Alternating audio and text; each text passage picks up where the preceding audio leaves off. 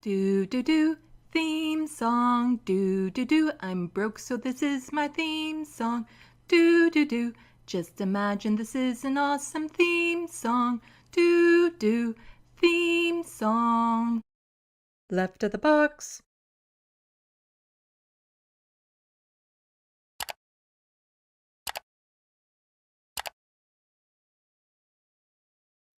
Hello, welcome to Left of the Box. Bonjour, bienvenue. I'm Sandy. Welcome, welcome, welcome everyone to this Friday evening. I feel like I'm missing something and I don't know what it is. Cause I was ADHD attack. I was like, do, things are fine, oh, the stream is about to start. Okay. And it's like, okay, I did my hair, did my makeup, mic's on. I believe it's working. Give me thumbs up to let me know it's all okay. I'm wearing a shirt. Got my all my blingy jewelry on. I can't shake this feeling I'm forgetting something like super important. And I don't know what it is, and it's driving me crazy. But anyway, welcome everyone. I have a show for you today. Because I was saying earlier in the week that I would not be doing a show on Sunday because I was busy on Sunday. And so those plans got canceled last minute, and I'm quite upset about it. I was really, really looking forward to it, hoping that it would help me out, you know, financially for one thing. And I've been prepping for it, and like it has been on my radar for months. And so it suddenly got canceled, and I'm not happy about it. So here I am. But anyway, let's see who is in the sandbox so far. We have Looney Tunes 9000, did a live stream earlier today. Everyone go check out their channel. Jet, welcome. I haven't seen you in a while. Etchbox, Rich P1K. Let's see. Philip Blair, hello. Defend yourself from moose attacks? Well, you know what they say, you never want to be on the wrong side of the moose. And what side that might be, you're asking? It's bad side. That's pretty much it. There's no good side to a moose.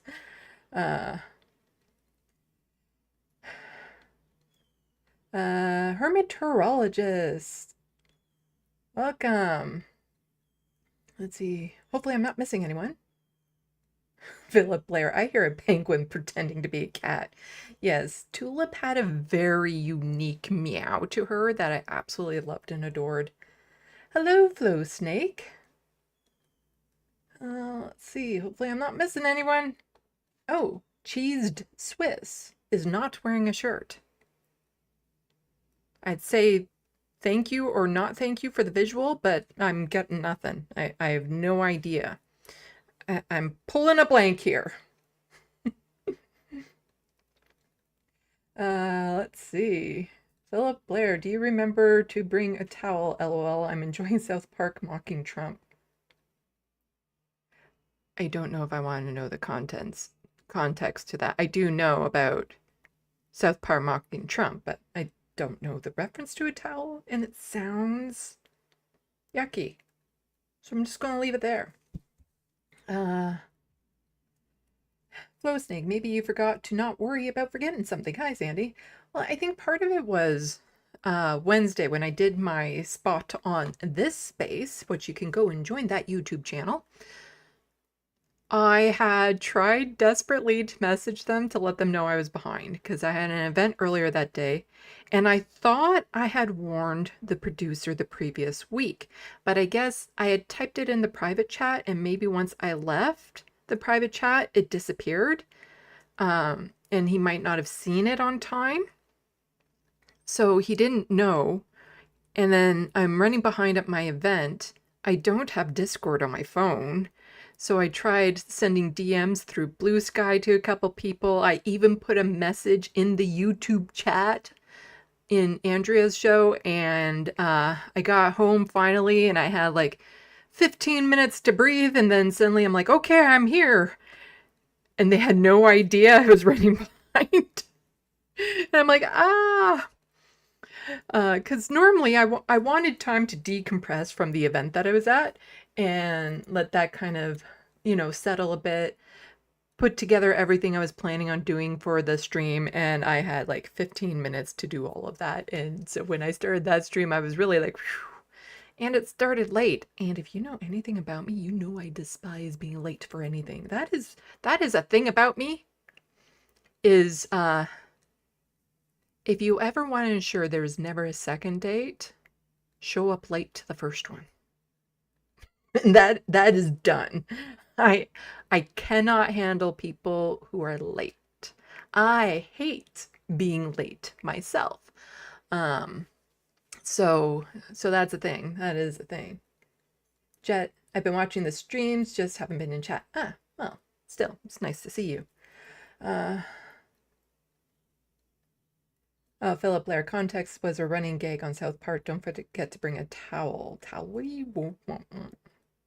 Yeah, I know. You're just being silly. This is a good channel for being silly.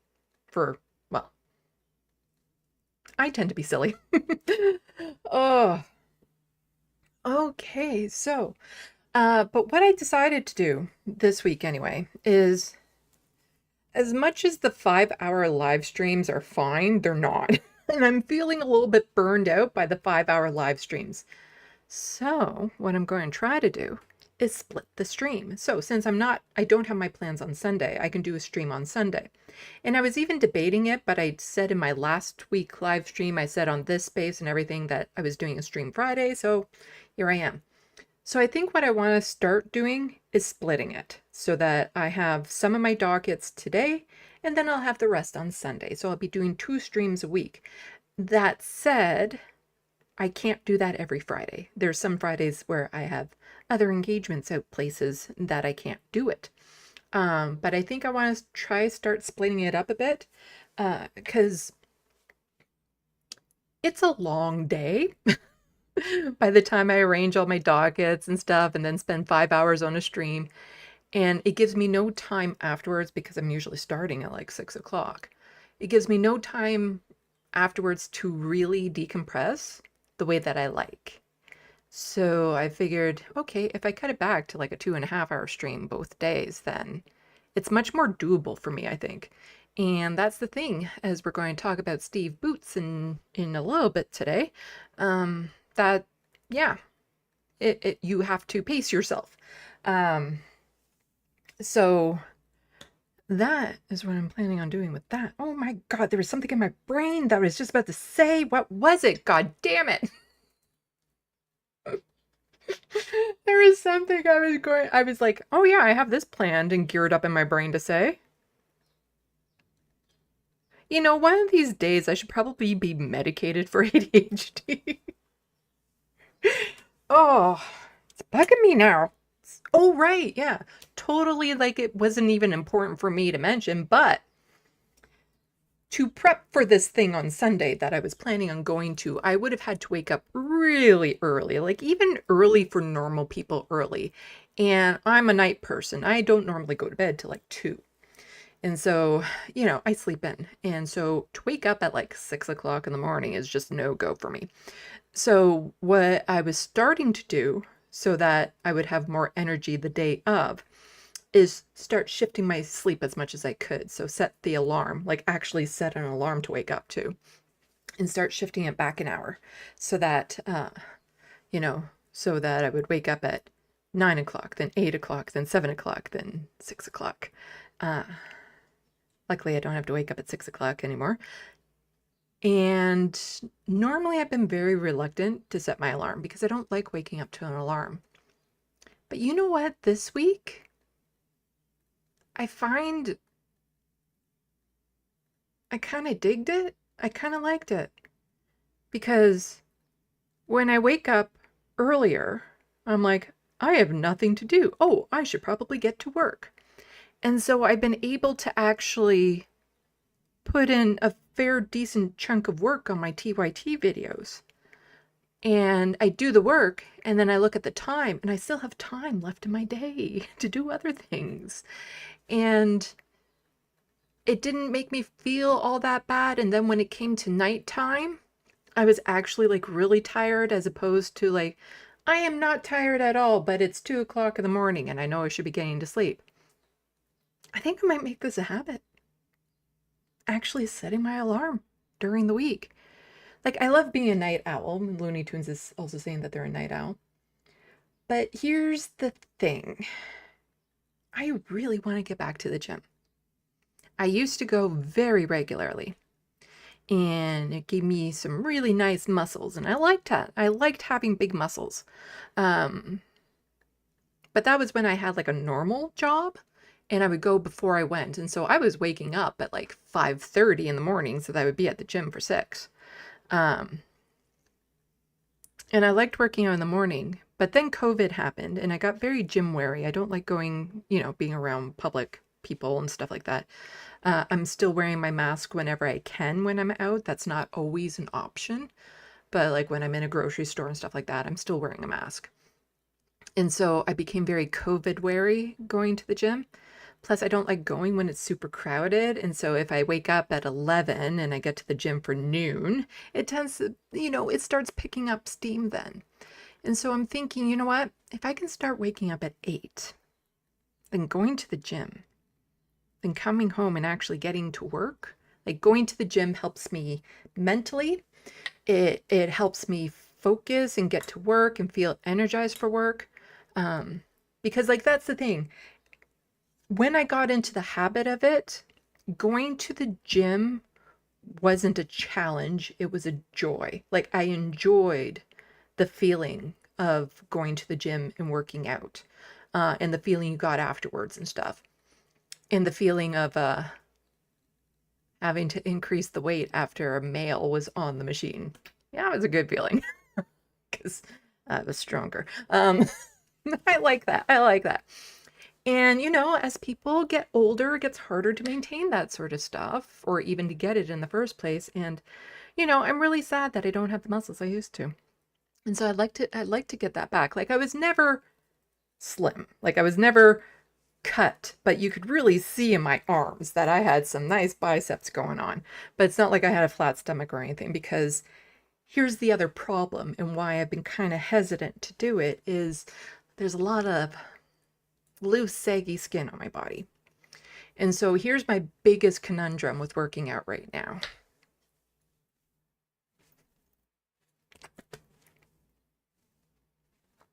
I'm wearing a black shirt, so you can't see it all that well, but these. When I used to work out regularly, they were nowhere near as full as what they are right now, because they do tend to deflate when you do something like that. And all through my life, especially when I was severely overweight, having a large pair of boobies was like the saving grace. It was like the one attractive feature on me. And so it's very hard for me to give that up. Because it really did kind of in a way become part of my identity. So that is something that I am struggling with a lot. The idea that I will, wearing low cut shirts and stuff of that sort would just absolutely be no, because like I would have to start stuffing them so that they weren't concave in a push-up bra type thing. And so I do worry about that. So that's my biggest hiccup and my biggest thing. And I'm like totally oversharing on here. But I would like to know people's thoughts. If getting the muscle would be worth losing the boobies. Jet, oh right, saw that. Oh, I've been doing the clipping for this space, so I've been splitting my time. I can easily still help you out if you ever want me to. Oh, that would be great, Jet. Now that I've actually been able to work on my TYT video, I'm still in the same position that once that is done and out, that's when I'm going to focus more on potentially doing more live streams and doing more clipping, or doing smaller like single video essays on a single topic in the news or something, similar to like a humanist report or a rational national type video. And so then at that point, I could probably use help clipping videos.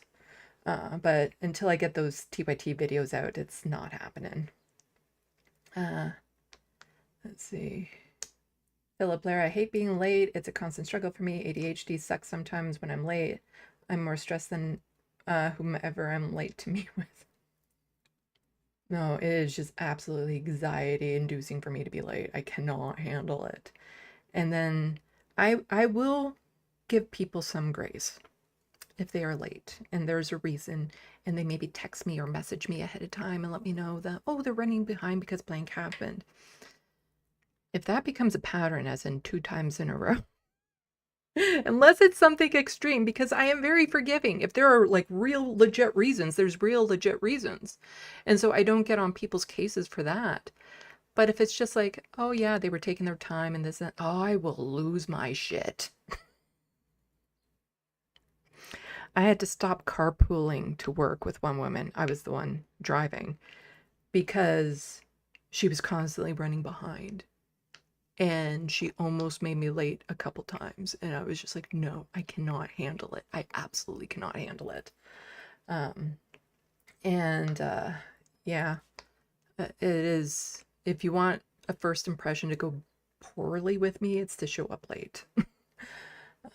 You have to work around that one afterwards. Let's see. Philip Blair, we had a big thunderstorm last week. Kept me up. Cat wanted to snuggle in the middle of the night too. He did not like the storm. Oh, okay. Last week. I was thinking I just saw some footage from a thunderstorm in Saskatchewan that was totally crazy, like absolutely insanely crazy. Like in an hour, they got more lightning strikes in a very concentrated area than all of BC had gotten in a year or something like that. Absolutely insane. Looney Tunes, yeah, I saw that Steve Boots just dropped his final video, and I was thinking, oh, we could watch it online, but no, we won't, because I'm going to respect his decisions on that, because I was watching the live stream that he did earlier today. Like, I only found out he was leaving earlier in the week when I just happened to catch Rachel Gilmore during a live stream. And it was mentioned at that time, and I'm like, oh, okay. I didn't realize it was happening like now. So that was super fast once it kind of got announced. So before this stream, I was watching his farewell live stream, and I will watch his farewell video. And I have things to say about it later on, but he's going to be taking down all of his content, and I'll explain why for those who are interested in a bit. So for me to cover his farewell video on my live stream and then not take it down, and I have to double check. I checked, if you search his name on my channel, you don't find him. But I know I've covered some of his stuff before, but from what I can see, I haven't clipped any of it. Or if I have, again, it's not acknowledged in the name of the title. So you can't just search his name. So if anybody is coming across my channel and you find any of his videos in my live streams or clipped videos, let me know. And I would respect his wishes and take them down, because I know I have covered his stuff before. But it's not clearly labeled, so you'd have to come across it. But like even in Reddit, he was asking Reddit users to please take down the videos if they had it. And so it's what, like, one of the things. I know it's out there on my channel. I just don't know which ones. So I'll have to double check. I know one time I was very critical of him too. So yeah. But I know I've covered his stuff on my channel before, but I don't remember the live streams that I did it.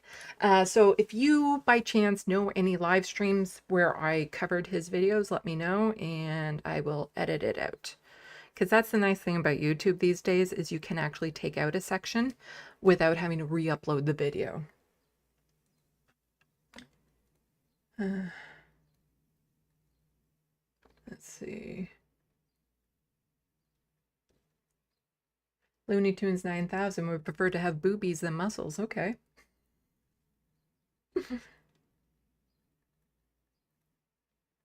And, well, there's other problems with going to the gym. As in, I don't have a trainer. I have no idea if my form will be good or not. I had a trainer at one point, so there's vague memories of that I would have to go by. And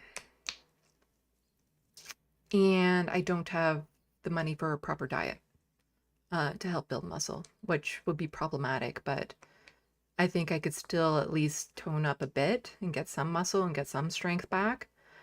Even without the proper diet, I just have to eat the cheapest protein I can come across, so a whole bunch of peanut butter, which I am totally fine with. Uh, and like I have some stuff at home too, some loose weights and whatnot. It's just I find I can't work out at home as well. I tried earlier, I tried to do it to warm up going back to the gym, and I find that's just a no-go because um it's not the same. I don't get into the same headspace here. It's kind of like I have a manually powered treadmill, as in there's no motor in it, you just have to walk on it. And I can't get into the same headspace on that as I can when I'm out for my walks or even walking up and down the hall type thing. So that doesn't help. And if I can't get into that kind of meditative state, that state where I'm being like all creative brain, which I used to do a lot of when I was in the gym, even though I was counting reps and whatnot, then it's just not manageable. But if I go out to the gym, then there's no other distractions, and they have all the proper equipment and stuff. I don't have to worry about my cats trying to tear up my yoga mat, that sort of thing. So I think, I would start simple by going just 3 days a week and then supplement it with some of the stuff that I have here, the loose weights and whatnot that I have here. And Looney Tunes 9000 is saying that he really likes my rack. That apparently is very, he likes seeing me with the boobies. Well, somebody could always just pay for the surgeries that I would need afterwards.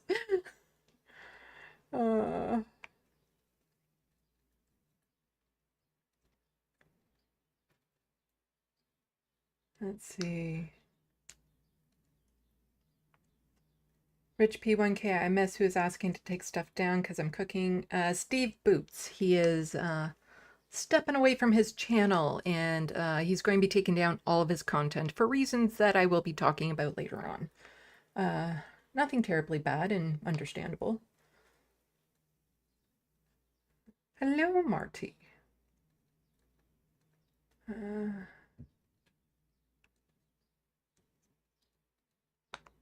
Philip Blair, Rich Stevens recommends Southern Italy for our people for a welcoming culture of ADHD brains. Northern Italy is the opposite, more like Germany. I have no idea what that means.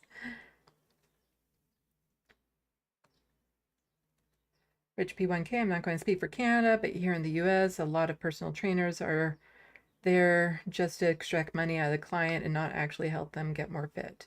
The trainer I had was fine. He was fine.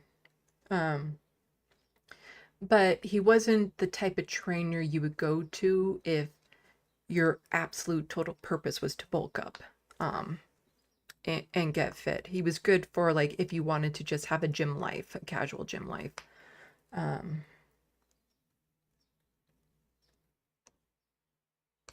But if you wanted somebody that would actually train you to be in a marathon or train you to specifically bulk up and stuff of that sort, probably somebody else. Why is my phone ringing?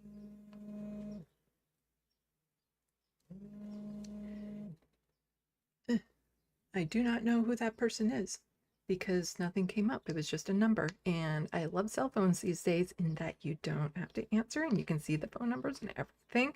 Or it's a number that doesn't show, or it says likely spam and all that. It's cut down on my anxiety a lot.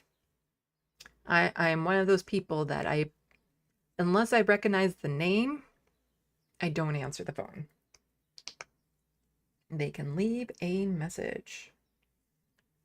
Because I get a lot of messages left that are just nothing.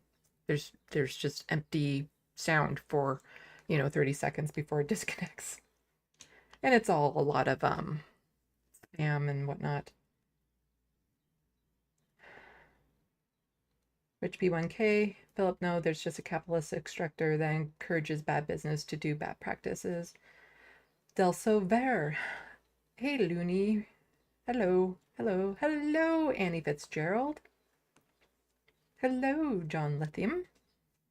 Oh, so I'm just blathering on about thinking about getting back to the gym because I want to get my muscles back. But getting my muscles back means losing these. So it's a bit of a conflict, you know. Lose these, gain muscle. But, you know, if I think about it in the really depressing way that I tend to, it's not like I'm attracting anyone right now anyway. So I might as well have a body that I feel strong with, that is capable versus one that might be slightly aesthetically more pleasing when I despise my body to begin with.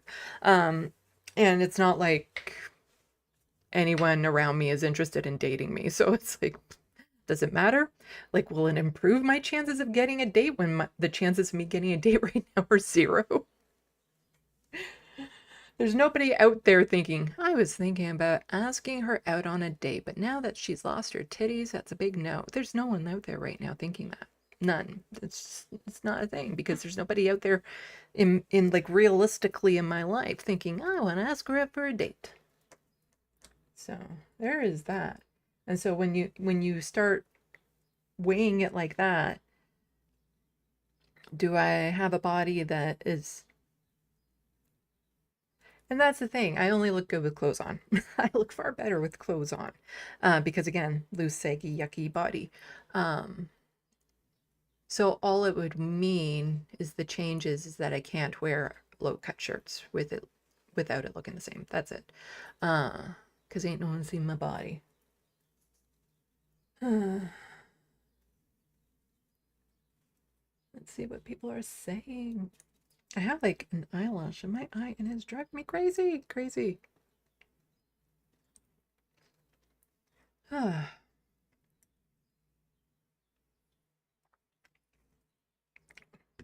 John Lethem is for the muscle. Yeah. I don't know. I like the idea of getting my muscles back because I had some pretty good muscles at one point.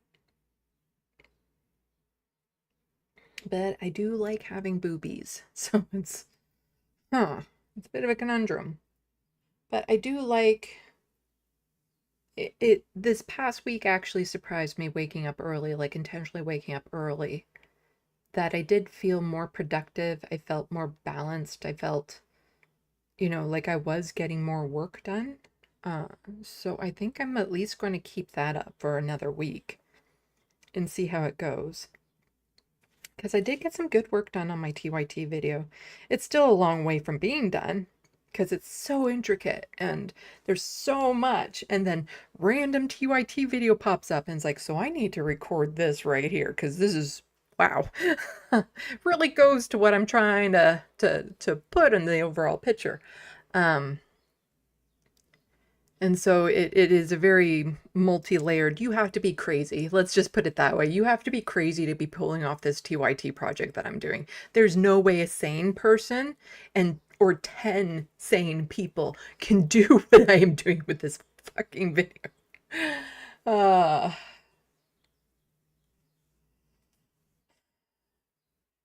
Del Silver, just what makes you comfortable is the most important thing, of course.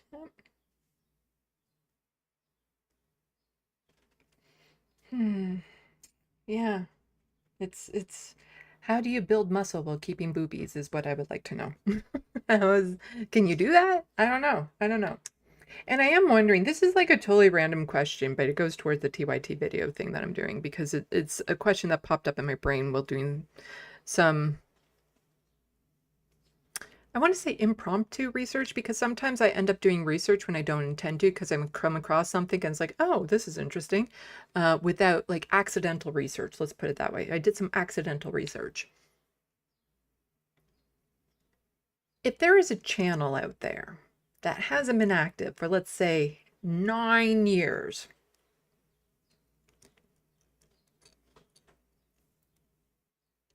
what is the likelihood they would still have 200,000 subscribers? And, some of the top videos doing exceedingly well, millions and millions of views. But to not be active for 9 years,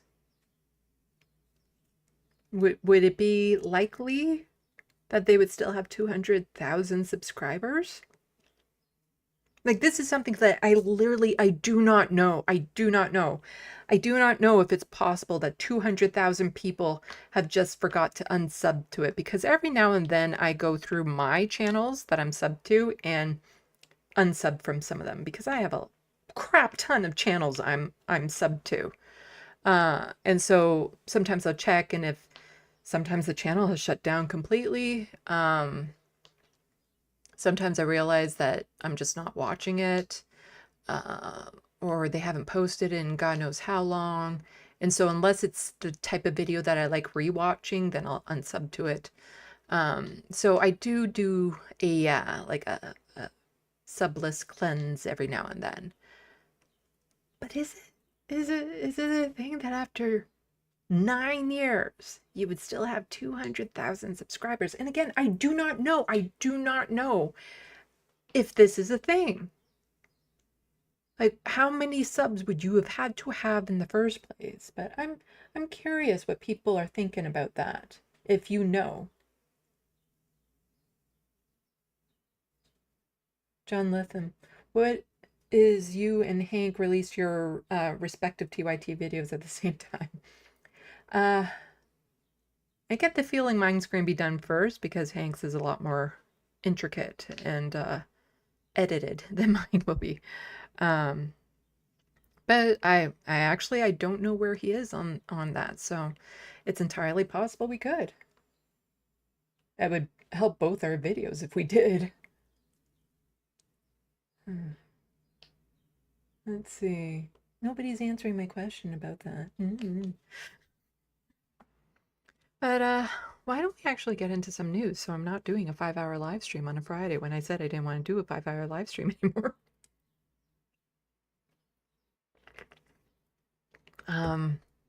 Yeah, because I think I might like the idea of splitting it between the two. And so instead of one 5-hour live stream, you'll probably get 2 3-hour live streams. Okay. What should we start with? Not with this one. I'm looking at my dockets.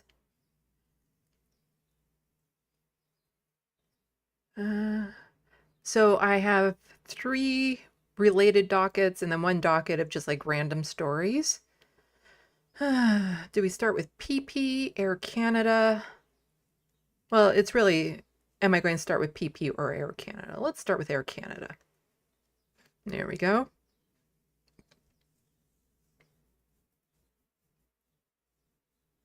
Looney Tunes 9000, too bad Matt of the letter hack was not on my stream. That's where Canada was, yeah?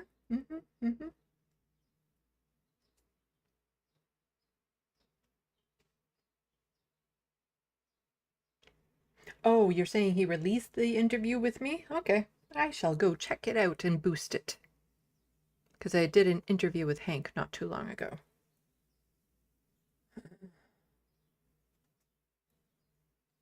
Okay. So, last week on Sunday, we were in the throes of an event on Canadian Twitter. Yes, Canadian Twitter was absolutely abuzz because Air Canada had gone on strike. But right after they had gone on strike, the government's like, we're going to use this vague 107 section that means that you will be forced, we say, to go back to work. To which the union said, hell no, we won't go.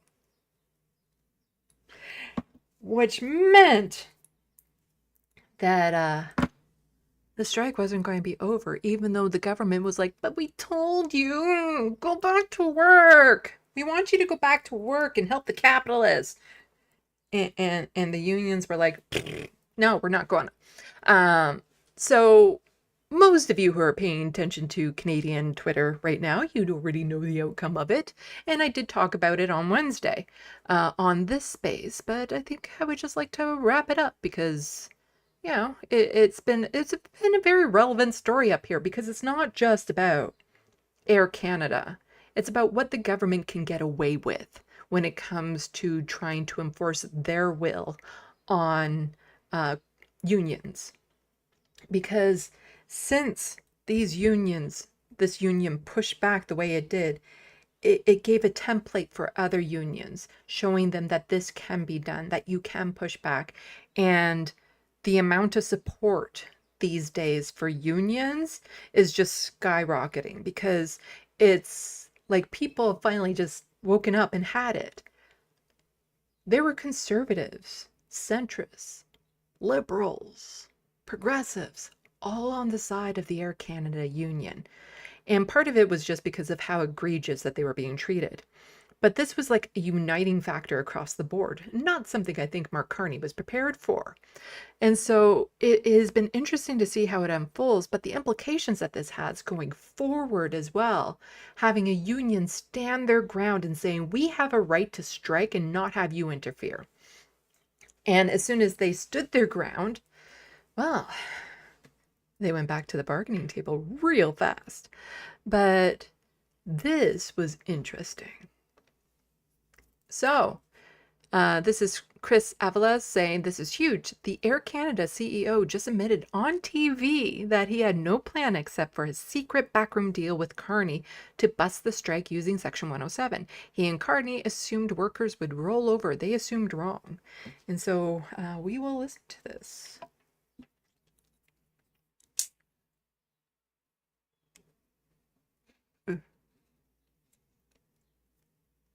As the strike happened. But you didn't make any provisions before to ensure that passengers, or at least some of them, would get to where they're going? Well, we thought, obviously, the Section 107 would be enforced and that they would. Yeah, we didn't plan for anything because we thought that the government would enforce this 107 thing. Illegally avoid the Section 107. Right, so you made no provision because you didn't realize the union would do this. They gave us no indication they would do this. Right. As the Yeah, the union gave us no indication that they were going to fight this and actually stand for their rights. And you know what? I can't blame these CEOs for thinking they could get away with it. Because the Liberal government has been very corporate friendly whenever it's come to the issue of worker rights and whatnot. They have sided with corporations plenty of times.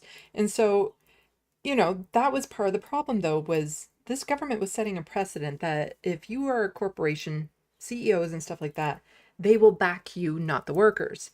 And the fact that this company went to the government almost immediately, as I pointed out in my last stream, someone was saying they've had, you know, weather events closed down an airport longer than this strike had happened by a long shot. But that immediately, as soon as the workers went on strike, the corporation went around and went to the government with this, gives you an indication of how friendly these governments are to corporations, because the Liberal government has done that several times, done back to work legislation over and over again, constantly favoring the corporations. And if they were to get away with, you know, using this 107 section right out of the gate, it would set a horrendous precedent for unions. However, a different precedent was set because the union said, no, we will not just roll over and let these corporations take advantage of us. And so here's Patty Hadju. She's the Minister of Jobs. That's her title. I wonder if she actually has that proper title there. Minister of Jobs and Family. So we used to have a Minister of Labor. That's changed to Minister of Jobs and Family. And guess where people with disabilities fall into? Yeah, that category as well.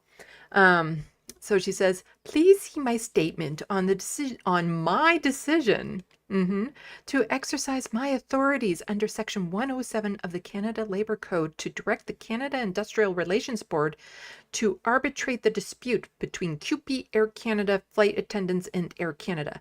And in case anyone is wondering, it is pronounced CUPE. Sam was trying to do that, and it was really cute seeing him try to pronounce CUPE on the majority report. So the CIRB is the Canada Industrial Relations Board, which is takes care of a lot of these disputes. So she had gone immediately, like they had gone to her immediately, and she made, yep, I'm going to do this. And somebody else just pointing out that if the government think that flight attendants shouldn't be paid for their work when planes aren't in the air, then parliamentarians shouldn't be paid unless Parliament is in session. I like that idea. I really do. I really do. And Avi Lewis had tweeted this out because, again, there was a lot of really good moments throughout this strike of people supporting each other, the strikers getting together. And so here he says, electric moment here in YVR as QPBC President Karen Ranaletta announces Air Canada is forced to shut down operations.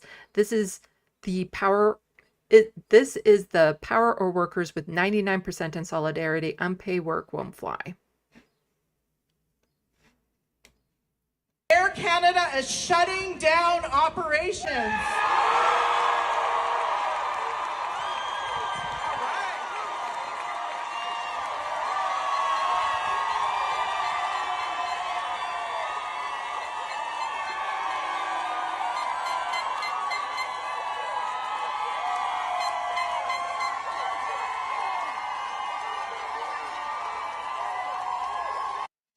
Yay. So that is good to see. And then Leah Gazan, she's one of the, I think she was reelected as an MP. Yeah. NDP MP. So Patty Hadju, after a lot of this kerfuffling was happening and they were realizing that the workers weren't about to back down, Patty Hadju was trying to cover her ass by saying nobody should be expected to work for free. And what we mean by that is, in case you missed it, apparently the flight attendants were only paid for when the plane was moving, but all the time it took to help passengers board or sit on the tarmac, weather delays, all of that sort of stuff, they weren't paid for. And it was working out to approximately 35 hours a month that they weren't getting paid for. And as soon as they realized that the workers weren't backing down from this, Patty Hadju was like, "Ooh, this is making us look bad. I should say something." Are exploiting loopholes. On the weekend, I referred the Air Canada dispute to the Relations Board. Both parties, the union and the corporation, said they were at an impasse. But it's not too late to get a deal. In fact, the corporation and the union could sit down today and find a path forward together, and that will result in the best deal. I've also heard the allegations of unpaid work. Allegations? It's unacceptable. Nobody should work for free in this country. In fact, we expect to get paid for the work that we perform. And that's why I've ordered a probe into the allegation of unpaid work in the airline sector. Next due, teachers. We will start this probe immediately, and if employers are exploiting loopholes in the Canada Labour Code, employers would never exploit loopholes, just like the government would never exploit loopholes like Section 107. we'll close them. Nobody should be expected to work for free. Yeah, well, if you want to close those loopholes, you got to get rid of Section 107. And sometimes the community notes in Twitter are still valid. Readers added context they thought people might want to know. Patty Hadju recently enacted Section 107 of the Canada Labour Code that forces Air Canada flight attendants back to work. And that was back to work at their current contracts, where they weren't getting paid for some of their labor. And here's another union Secretary Treasurer at CUPE National, Canada's largest union. And that's Candace Rennick. Our message to Mark Carney, Patty Hadju, and the Liberal government: you have seriously underestimated our strength, our determination. You have picked a fight with the wrong union, the wrong workers, and you have definitely picked the fight with the wrong women. Because one thing that was pointed out was, when it was the pilots that were striking, the government helped and they were settled pretty quickly. And that's a male-dominated field. But with the flight attendants, that's a female-dominated field. And somehow they're not getting equal treatment for some reason. Wrong workers!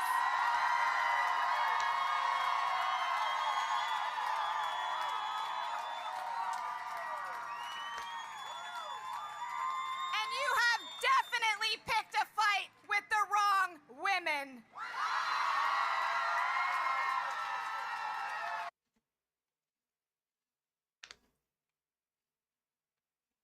And so then we have the QP National President, and Rachel Gilmore was tweeting this out, speaking just now how the Air Canada flight attendant strike says he's willing to go to jail over this. And I showed a clip on Wednesday, and I showed it before, of him also just ripping up the contract, saying, the government wants me to say that everyone go back to work, that we're going to work this out. And I say, hell no to that. And he ripped up the contract, and it was just like a real powerful moment. But this is what he had said afterwards too. There's no limit. We're going to stay strong. We're going to stay committed to making sure that those workers can do the job that they love doing and actually be able to afford a roof over their heads, to afford caring for their families.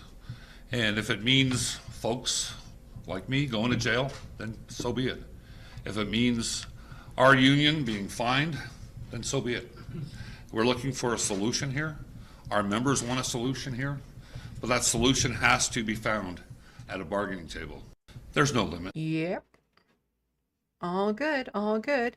And then Rachel Gilmore also tweeted out, it blows my mind that several articles I've read today on the CIRB decision did not note this conflict of interest. So you can go and check out her videos on this strike as well. They're really good and real detailed, and she has that journalistic ability to find things that a lot of people aren't finding.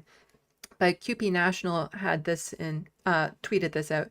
In an almost unthinkable display of conflict of interest, a former Air Canada legal counsel, Maryse Tremblay, will rule on whether to end job action by striking Air Canada flight attendants at the Canada Industrial Relations Board. A former Air Canada legal counsel would be the one determining if they should be going back to work? Really? Really? There was no one else that could do this? Huh? No one else. Just the former Canada Council, Air Canada legal counsel, huh? And so, former Air Canada counsel to decide whether to end QP Air Canada dispute in clear conflict of interest, Toronto. An almost unthinkable display of conflict of interest. A former Air Canada legal counsel, Maryse Tremblay, will rule on whether to end job action by striking Air Canada flight attendants at the Canada Industrial Relations Board. QP requested Tremblay recuse herself from chairing the proceedings. Despite QP's request, Tremblay will hear the case. Tremblay, who spent her career advocating for the interests of Air Canada, was appointed to the chair of the CIRB by the Carney government. Funny how that works out sometimes. It is increasingly difficult to escape the appearance of collusion between Air Canada and the Liberal government throughout this process. So, not only did Air Canada immediately turn to the government to say, can you do this Section 107? And they were so confident in it that they had no backup plan as to what to do with the flights and everything else in their company, because they thought the government would immediately crack down and force them back to work. But that if it did get to the CIRB, that the person ruling on it would be somebody appointed by that same government that they went to ask for favors, who was a former Canada legal counsel who spent her career advocating for the interests of Air Canada. Wow. That should be a bigger story in this. It really should be. Just the conflicts of interest are obscene.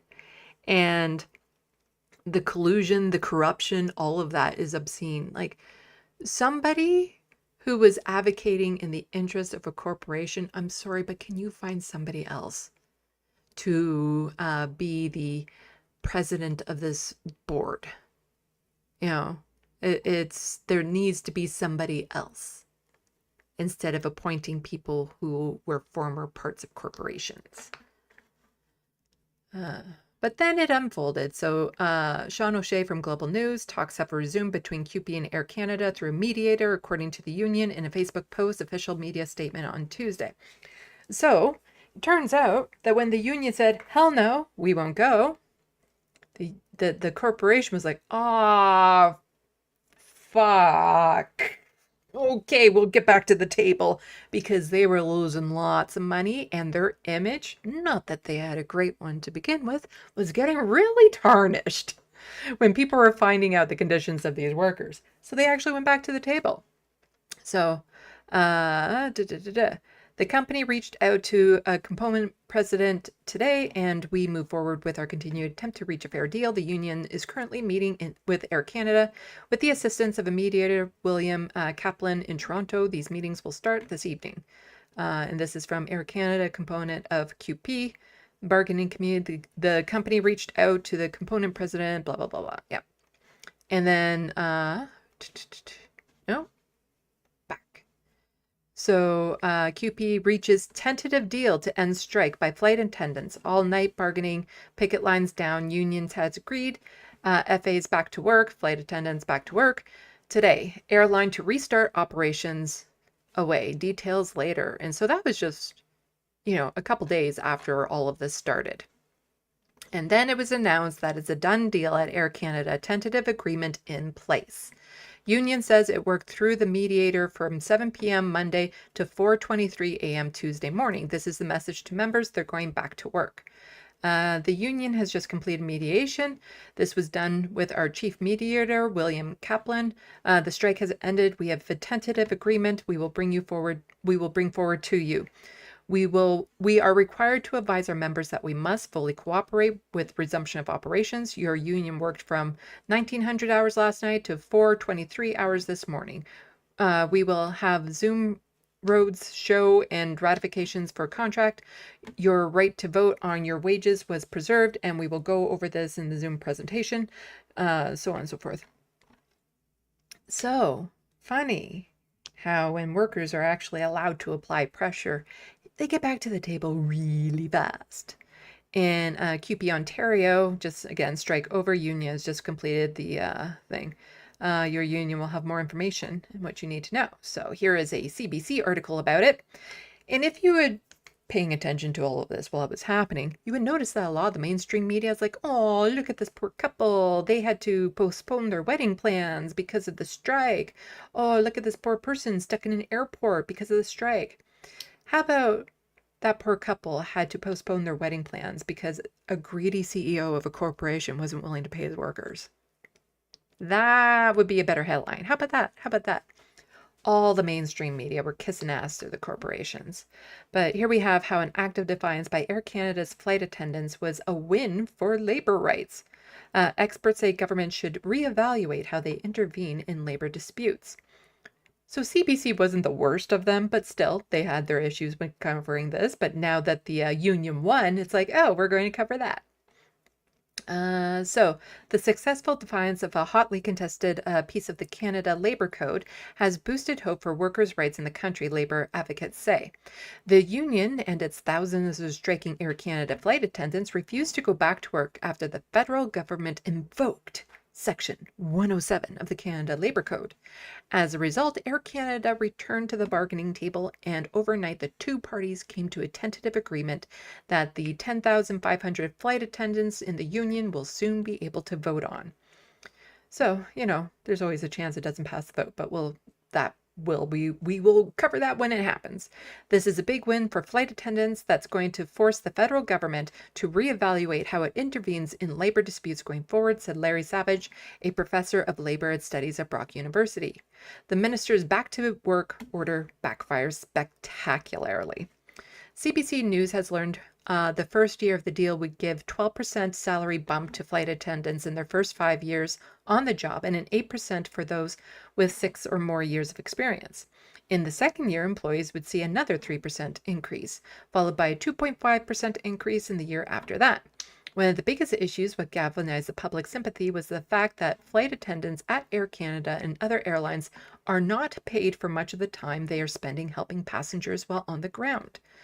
Under a new deal, attendants would receive 50% of their salary for 60 minutes of boarding and cabin secure checks for narrow body planes and 70 minutes for wide body planes. That amounts would increase by 5% every year of the agreement.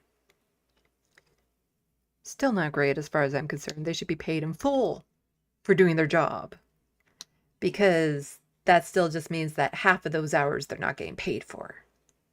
But I don't know all the details of the negotiating. So the agreement took about 7 hours, but followed 8 months of bargaining. And we don't need to go over this because that's a lot of what we already covered. Let's see. Yeah, the issue of unpaid work resonated with people, all that sort of stuff. Okay.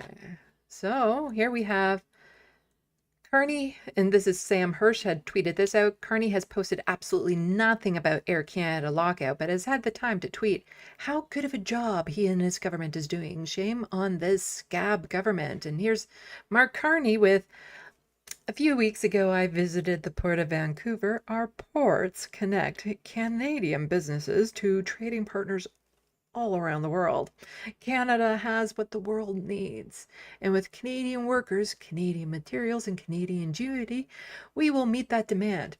You know, it's funny how Patty Hadju could go to work on a Saturday to invoke Section 107, but Mark Carney, who has access to his social media all the time, couldn't say boo about the striking workers. That is, of course, until after.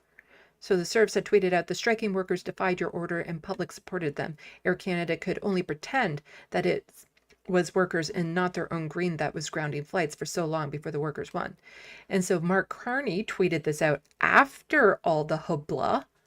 I am relieved that Air Canada and the Canadian Union of Pacific Employees have reached a tentative agreement early this morning.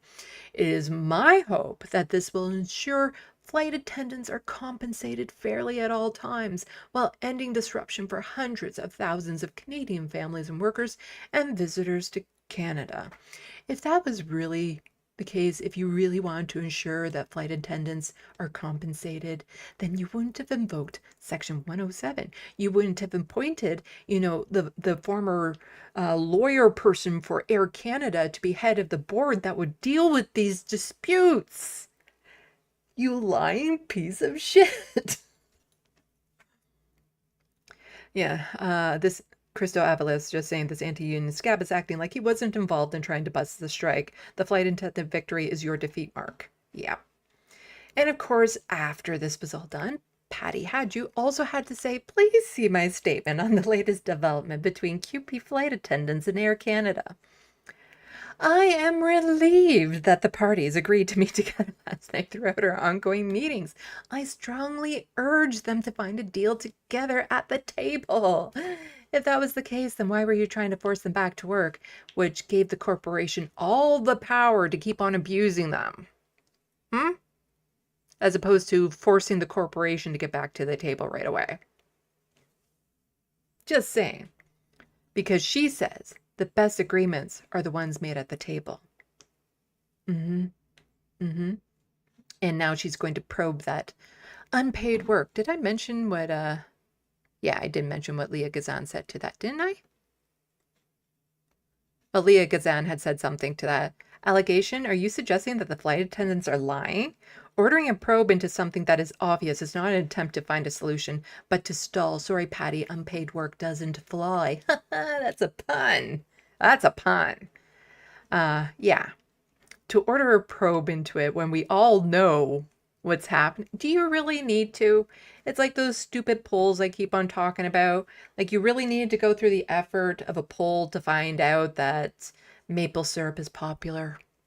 I could have just told you.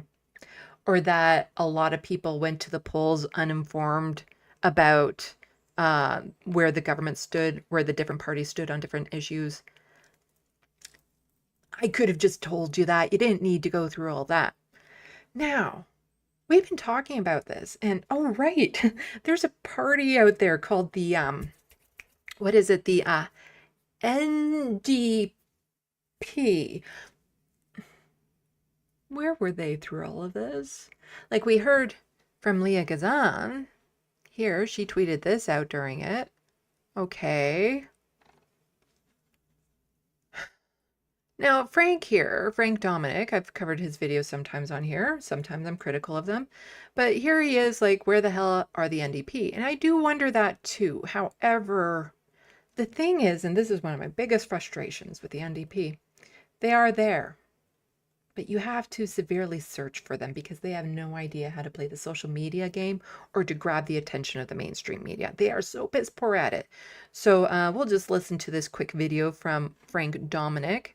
And then I will counterpoint it with, well, actually. The flight attendants who are on strike are currently experiencing some of the largest amount of support I have ever seen a union get in Canadian history. And my question is, where the hell are the NDP? You are the Workers' Party. You are the Union Party. You are the Labour Party. Where the hell are you guys? I get that your party was decimated and that there's barely any MPs left, but not even enough to not even enough to keep official party status in the House. That's how few there are. You need to be leading the charge here. You need to be fighting back against Carney. You need to be doing everything in your power to show people that you stand for the workers. Because even this guy, who is nowhere near as progressive as I am, as a lot of you are, even he can see that maybe the Liberals aren't a party for the working class. Regardless of how this ends for Carney, whether or not it affects his polling numbers or whether or not people get super pissed off at him, the NDP, this is their moment. This is their opportunity. And the fact that I am not seeing anything, the fact that I am seeing more Liberal MPs speaking out against this usage than I am seeing NDP MPs or former NDP candidates speak up and fight against this, they're nowhere. They are dead in the water. There is no airtime for them. I'm not seeing them on traditional media, social media. They're not coming up on any of my feeds. I am seeing influencers. I am seeing Liberals. I am seeing conservatives. Not seeing any NDP. This is your... So he might not follow Leah Gazan, but again, his point still kind of holds that they're not making waves. They're not getting into the algorithms. They're not doing a good job promoting themselves as a party. And this has been a problem with them for a long, long time, that they don't know how to get their voices out there and heard.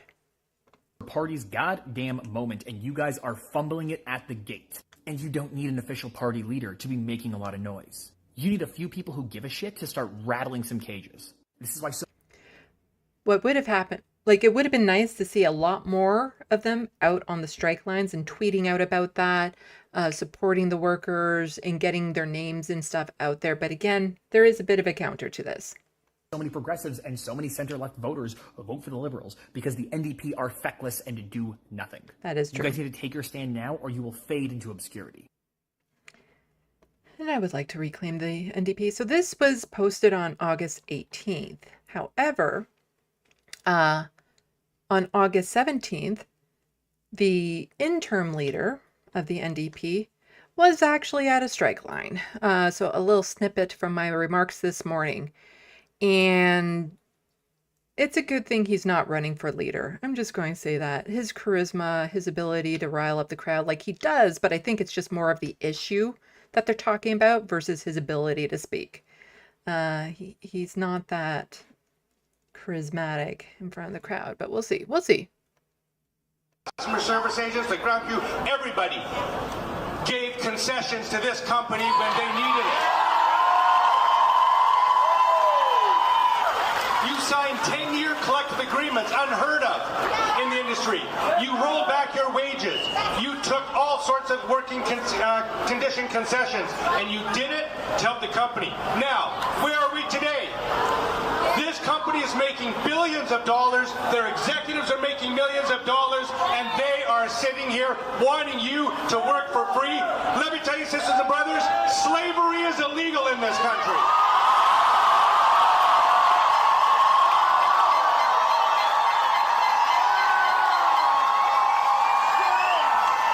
Customer service agent. Potentially a very powerful line if it didn't look like it was means tested behind the scenes. Like if it had been something more spontaneous versus like, okay, we're all sitting around in a room and what kind of quips are we going to come up with? There's just no charisma there. And the NDP has just been so bad at this for so long. But what other options do we have? I had Yves Angler on my channel not too long ago. I posted my interview with him, and he's interested in becoming, or he's going to try to become a candidate in the upcoming NDP election. And I completely lost my train of thought.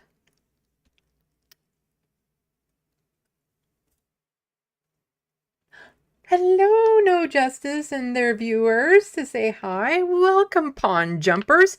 You caught me right when I was making an amazing point, and then the ADHD took hold and I completely forgot what the fuck I was talking about. God damn it, I hate when this happens. So I'm looking at the image that I was just looking at, and what was I saying about the NDP? Right, Yves Angler was on my channel talking about it. And, you know, Pawn Jumpers, this is a perfect time for you to jump in, because there's going to be a bit of a contrast between what's happening in the UK versus what's happening here in Canada. So here in Canada, we have Mark Carney, which is the maple syrup version of Keir Starmer, but with a conservative agenda, and like really conservative agenda. And what you're doing over in the UK right now is you're actually able to make a new party, and that is working out so far so well. Like I've been watching a lot of Owen Jones lately, and No Justice, I have been watching your channel too, and so I've been learning a lot more about it. And you know, you have hope for that. But as Yves Angler was pointing out when he was doing an interview with me, here in Canada, that sort of thing is far, far more difficult. To make a new party from scratch is far, far more difficult here in this country, just given the way that our first past the post system works. Not to mention how spread out we are and all of that sort of stuff, the funding needed, blah, blah, blah, blah, blah. Our best chance of turning this around is to just take the NDP, take that infrastructure that's already in place, and bring it back to its roots, its socialist roots. That's where the NDP started. We need to move it back to that, back to the original Tommy Douglas vision of what the NDP was. There is a craving for it. There is a need for it. The little times that the NDP had influence in the government, that's when we got our universal health care, or universal health care, that the liberals and the conservatives have been working on trying to deconstruct ever since. We need to reclaim the NDP. We don't need to start a new party, but we need people that can energize the crowd, can get people excited, to give them hope. Like, we have so much voter apathy in this country because nobody has hope that any of the parties will do anything different. So that's what we need to do. And I remembered my train of thought. I'm doing good now. But welcome, No Justice Raiders. Everyone go check out her channel. And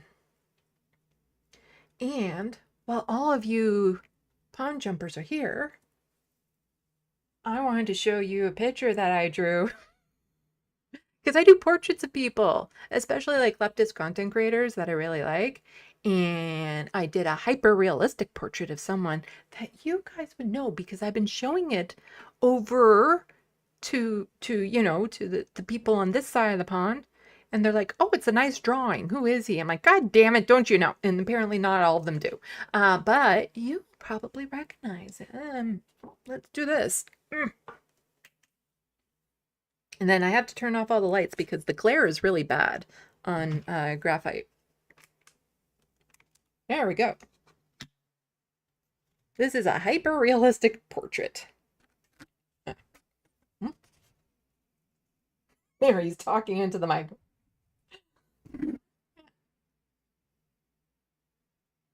It's hard to angle it properly so it's not looking like, you know, magic mirror type thing. Oh, over here.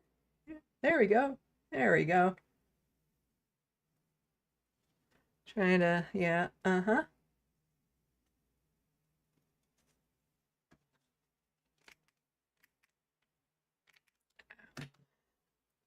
Lights back on. There we go. And I have no idea if Owen has actually seen it. I have tried messaging him, DMing him where whatever platform allows it, tagging him, all this sort of stuff, and I have no clue. And at this point, I'm giving up because I don't want to run the risk that he has seen it and he's just not interested in responding. You know, I don't want to harass him on that element because I drew it because I wanted to draw it for my own reasons.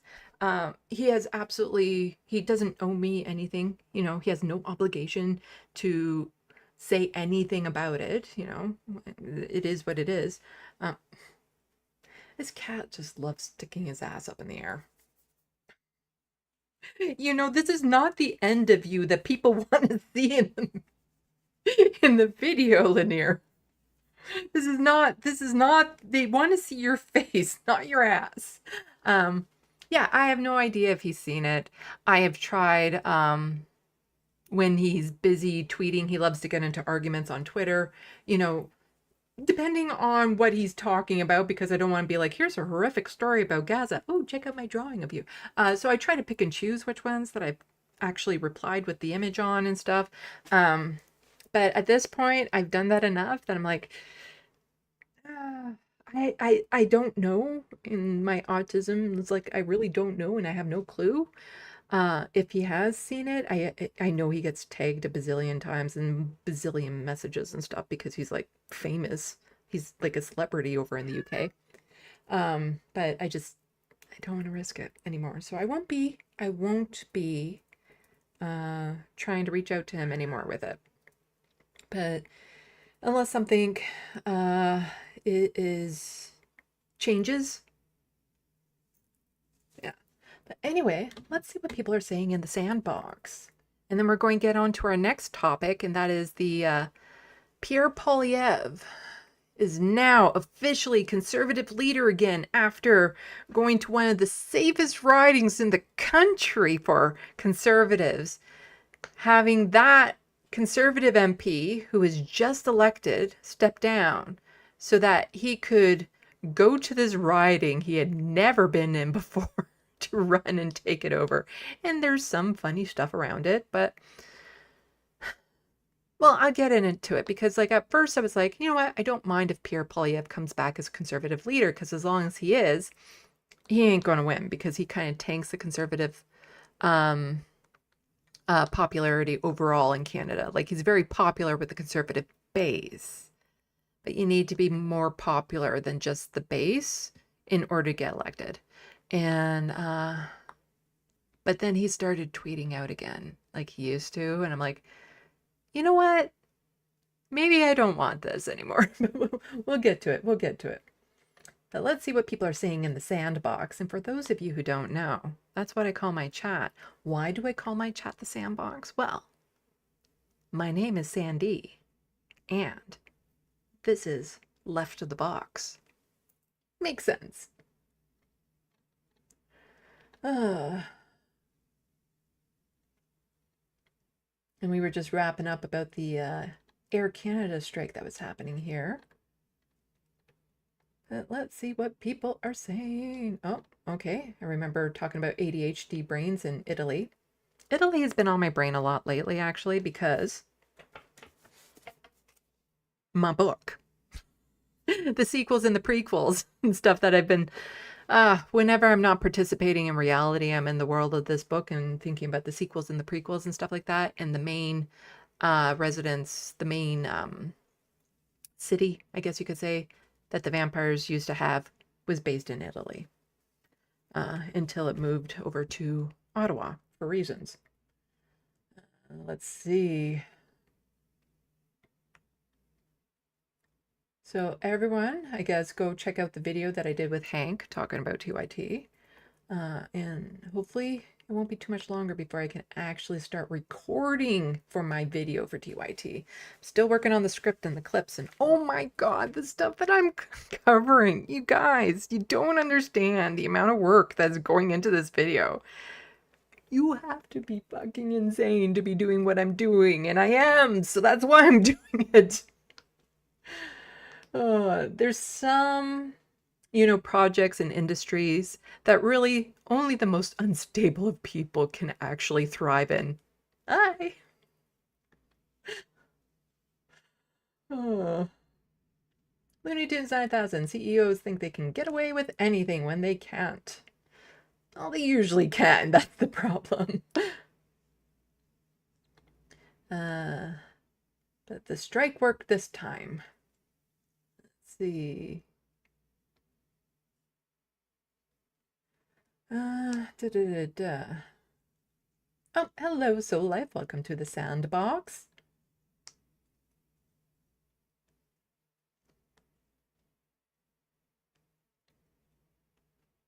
Let's see. Soul Life saying, buy enough politicians for long enough and you know what to expect. It was the union that saved the day in the end. Based. Yes, it was. The union stood their ground and it worked. Flow Snake, blimey peeps. My cultural knowledge ends with Louis Armstrong and I have no idea what you're talking about. Rich P1K and John Lithium, LOL. Rich P1K, they were hoping the Canadian government would pull a US and use a COPA to brutalize, use the cops to brutalize the strikers. That's happened before.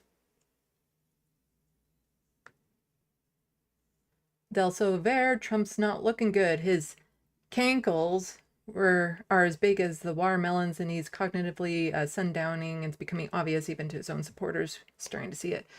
What video was I watching earlier that was really focusing on it? There was a video. Oh my gosh, I watched so much YouTube. I don't even have cable anymore.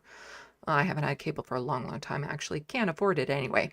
But there was, I think it was a Humanist Report. Mike Figueredo. Everyone go check out the Humanist Report. I think he did one earlier today on it. And it's so frustrating because there's some people, it's like, oh, nobody was paying attention to Biden's cognitive decline and they were letting it slide and And meanwhile, it's like we're seeing the same thing happen to Trump and a lot of those people are not saying boo about it. Nothing.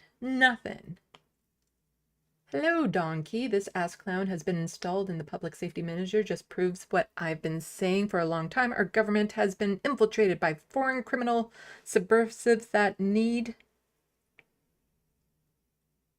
something.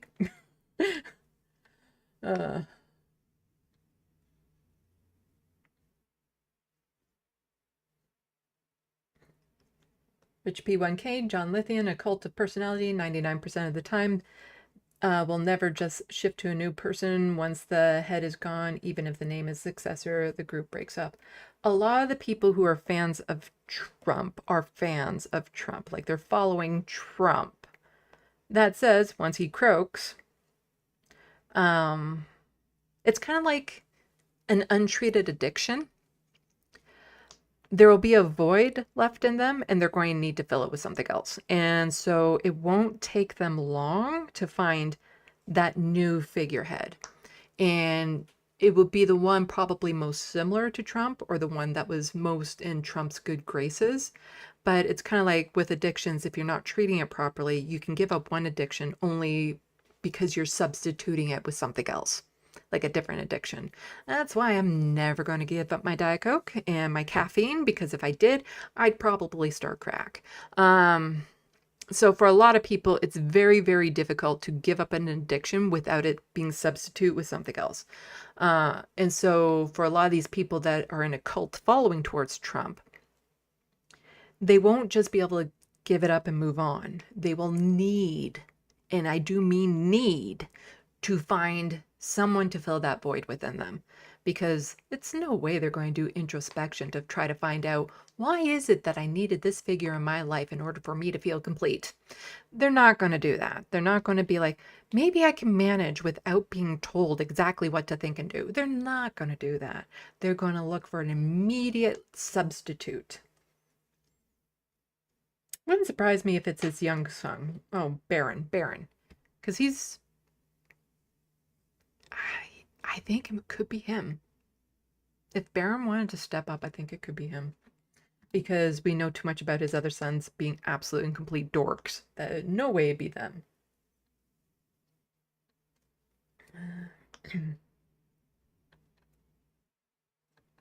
Let's see. And to all you pawn jumpers, please hit that subscribe button. Let's build some cross-pawn solidarity here. Because we get each other. When I say MP, you know what I'm talking about. Down in the States, they literally don't.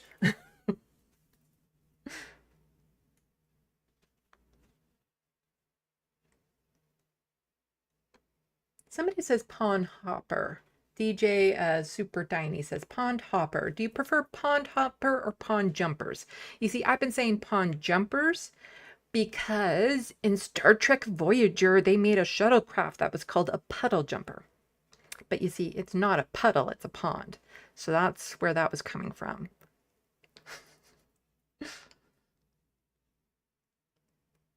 Jay Griffinblaze, we know Carney, he was our Bank of England chief before he became your leader.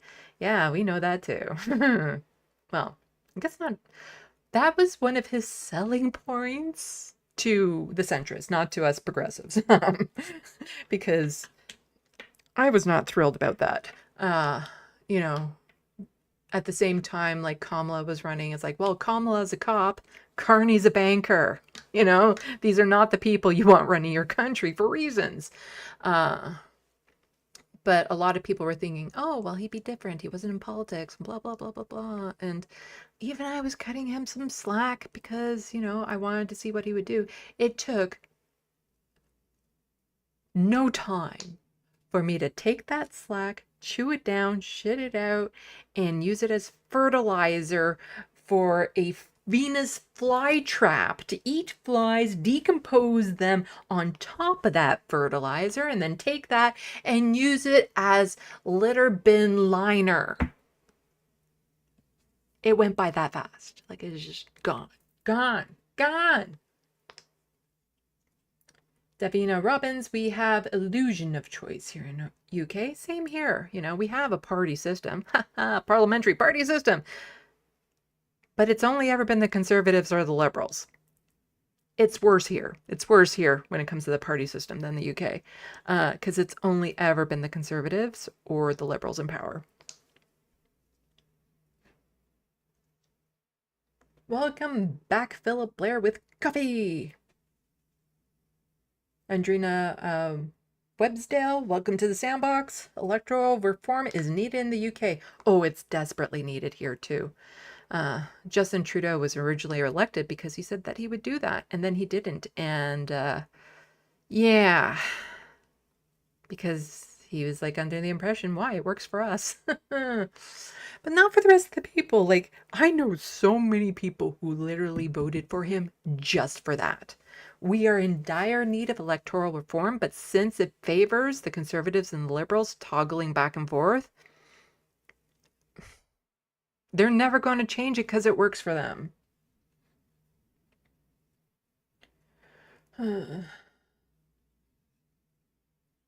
Annie Fitzgerald says, Soul Life, I add sour cream to my homemade mac and cheese. That sounds yummy.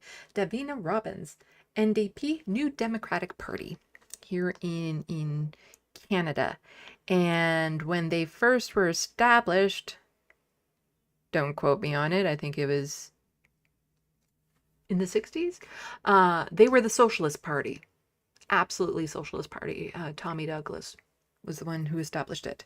And there's lots of good information out there about it, about him and some of the quotes that he would have, you know, being the mouse next to the elephant, us being the mouse, the United States being the elephant type thing. And if you look at, you know, what they were trying to propose back then and everything, absolutely, completely Socialist Party. But that has slowly changed, and now they're just liberal light, and in some aspects, even conservative. So they're not, they don't represent their roots, they don't represent their base anymore. And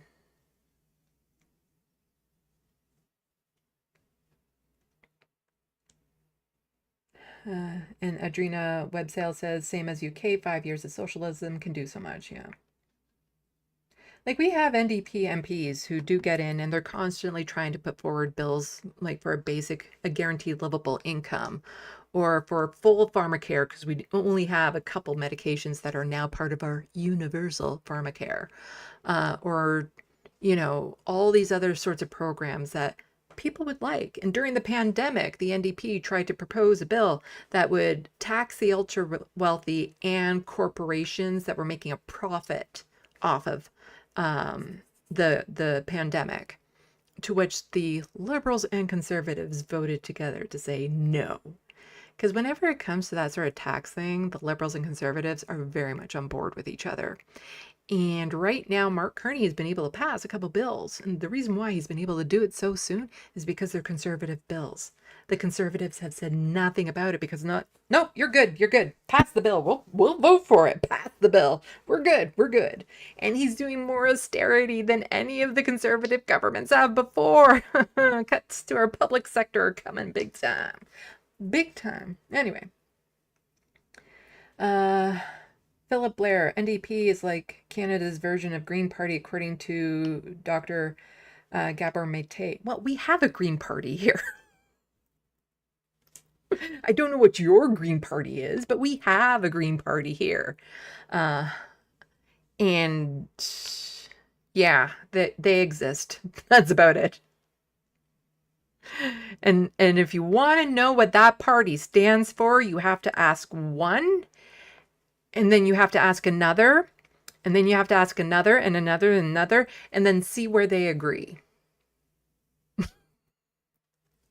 It's, you know, I'm talking shit about them, and generally speaking, yeah, but also one of the best MPs we had recently, Mike Morris. Fantastic MP who was fighting for a disability benefit to go out to folks like me who rely on disability, and he was a strong advocate for it and stuff like that, and he was a Green Party member. He was one of the few, and I do mean few, Green MPs, and he was doing a fantastic job, but he lost his seat recently because of the whole fear of Pierre Poilievre being elected, and Mark Carney's the shiny thing. They weren't voting for a person, they were voting for branding. And Mike Morris originally got in because people were voting for him. He did the work. He was out in the community. He got known. They weren't voting for the Greens, they were voting for him. And he just happened to have the green banner. And it was very disappointing to see him go away because there was all this fervor to just vote for the brand of liberal.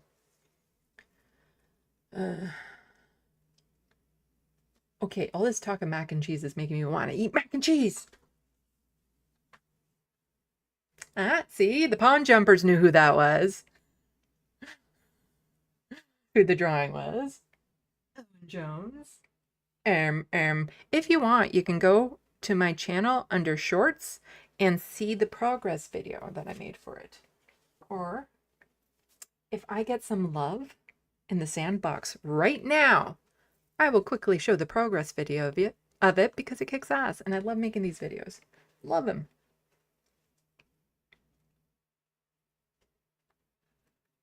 Let's see. This all very amazing, Sandy. Why, thank you. Annie Fitzgerald, hyperrealism is hard to do. Yes, that's why it's so big. In order to do hyperrealism, you have to make it big. Soul Life. I am Owen and I'm looking into your soul. Yes, his eyes are very intense. We'll leave it at that. No, no, no. The answer's no. People talking about my kitty cat. Ah, jumped. Where'd it go? Where'd it go? Where'd it go? See, I get so lost in the sandbox and then it jumps suddenly and I have to scroll back up to see where I was. Ah, there we go. People talking about kitty butt.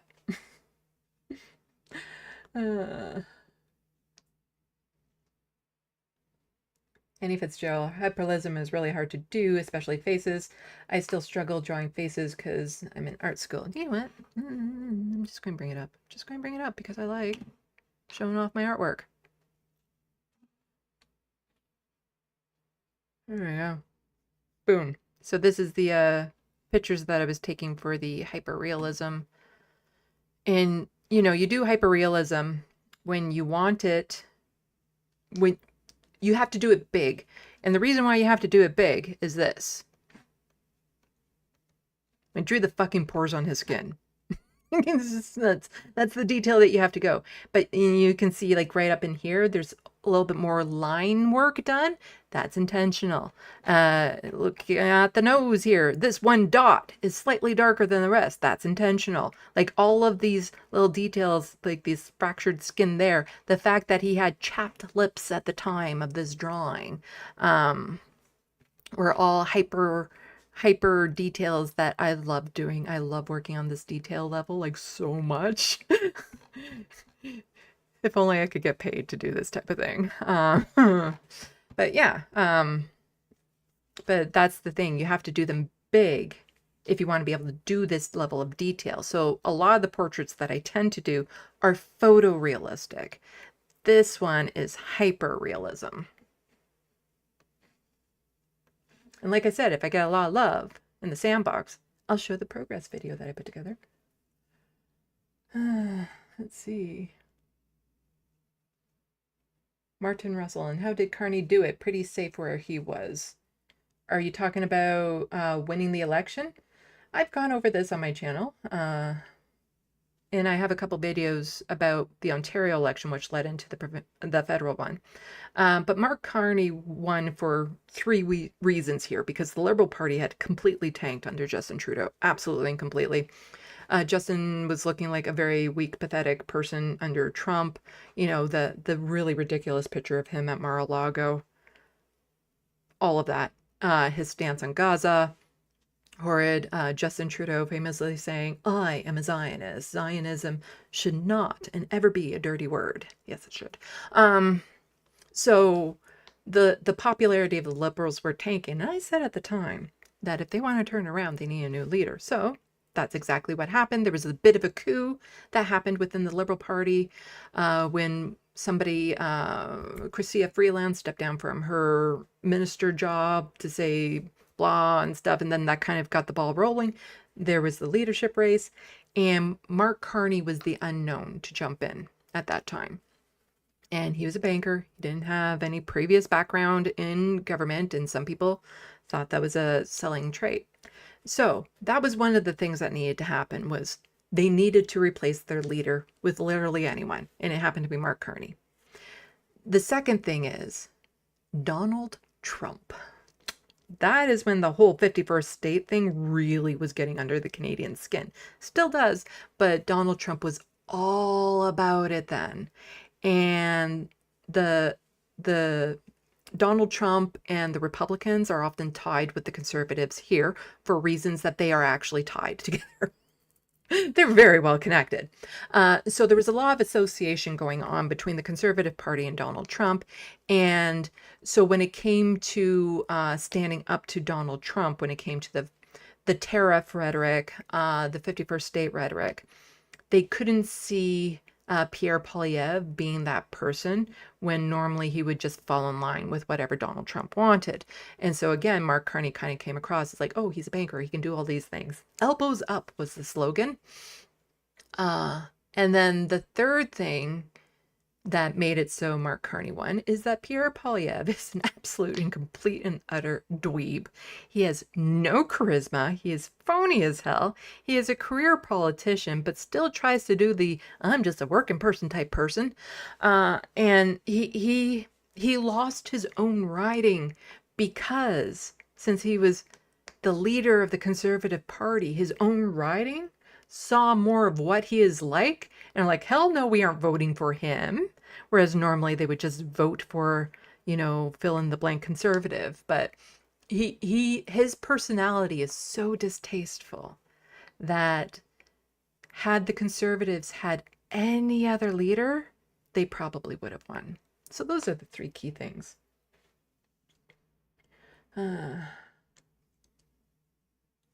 Let's see.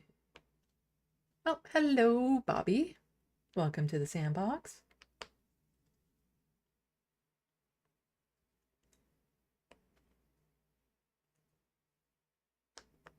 Pierre is no Peter Parker. Pierre Poilievre is no Peter Parker. Hello, the Wild West. I've been listening for an hour, just dozing in my chair. Welcome, happy Friday to all. Yes. Let's see what people are saying. DJ, super tiny substitution is a common therapy. Yeah, I'm talking about, yeah, all the people that are really there supporting Trump cult. They'll just move on to someone else. DJ super tiny says, pond hopping across the universe, always going forward. We cannot find reverse. I think that is a reference. And Annie Fitzgerald agrees with me that it'll definitely be Baron that takes on his role.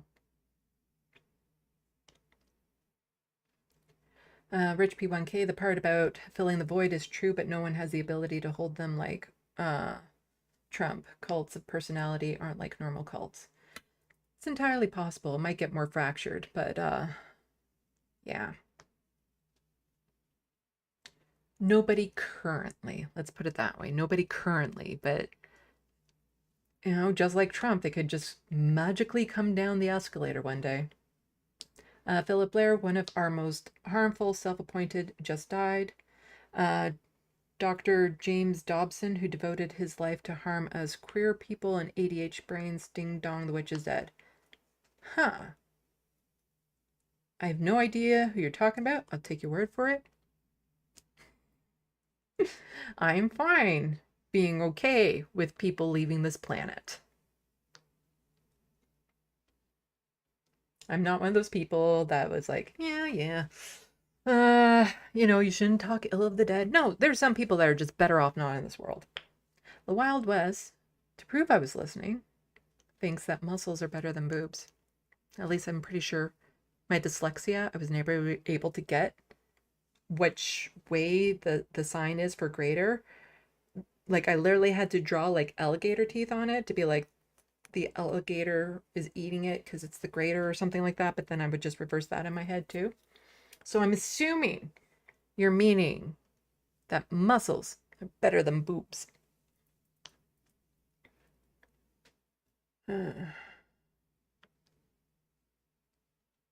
Annie Fitzgerald, James Dobson, the focus on the family did so much harm, rest in piss. Oh, Snake. Fun fact, Keir Starmer was director of public prosecutions, although you wouldn't know as he doesn't like to talk about it. With a sarcasm. Oh, okay. Fun fact, Keir Starmer was director of public prosecutions, although you would never know as he doesn't like to talk about it. Is that what the thing is? Looney Tunes 9000, he did so much harm, it's not even funny as fuck, rot and piss, or riz, or piss, or blah, blah, blah. Okay, so, bad person died. Okay, good. Okay, well, have a good night, Annie. Ah, it jumped.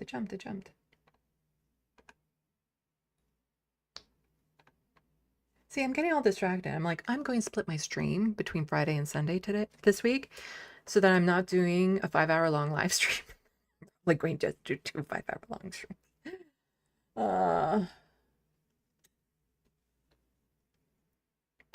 The problem is ADHD and streaming. Oh no, I don't know. I don't know.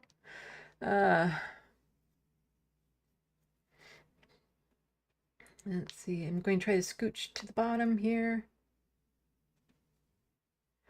Del Silver, I had to break down and pay for YouTube Premium Lite for $7.99 a month to get rid of non-stop ads. Replying to Rich P1K. Okay, this comes up in my SandBox every now and then because I understand it. I despise ads as well. But as a YouTube content creator, I would never, never suggest that you download Firefox. And in Firefox, you see there's this this thing that you can get called uBlock Origin that is no longer available on Google Chrome.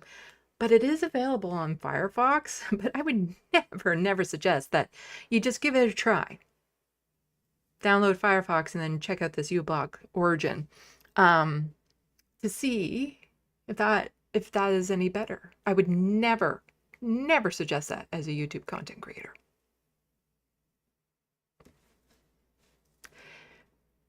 You'd wish I had not suggested it earlier.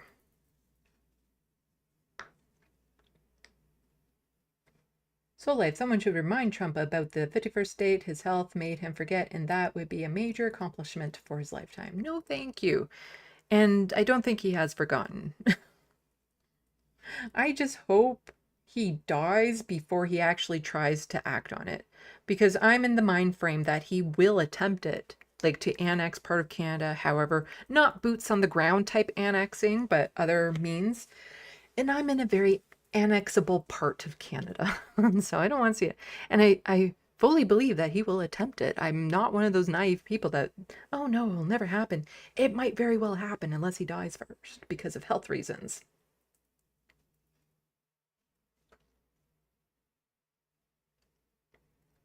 Let's see.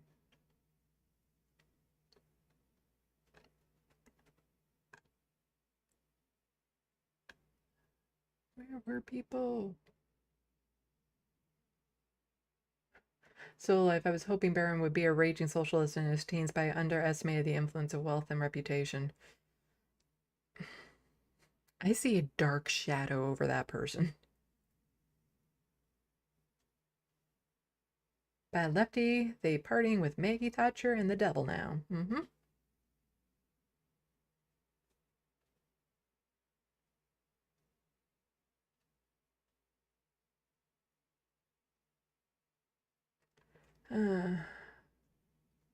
Flow Snake, that's about right. Sandy Reese Darmer. Totally understand. Oh,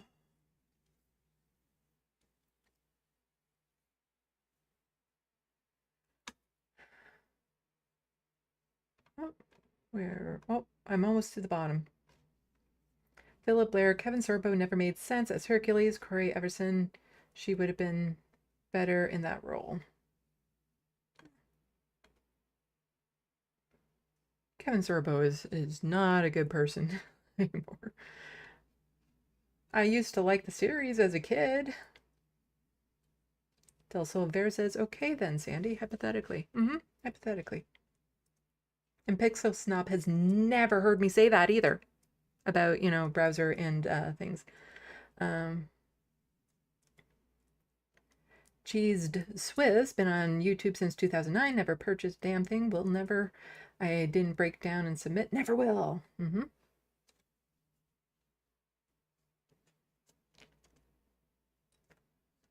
Yeah.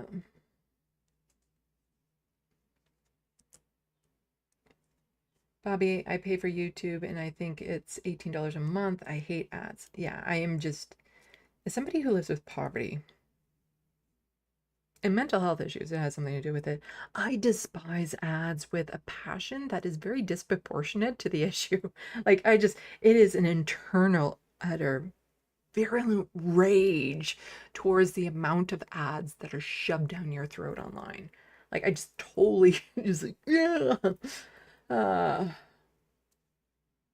Philip Blair, Canada and the United States do NORAD together, and NORAD is closely linked to continuing continuity of government. So there's kind of a sort of plan for United States military to absorb Canadian military. What, you haven't heard about the Golden Dome? Yeah, that's not from a James Bond movie. That's an actual thing. The Golden Dome. That's a thing. That is a thing that, you know how Israel has the Iron Dome? Well, Donald Trump wants the Golden Dome. And in order to do that, you need Canada on board. And Canada is kind of like, sure. We'll spend billions of dollars on it. Oh, okay. Why don't we get to the next docket? Speaking of Pierre Poilievre, let's close down all of these tabs first so that I'm not totally killing my computer. I wanted to cover Pierre Poilievre again. Okay, next docket. Let's get to the news. And I wasn't seeing any love in there about watching the progress video of the drawing of Owen Jones, so maybe later if I see some love in the chat for it. Oh. Let's see. Okay, so, yes, as I was saying earlier, Pierre Poilievre did not win his riding of Carleton in Ontario to maintain his leadership of the Conservative Party. Well, he was still leader to a point, but without being sitting member in the House and being leader, especially as the official opposition, meant that he probably should have been kicked out of his mansion. But since they knew that he was about to run in one of the safest ridings in the country, they're like, no, you can stay in this mansion with servants on the taxpayer's dime while you're waiting to be a sore loser and go to a riding that voted over 80% conservative, so that you can be parachuted into it and become a sitting MP again. We'll let it slide for a few months. And the thing is that Mark Carney was actually like, oh, you want a by-election so that you can run again? Like that. Did it instantly. Whereas if it was the reverse, the Conservatives would have drawn it out as long as possible. The longest period of time it would take before they had to call it. But you see, Mark Carney is like, no, I'm going to call it right away, because he knows, I know, that with Pierre Poilievre as leader of the Conservative Party, it makes Mark Carney look good in comparison. And Mark Carney is shit. So Mark Carney knows this. Mark Carney is savvy. Like, I'll give him that. He's savvy on a lot of things. He's not an idiot. But he knows that as long as Pierre Poilievre is leader of the Conservative Party, that the Liberals stand a better chance of staying in power. So they had the election. There was somebody who was running as an independent who had a good shot of making some waves. And, well, let's get into it. So here we have somebody just poking fun at it because Pierre Poilievre is like, oops, is there sound on this? Okay, good, no. Oh, right. We're not going to watch this video because it's 18 minutes long. But just a little. Congratulations. I was worried because often there's music rolling back on these. Thank you very much. He's so proud of his win here, and there's jokes involved with this that we'll get to, because it's like, no, I won this riding that was over 80% of conservative. Job well done, everyone. I'm so good.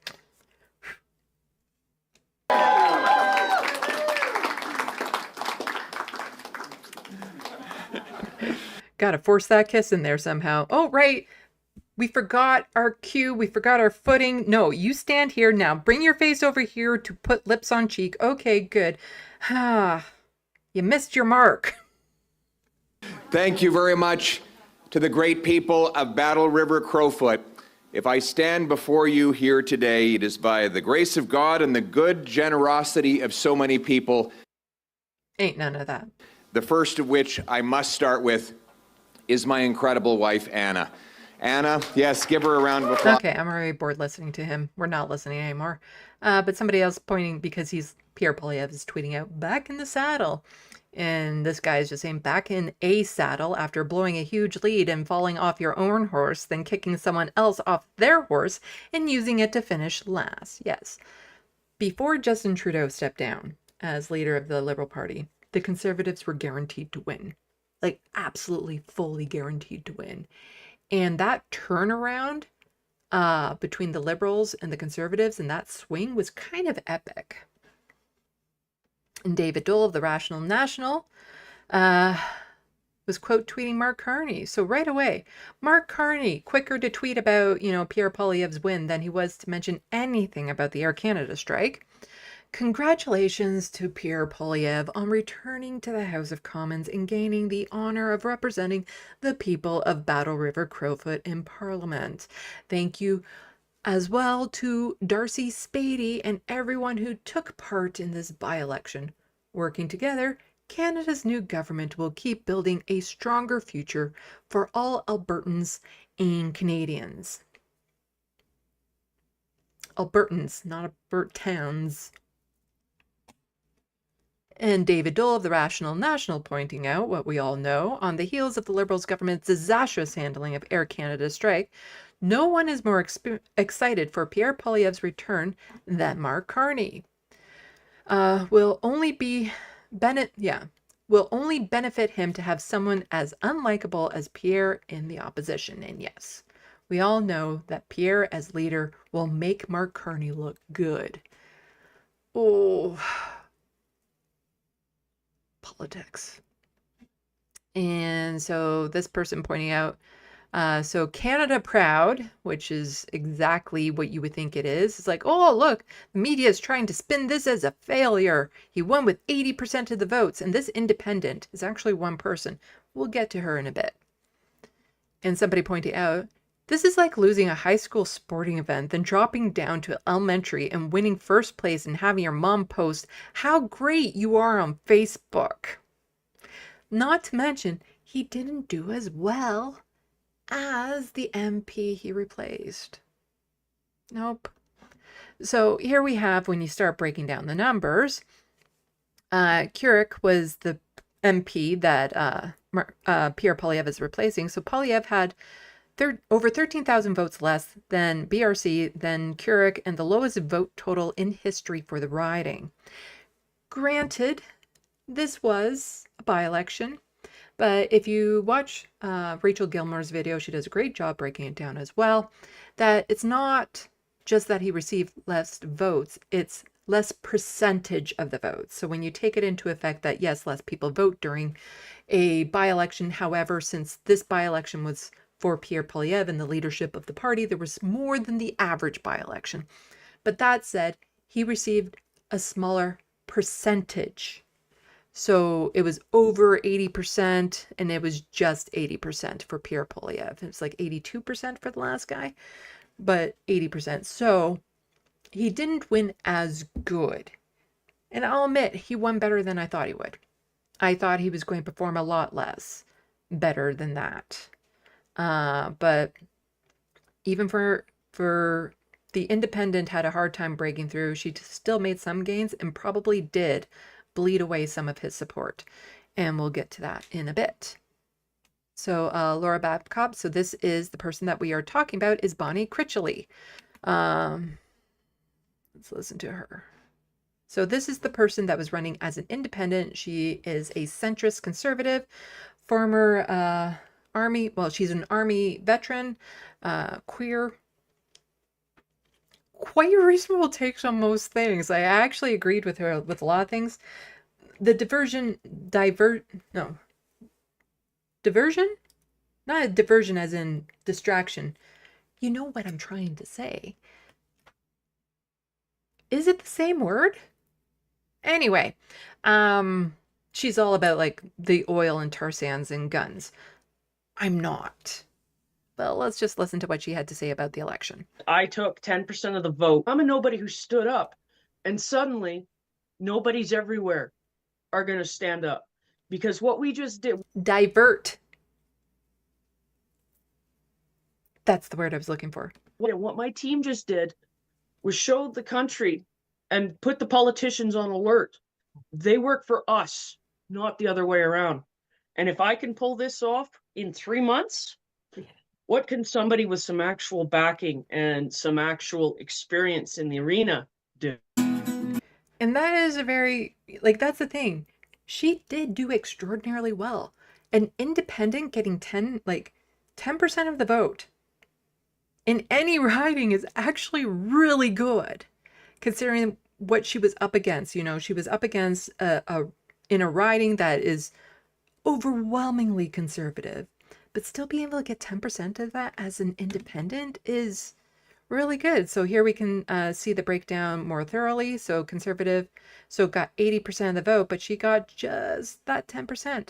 And if you might notice, all the other independents, yes, that was the longest ballot initiative. Yes, this was literally on their ballot. All of this was on their ballot. So bad that people weren't even voting for themselves. Yeah, all of these people were on the ballot. So for you pond jumpers who might not know, there is a group here called the Longest Ballot Initiative, and they do this type of thing. They'll pick a riding every now and then to go and just put 100 to 200 people on the ballot to protest the first past the post system. But even if you add up all the people who voted for themselves or got their spouse to vote for them, got their spouse and their mom to vote for them, spouse, mom, father, spouse, mom, father, grandfather, both grandparents, oh, and their one adult child, all of them, they still wouldn't have, she still wouldn't have made any real significant gains in it. But the fact that she beat the other parties, the Liberal Party, the New Democrat Party, that goes a lot to who she is as a candidate. Let's see if this has passed, just to see what the last one was. Yeah, so the last election that just happened for the federal government in total, Damian Couric won with 82, almost 83% of the votes. So Pierre Poilievre lost on that vote share.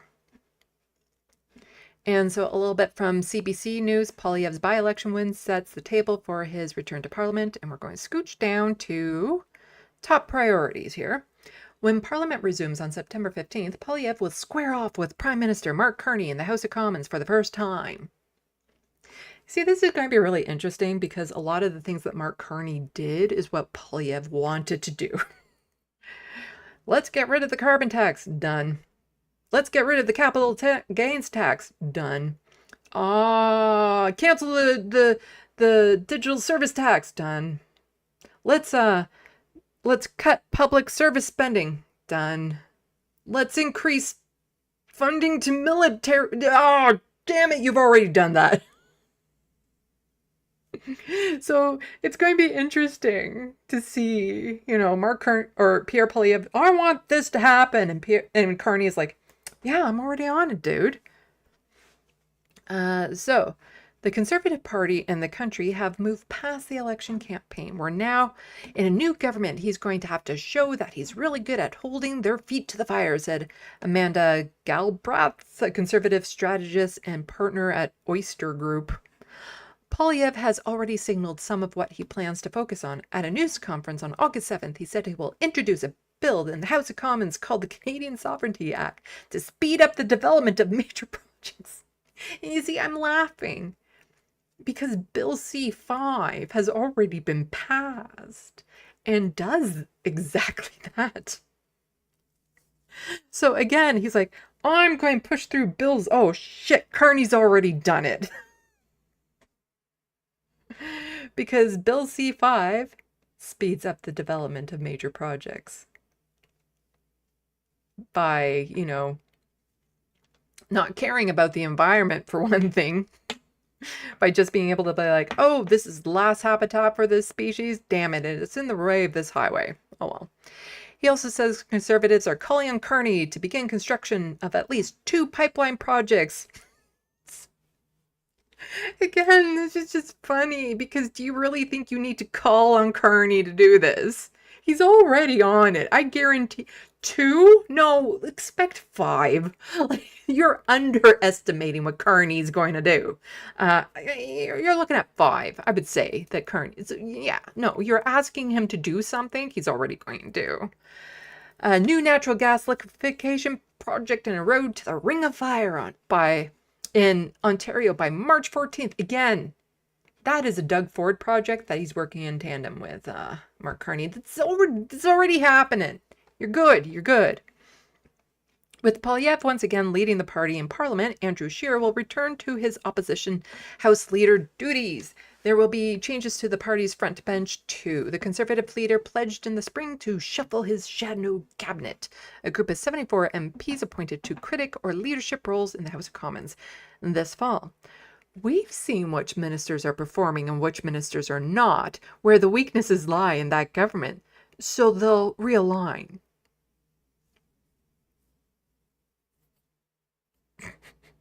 And this is coming from the Conservative strategist here.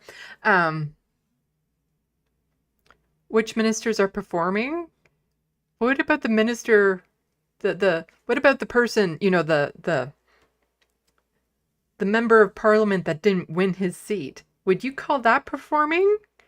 Was Pierre Poilievre performing when he lost his own riding?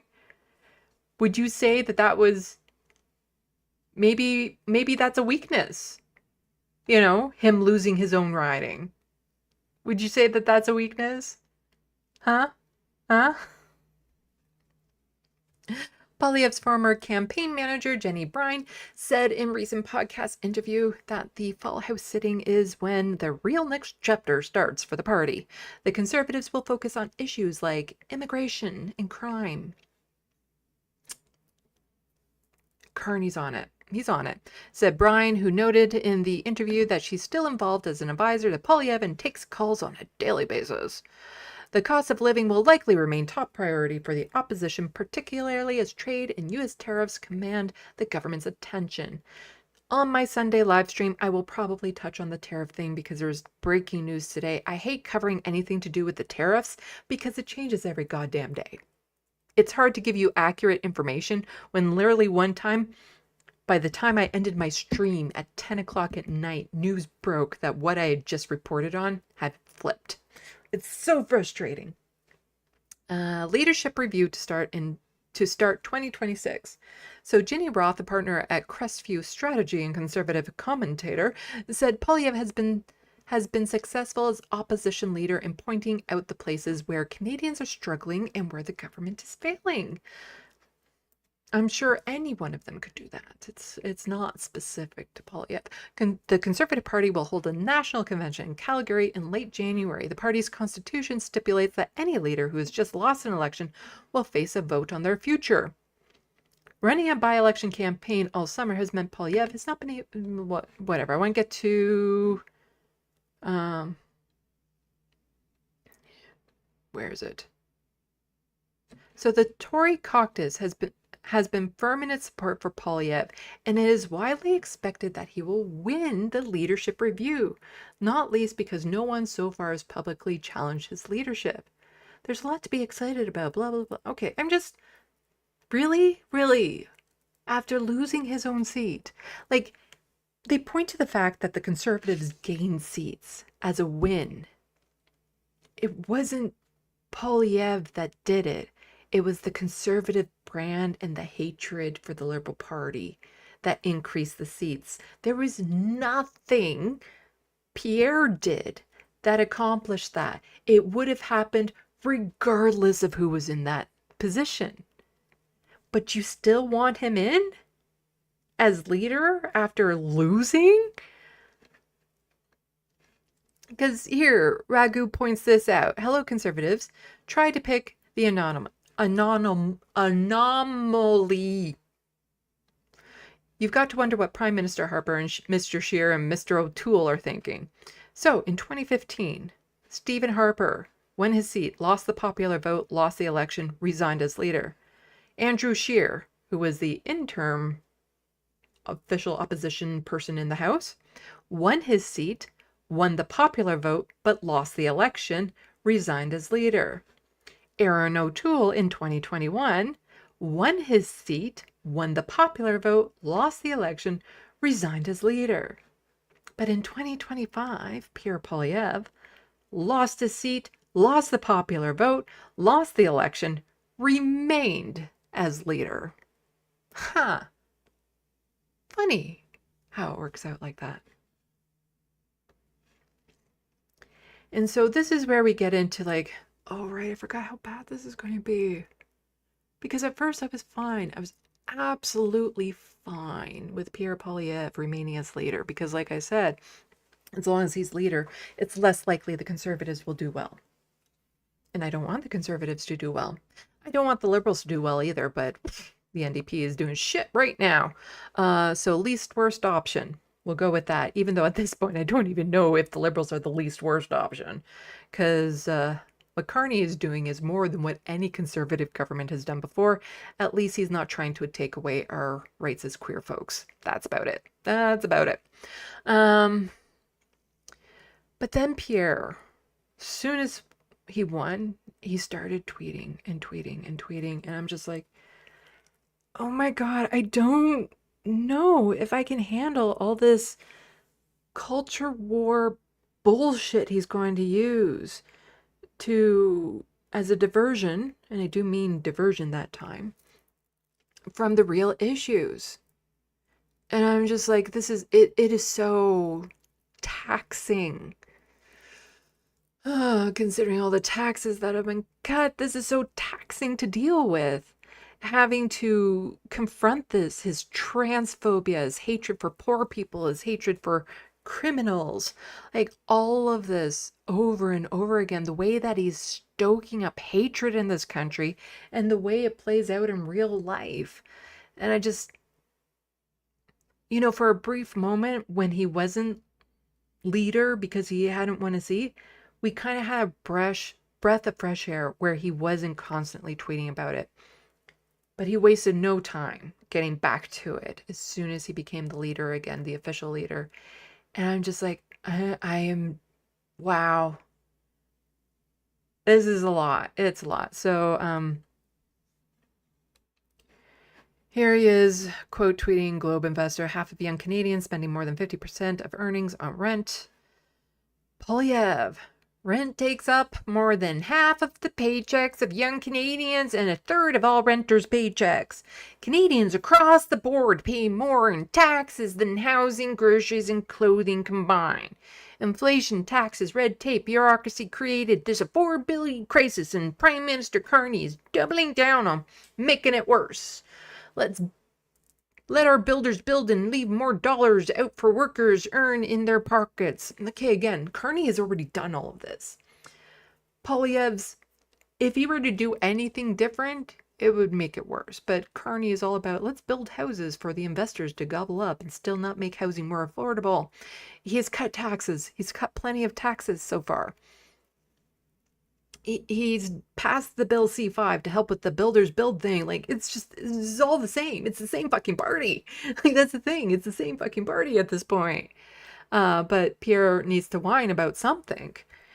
But it's just, okay, then what are you going to do about it, Pierre? Like, actually state what policies you would implement that would actually make it easier for people as opposed to just vague reasons. And Bev just pointing out, pretty rich, you're talking about the price of rent in Canada while you and your family are living rent-free on the back of Canadian taxpayer dollars and spending millions on a by-election because you lost your seat. Sit down, Pierre. You're the biggest scab in Canada. And here are the serfs quote tweeting this. I covered this. Was it my last live stream or was it? It might have been Wednesday on this space where I was covering this. I forget, but I know I've touched on it. But again, having political leaders chime in with transphobic takes, again, it's very tiring as somebody who's non-binary, who's in the queer community, who, lots of trans folks in my life that I love, and having to deal with this hatred being spewed from the leaders to have him use it as to stoke his base up, to get his base riled up on the safety of the most vulnerable people in this country, to make us feel less safe here. It is so tiring because we are safer here than we are in, let's say, the United States, than we are in the UK. We are not safe. We're just safer relative to. And this is just, again, it is such a headache trying to deal with this and trying to get, especially as progressives, our voices out there to counter this narrative with actual facts. Because the National Post, anything you read from them, is just pure right-wing trash. It is absolutely right-wing conspiracy talking points trash. BC Nursing College went to great lengths to enforce ideology that rejects scientific blah blah blah. Fining nurse Amy Hand $93,000 is a grotesque attack on free speech. We don't have free speech in this fucking country, okay? We have freedom of expression. And then Pierre Poilievre tweeting out, supporting this transphobic nurse. A nurse with a spotless track record gets fined and suspended for pointing out there are two genders and for praising world-renowned author and women's rights advocate J.K. Rowling. Yes, renowned author and women's rights advocate, that J.K. Rowling. Yes, this woman here spent money to put up a billboard that said, I heart J.K. Rowling. This is authoritarian censorship. We must restore free speech and free thinking in a free country, says the party that likes to ban books. The service will point out here, again, she didn't get fined for her comments. She disputed the decision, lost, and had to pay the legal fees. She could have just taken a 1 month suspension. Lying like this to attack the LGBTQ plus people and vulnerable community members should be disqualifying as a politician. It should be, but it's not. It makes him very popular with his base. And yes, she's not being fined. She's having to cover the court fees after she challenged this, after going on social media and spewing transphobic bullshit under the title of her being a nurse, which you can't do in this country. Jordan Peterson went through the same thing when he was spewing his transphobic bullshit while also claiming to be a psychiatrist. Like it's done in the same things. Like you're representing your industry in that point, and they kind of look down on that because, you know, it might make trans folks more reluctant to go to nurses or psychiatrists or to use a medical system if they feel like this is is acceptable by the nurses or the psychiatry and all that sort of stuff. She wasn't fined. She had to cover the court fees that she ensued by fighting as opposed to just taking a suspension. That's it. That is it. I believe Rachel Gilmore has done a very good detailed video on this. The serfs have also covered it. I've covered it. It's just, it is, you know, cultural bullshit that they're putting out there that, again, all it does is hurt and ostracize the queer community. And Faye Johnstone, who is a trans woman, advocate stuff, she's also saying, I think it's a dangerous precedent for a federal leader to politicize the workings of a regulated profession, which is what is happening. It's not that Amy Hand was fined for, or not fined, but having to be suspended because she simply said these words. It's, well, she did it under the banner of being a nurse. If she was just a private citizen spewing all this transphobic bullshit on Twitter, nothing would have happened. But since she was doing it under the banner of being a nurse, that profession, that is where the conflict lied. Regulatory bodies are integral to trust. Being part of a regulated profession comes with responsibilities. Responsibilities Amy Hand was unable to uphold. And that was the same, again, with Jordan Peterson. So here's the next. Crime is out of control here in Canada. Mark Carney, do your job. After 10 years of Liberals, crime is up. Extortion is out of control. Gangs rule the streets. Wait a sec, are you talking about the government? Yeah, okay, Doug Ford, conservatives, liberals, extortion. Okay, yeah, no, there's definitely collusion and corruption going on. Gangs rule. Oh, You're talking about the police, right? Enough. Time to lock up and kick out organized crime and restore safety. Oh, you want to kick out organized crime, do you? Okay, let's just revamp our electoral system then. Get rid of all the politicians. How about that? How about that? Let's just get rid of all of them. Organized crime problem solved. But again, just stoking up fear because, as this person points out, gangs rule the streets in Canada? Really? Perhaps Mr. Poilievre should travel the world to see what that actually looks like. Again, we're not completely safe here in Canada, but relative to a lot of other countries, we're safe.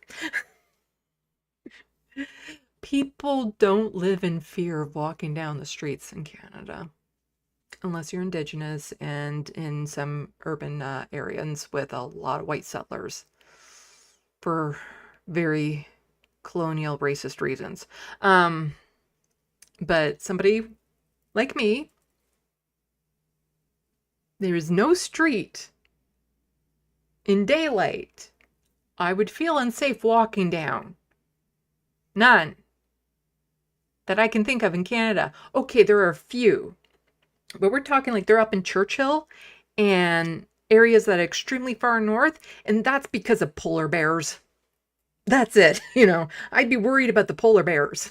I'm not worried about gangs roaming the streets. I'm worried about polar bears roaming the streets up there in those northern communities, which is why they don't lock their doors. Which means that if you're walking down the street and you encounter a roaming polar bear, you can run into the closest building. So funny how that is the thing that they fear. They don't lock their doors because they're afraid of roaming gangs. They keep their doors unlocked because of roaming polar bears. But yeah, I lived in Toronto for a bit. There's nothing. Gang activity is an issue, but that's a systemic societal issue that needs to be addressed with like a fundamental overhaul, and more socialist policies will help with that a lot, and get rid of the wealth income inequality gap and cost of living and all that sort of stuff, and deal with the underlying issues. But there is some problems with gangs in Toronto and Vancouver and things of that sort. Sure. Is it to the extent of other places? Nowhere near as close. It's just the way it is. It's just Poilievre immediately going to crimes, integration, trans folks, scare, tactic. And another place that they love to stoke fear is here. Pierre Poilievre saying the addiction crisis has killed more Canadians than the Second World War. Mark Carney's Liberal government has supported policies that flooded our streets with poisons that is killing our people. Bring treatment and recovery to give our people healing, hope, and a drug-free life. All the policies the Conservatives have for that is shit, and the NDP has taken up on some of them. Like in BC, where the NDP party, the so-called socialist one, has made it so that they can force people, take them off the streets and force them into treatment in prisons. And then when they get back out, then they're more likely to take drugs again. And since their tolerance has subsided a bit, more likely to overdose. But as Guy Felicia points out, who is somebody who is a strong advocate for people dealing with addictions, as he used to deal with an addiction and has overcome it and turned his life around, is now a very strong advocate for that sort of thing. Just saying, wow, Pierre Poilievre is back for 5 minutes and he's already punching down on vulnerable people and spreading misinformation. Pierre, we don't have an addiction crisis, full stop. Evidence show that incidences of new substance use disorder continue to decline. So there's fewer people relying on substances, becoming addicted. Fewer people. The crisis is poison, illegal, illicit drugs that kill without warning. So it's not the quantity, it's the quality that is killing people. People can have addictions, alcohol, gambling, sex, that don't frequently and randomly kill them. But Pierre and other conservatives can't admit the cause of the drug crisis is the contaminated shit mix sold by organized crime, because then they'd have to promise to fix it. Quite often, the conservatives would just rather see them dead. What would their options be? Enforcement. Been doing it for 50 years. It's made illicit drug supply worse. Fix the drugs. To do it, you have to legalize them. Think alcohol, nicotine, and cannabis. And sure, they can't do that. How would they look down on in judgment on people who use illegal substances if they were legal? Hey, Pierre, and hope yoga isn't going to cut it for you, are people who are addicted to deadly combos of fentanyls and benzos. Wouldn't it be a much better promise to prevent those drugs from ever being produced in the first place? Yeah, safe supplies, supervised consumption side, all that sort of stuff. And here's a poll. If you watch my channel, you know I hate polls. Half of Canadians would be ashamed to call Pierre Poilievre Prime Minister. No shit! Half of Canadians are not conservative. You had to do a fucking poll for this? You decided to post an entire news article talking about polls. You know I fucking hate polls on this channel. There was one time I used to cover polls and mention polls, but they are stupid. You don't need to spend money and have a whole organization go over to tell you this. Of course.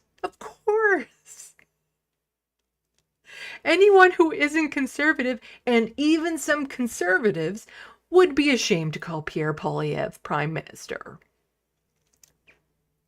How is this a thing?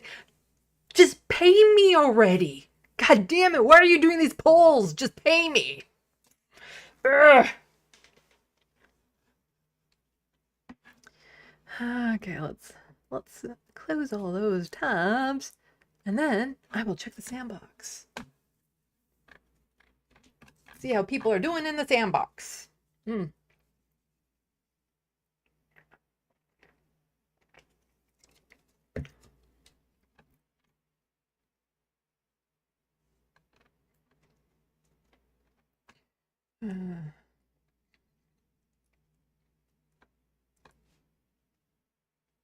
Okay, I read that NORAD comment. Say goodnight to Annie, even though she lingered. Philip Blair, there's a mansion for the opposition leader?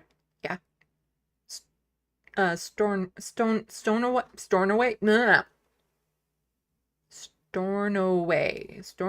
There's a name. The mansion has a fucking name.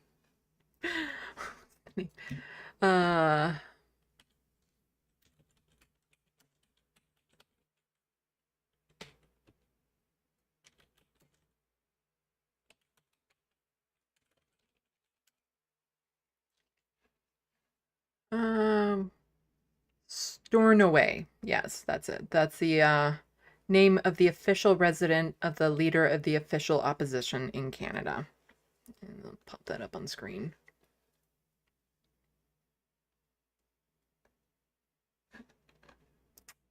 Yep. They get to live in a mansion with servants. Yeah.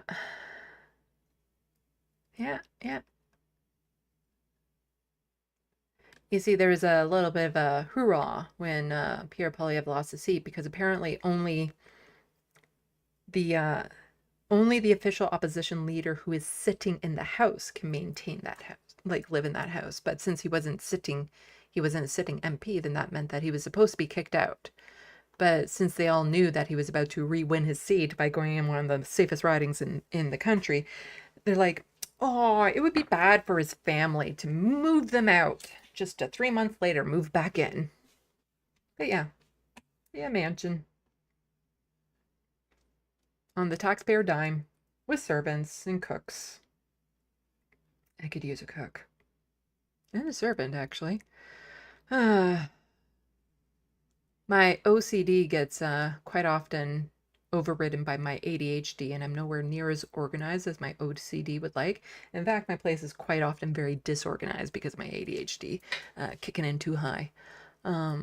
Whereas if I was in a workplace, my desk was immaculate. But at home, ADHD takes the win on that one. And I'm also a very shitty cook. I've talked about it plenty of times. My own cooking regularly makes me sick. So I could really use a cook and someone to help with like chores. What I need is a house spouse. That's what I need. I need a house spouse.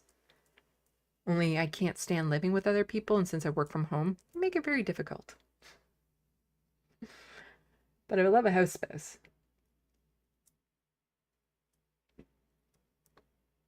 Yes, Looney Tunes, I do read chats and super chats in the SandBox. Haven't gotten any super chats tonight, but you know, maybe Sunday. Philip Blair, Pierre looks like a magician made a Lego man into a real boy with that hair. Have you never seen Stephen Harper? Stephen Harper was known as the Lego man. Evil Lego man. How he looked. And he was the former leader of the Conservative Party. Stephen Harper.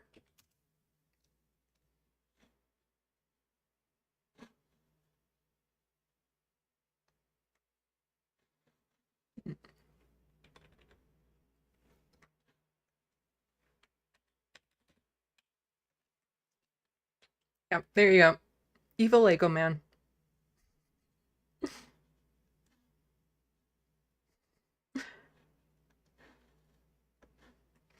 I don't know. Are they just all evil Lego man?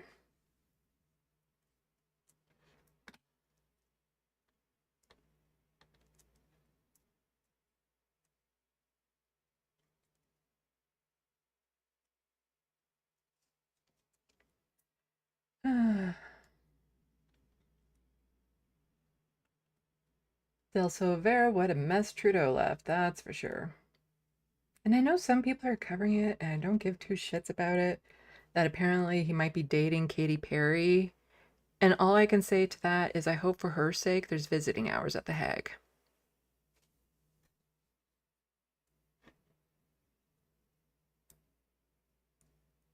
Bad Lefty, what's wrong? So you're going to cry yourself to sleep tonight? Is this like a sarcasm thing, or is there actually something going on?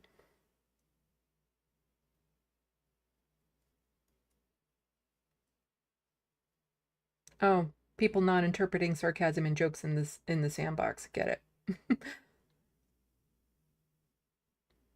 That's why I really encourage people to not get into back and forth in the SandBox, because that's not a good platform for that, because you can't hear intent.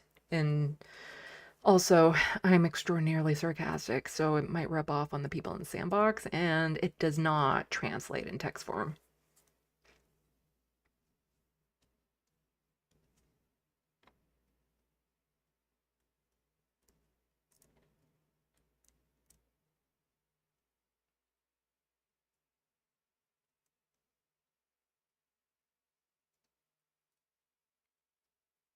Let's see. Philip Blair, it's like they're building neo-feudalism. The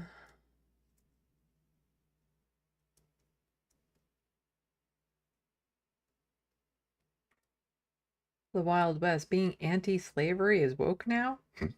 Okay. Oh, hello, the true democratic North. Welcome to the SandBox.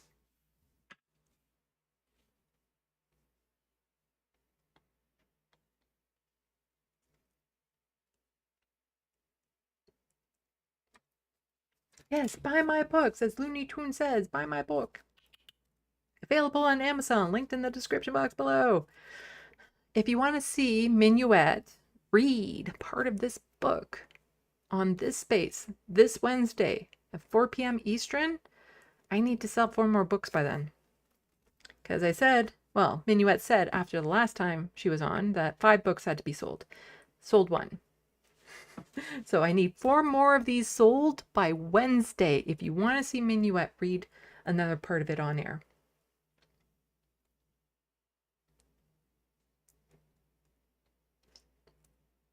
Actually, that makes me think about what Minuet might be able to talk about on Wednesday. Because I have a little bit of a harder time with all this talk of slavery. That might be a good topic for her to cover. Because of her relationship with the acolytes and the humans and stuff of that sort. For those of you who are like, what the fuck are you talking about? Minuet is the main character of this book. She is the character I modeled this book around.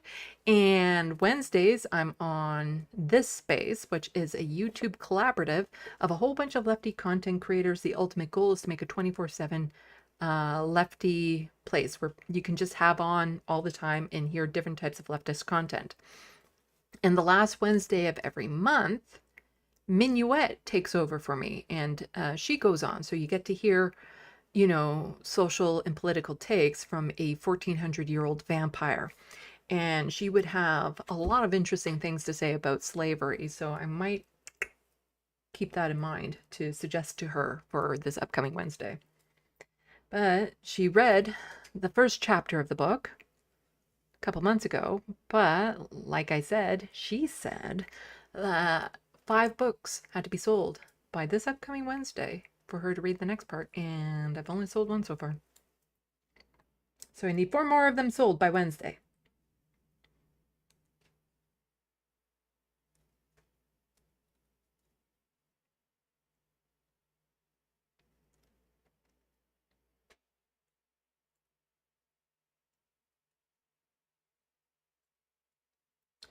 Let's see.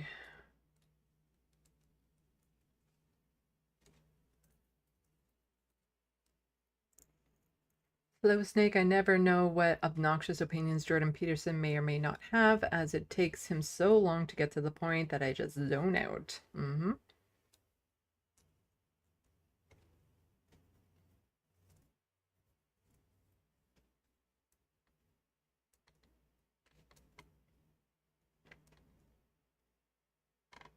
Yeah, where it jumped. There we go. Back up there.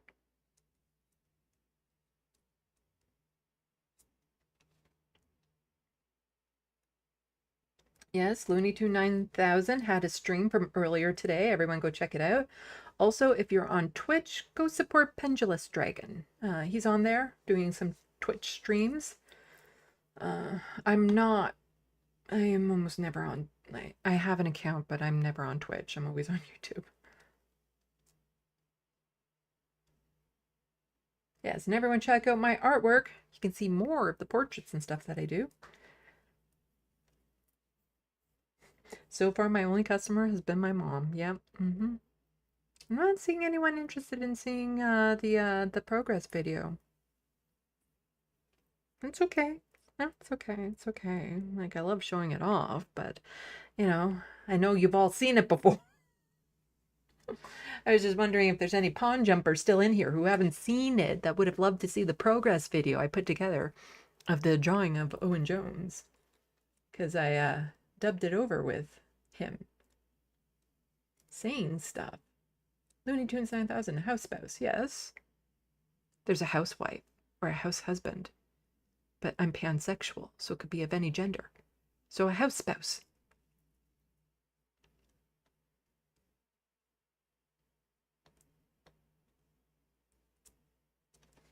The Wild West Star Wars villain smile, talking about probably Stephen Harper, yeah.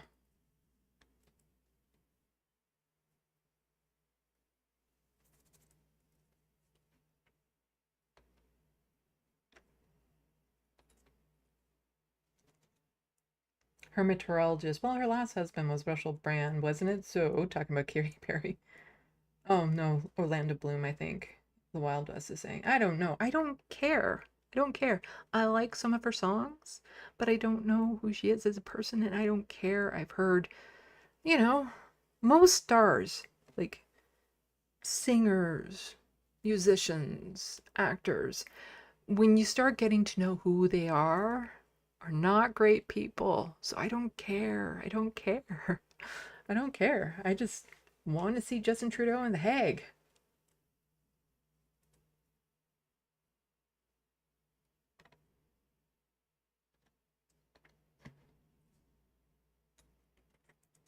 Let's see.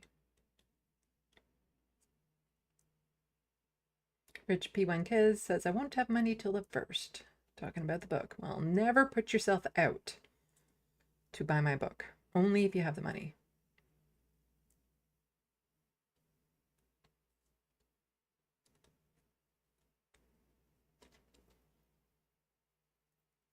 The Wild West. Nobody tell me shit about Keanu. I will flip tables. He's one of the ones where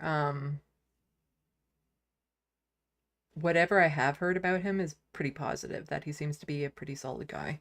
Keanu Reeves, one of the Canadian icons. A lot of people say that he's one of the good ones when it comes to that. Like, there are the rare good ones, but then even then you find out that some of the good ones aren't so good. It's like, that's why I just, if I want to enjoy their movies and stuff, I just don't pay attention to who they are.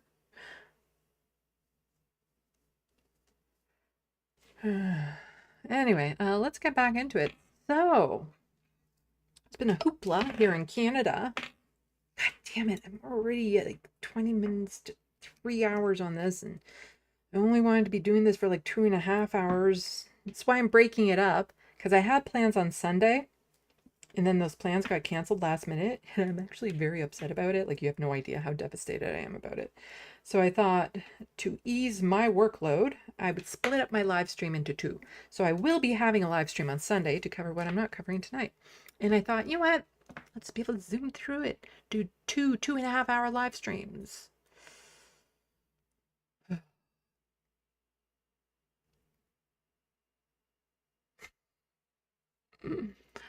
I give up. They're just going to be long.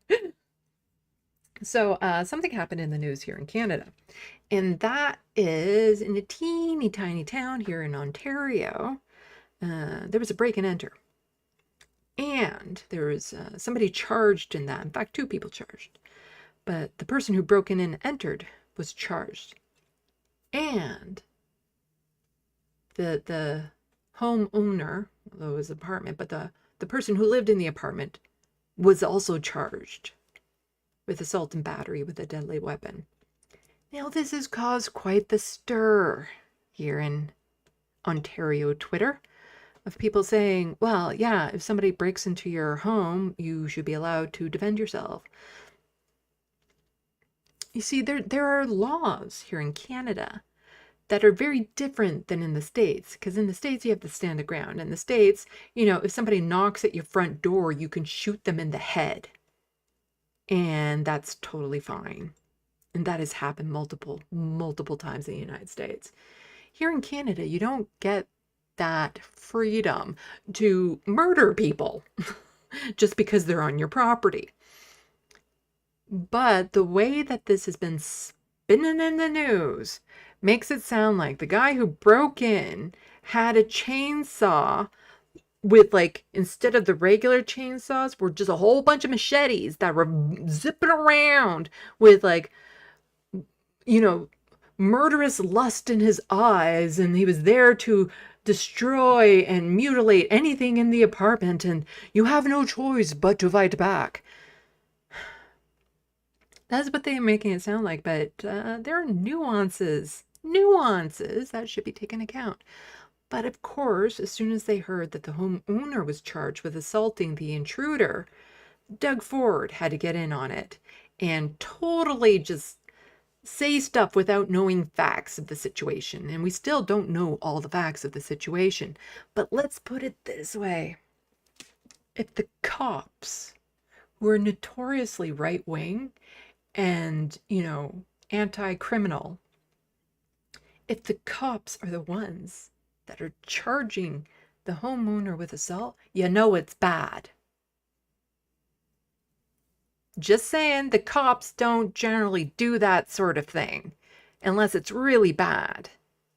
That's just not something they do haphazardly. But, you know, the way that Doug Ford talks about it, you would think that the person who broke in went in Rambo style with a whole bunch of guns and yelling Bloody Mary and all this sort of stuff. Let's get to the video. Did everyone hear about the story in Lindsay? So this criminal that's wanted by the...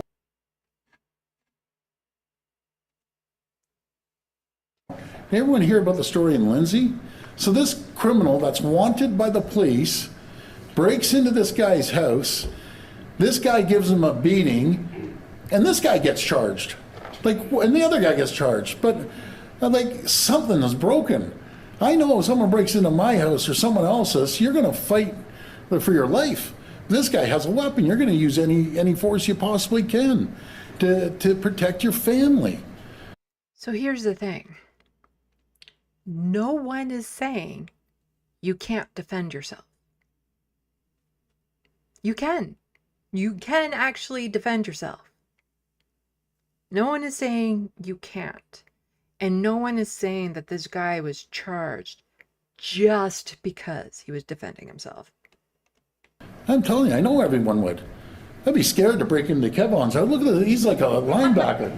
He'd beat the living crap out of the guy, as he should. Yes, you should just go over the top and assault and potentially murder people who break into your house. Or what if they didn't break in? What if it's an accident? What if it's a drunk neighbor that went to the wrong house? What if it's your child sneaking in late at night because they were out? What if it's a family member that wanted to surprise you? And you see, I'm doing these references here because when I was working at Rebel HQ for TYT and I was covering some of these incidences, the amount of news stories that I was coming across of people who were accidentally shot because they surprised the homeowner. Someone shot their pregnant wife because she came out of the bedroom when he went out because he thought he heard something. Someone shot the fiance of his daughter, who was from, I believe, Norway, who didn't quite know the American customs of you shouldn't jump out of the bushes in the backyard in broad daylight at someone. Someone shot their own child, teenager, who was sneaking in late at night. Someone shot their neighbor who was drunk and mistook their house. That's the thing that's being missed in this, is not always are the people who are breaking into those homes there for malintent. And sometimes, yes, they are desperate people, who maybe have an addiction that they're unable to get treatment for. Maybe they're desperately poor and they need money and they break into a house. It doesn't mean they're there to harm anyone. They might be there, yes, to steal property, which no is not good. But that doesn't mean they deserve a death sentence. And that's a lot of what's missing here. Because here, you're assuming you can read the mind and the intent of the person who's breaking in. Or, just because they're breaking in, you're allowed to assume that they're there for the worst. Because no, enough's enough here. The violence and breaking into people's homes, putting guns to their head. And guess what? Some bleeding heart judge, little Johnny, he didn't have a good upbringing. So we're going to let him out on bail 5 more times because he's on his 5th, being let out on bail 5 times. A large reason why a lot of people are being let out on bail here in Ontario in particular is because he won't spend enough money on judges. And the system is backed up.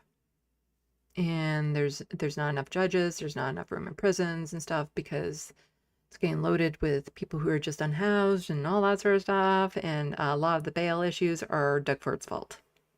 Despite what he might be telling you, a lot of them are Doug Ford's fault for not funding the system properly. Just to go do the same thing the next day. I'll tell you one thing, I get more calls than anyone in the country. People are done with this. They're absolutely done. They're finished. You should be able to protect your family. When someone's going in there to harm your family and your kids, you should use all resources you possibly can to protect your family. And maybe these criminals will think twice about breaking into someone's home.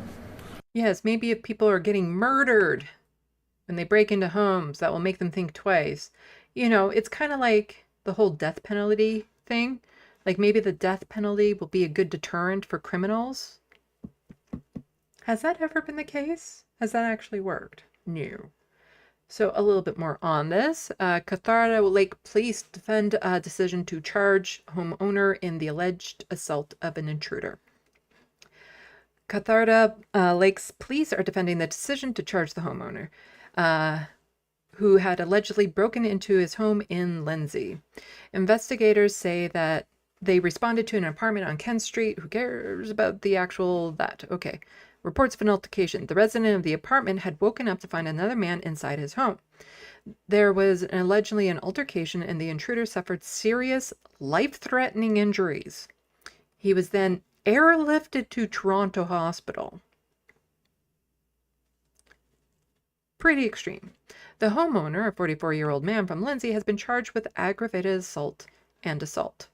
The alleged intruder, a 41-year-old Lindsay man, was already wanted by police at the time of the incident and is facing additional charges of possessing a weapon in dangerous purpose, break and enter, and theft, mischief under $5,000, and failure to comply with probation. Police issued a statement on Wednesday. So, like, everything I'm saying, it's not like this guy who broke in was a good guy, but does he deserve to die? Because you can't rehabilitate the dead. Police issued a statement on Wednesday in response to the significant public interest, thanks in part to people like Doug Ford going on camera and saying bullshit like that, and emotional responses. And that's the thing. This is a visceral, guttural response. Because of course everyone should be allowed to defend themselves. But no one is saying you can't. The incident had generated with Catharta Lakes Police Chief Kirk Robertson defending his officers in their action against the negative commentary. Robertson noticed the investigators examined all the information and evidence available before laying charges, and that only a limited amount of information is being released to the public. So again, all these people are just jumping to conclusions that, oh, this person was there for murder's sake. We don't actually know what happened. We have bits and pieces. Like the homeowner apparently used a knife, but we don't know the exact situation. And if you heard the exact situation, then, well, maybe people won't be so quick to being like, no, we should just be allowed to murder. Under Canadian law, individuals have the right to defend themselves and their property. And we don't mean in the way that Israel does. However, it is important to understand that these rights are not unlimited in Canada. The law requires that any defensive action be proportionate to the threat faced. This means that while homeowners do have the right to protect themselves and their property, the use of force must be reasonable given the circumstances. Premier Doug Ford commented, and we heard that. Let's see. Joseph Nuremberg, a criminal defense lawyer, said he understands why the public would be frustrated when the victim of the home invasion has been charged, but reiterated what police said about the force being proportionate. In the US, you can pretty much do anything in defending your home. And Canada does not have the same type of provision. We have self-defense laws, so you can defend your property and yourself and loved ones. But as the police have noted, it's important to ensure that the force is proportionate. In other words, there has to be no excessive force. Nuremberg explained. And of course, we all know adrenaline, the ability to gauge the situation. Like, a lot of that will play in court. So the person's just been charged. It doesn't mean he's going to be found guilty. So if there are things like spur of the moment, adrenaline, things that's all going to be taken into account by the jury. But there's a difference between, like, I hit him harder than I thought versus I hit him, he went down, and then I went over and continued to bash his head in. There's a difference. If you find yourself the victim of in a home invasion and looking to defend yourself, Nuremberg said that whatever force you're meeting to repel, you have to try and use something similar or as a little bit more, but not something too excessive, but added it's not always easy to make that determination. It's very difficult to measure the bands, especially when it's highly emotional. You're worried about the people in your midst. You've never experienced something like this. It's very, very challenging. But he ultimately added, it's up to the courts to determine. This is a very difficult analysis and the police have to do. They may have got it wrong in these circumstances, but that's what trials are for. It's difficult circumstances. We have to understand the police are there to help. They're there to help property owners. Again, they're charging the property owner in this case, which means it's probably we're not hearing everything that happened. And so we've got to keep that in mind. And so this video does a good job of breaking it down here as well. And this is from CTV News. So defense lawyer breaks down controversial charges against Ontario homeowner. During controversy in Ontario's cottage country, the Kawartha Lakes Police Service is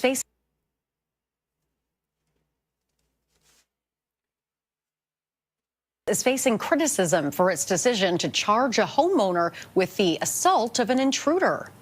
Something is broken. I know if someone breaks into my house or someone else. Skip that. Officers say a 44-year-old homeowner, Jeremy McDonald, was awoken by an intruder in his Lindsay apartment. There was an altercation, and the intruder was rushed to hospital with serious, life-threatening injuries, then airlifted to Toronto for care. Police charged the homeowner with aggravated assault and assault with a weapon, a knife. Police are calling criticism about the officers and their actions unjust and inaccurate. And the investigators were able to examine all the information and evidence that was available before laying charges. Joining me now is criminal defense lawyer Kim Schofield. Kim, thanks for being here. We know the apartment owner used a knife, according to court documents, but there's a lot that we still don't know. What is your early take on this? Okay, so this case involves elements, of course, of self-defense and defense of family, so defense of others, and defense of property.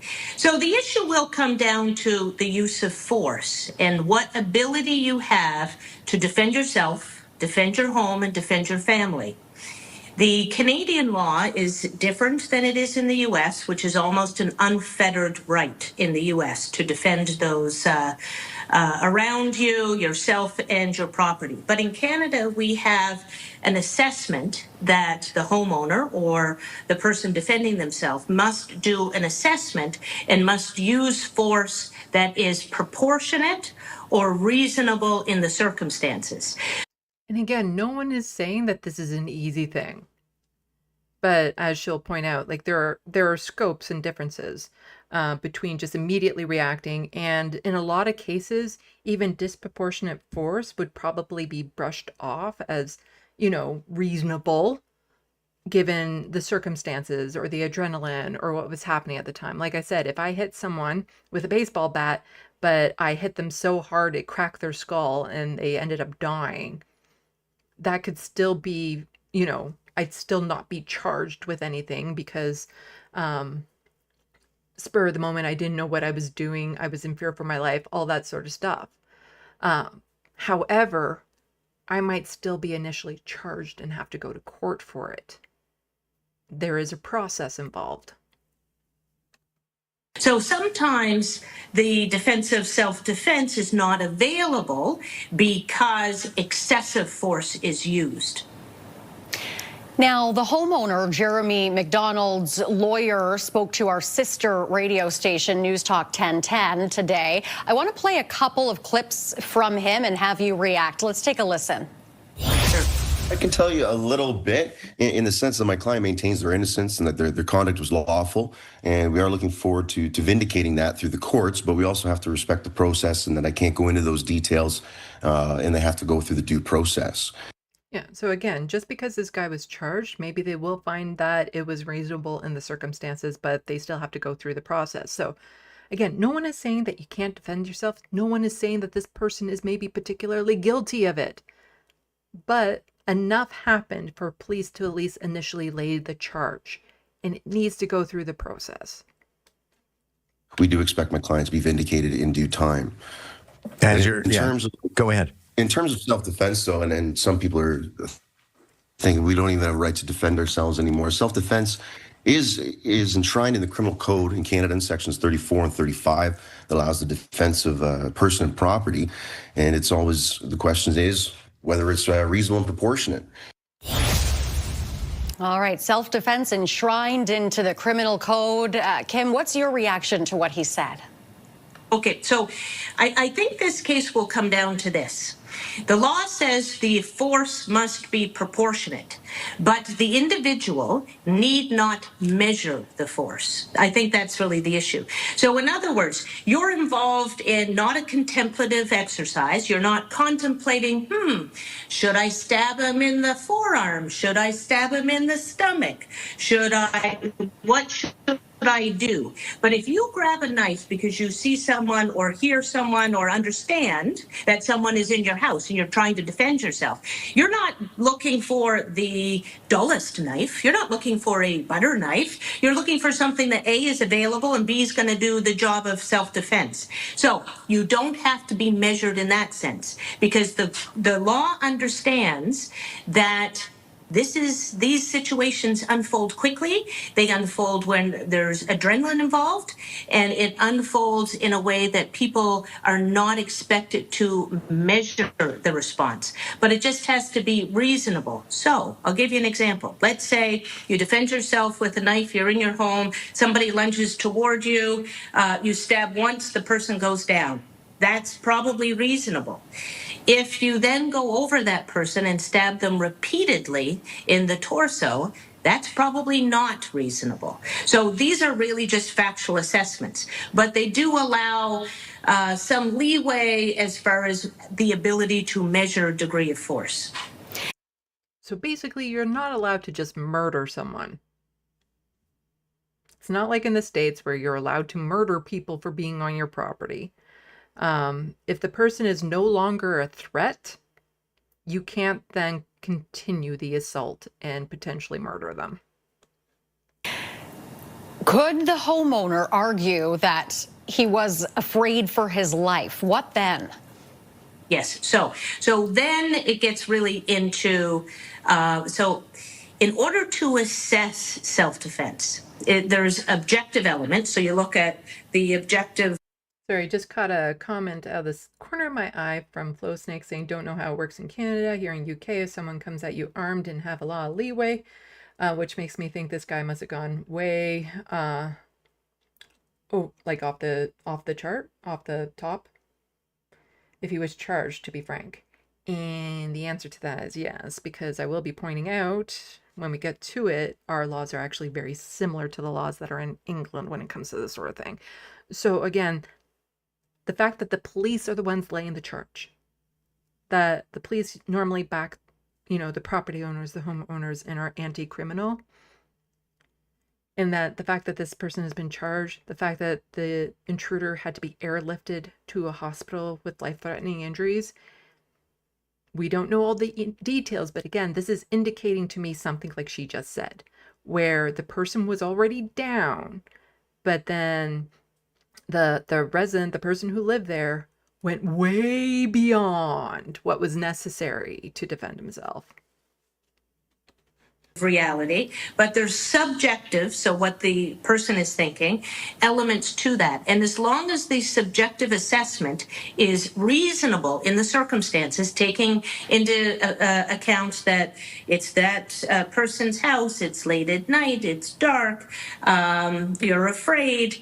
So all of those things get taken into account, and it probably in this circumstance, especially if you're in fear of your life, you would do anything to defend that. It just really comes down to the assessment. Is it reasonable to be afraid for your life when you have an unknown intruder in your home? The answer to that, probably, especially within the public, the answer to that would be a resounding yes. All right. That's a good place to leave it, Kim. And just a little bit more. Is striking a chord with people, prompting a wider discussion about people's ability to defend themselves in their own homes. Here's CTV's Beth McDonnell with more. The Kawartha Lakes Police Service is facing public backlash for charging a homeowner with assault during a break and enter. You've got to do what you got to do to stop it. And the police shouldn't be making rash decisions on whether to charge somebody or not. Early Monday around 3:20. But that's the thing. The police aren't making rash decisions on this. I'm pretty sure the police were very measured on this. This is just a lot of people, again, people are getting emotional over this type of story, which is completely understandable, but they're jumping to conclusions about a whole bunch of things. The police wouldn't do this unless there were damn good cause to do this. In the morning, officers say a 44-year-old homeowner in his Lindsay apartment was awoken by an intruder, a 41-year-old man. There was an altercation. The intruder was rushed to hospital with serious, life-threatening injuries, then airlifted to Toronto for care. Police charged the homeowner with aggravated assault and assault with a weapon. Straighten this out, because this is wrong. You should be able to take care of yourself if you can. The intruder. Again, this is just like going to this mindset, this American mindset that if somebody has broken into your place, then that gives you free rein to murder them. That means it's okay to murder people if they've broken into your house. And I don't agree with that. I don't. And I've covered way too many, and I'll get more into it when I'm just discussing this. There are way too many stories of people accidentally killed because of the mindset that you have the right to murder, that, you know, as soon as somebody enters your house, it is now the purge. Intruder, who was also previously wanted by police, was also charged with possession of a weapon for a dangerous purpose, along with break, enter, and theft. But the fact the homeowner is facing criminal consequences in the case has the Premier speaking out. Something is broken.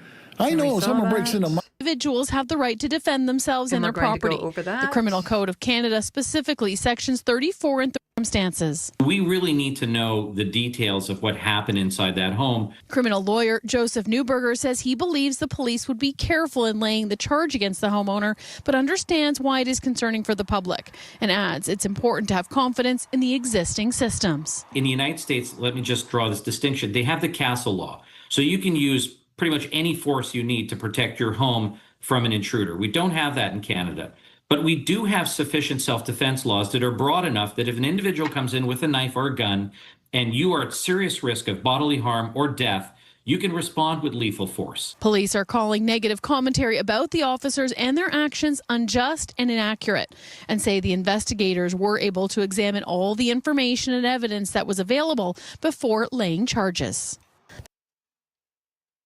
Okay, so let's get into some of the nuance. Going to pop this into the SandBox while I have this screen up.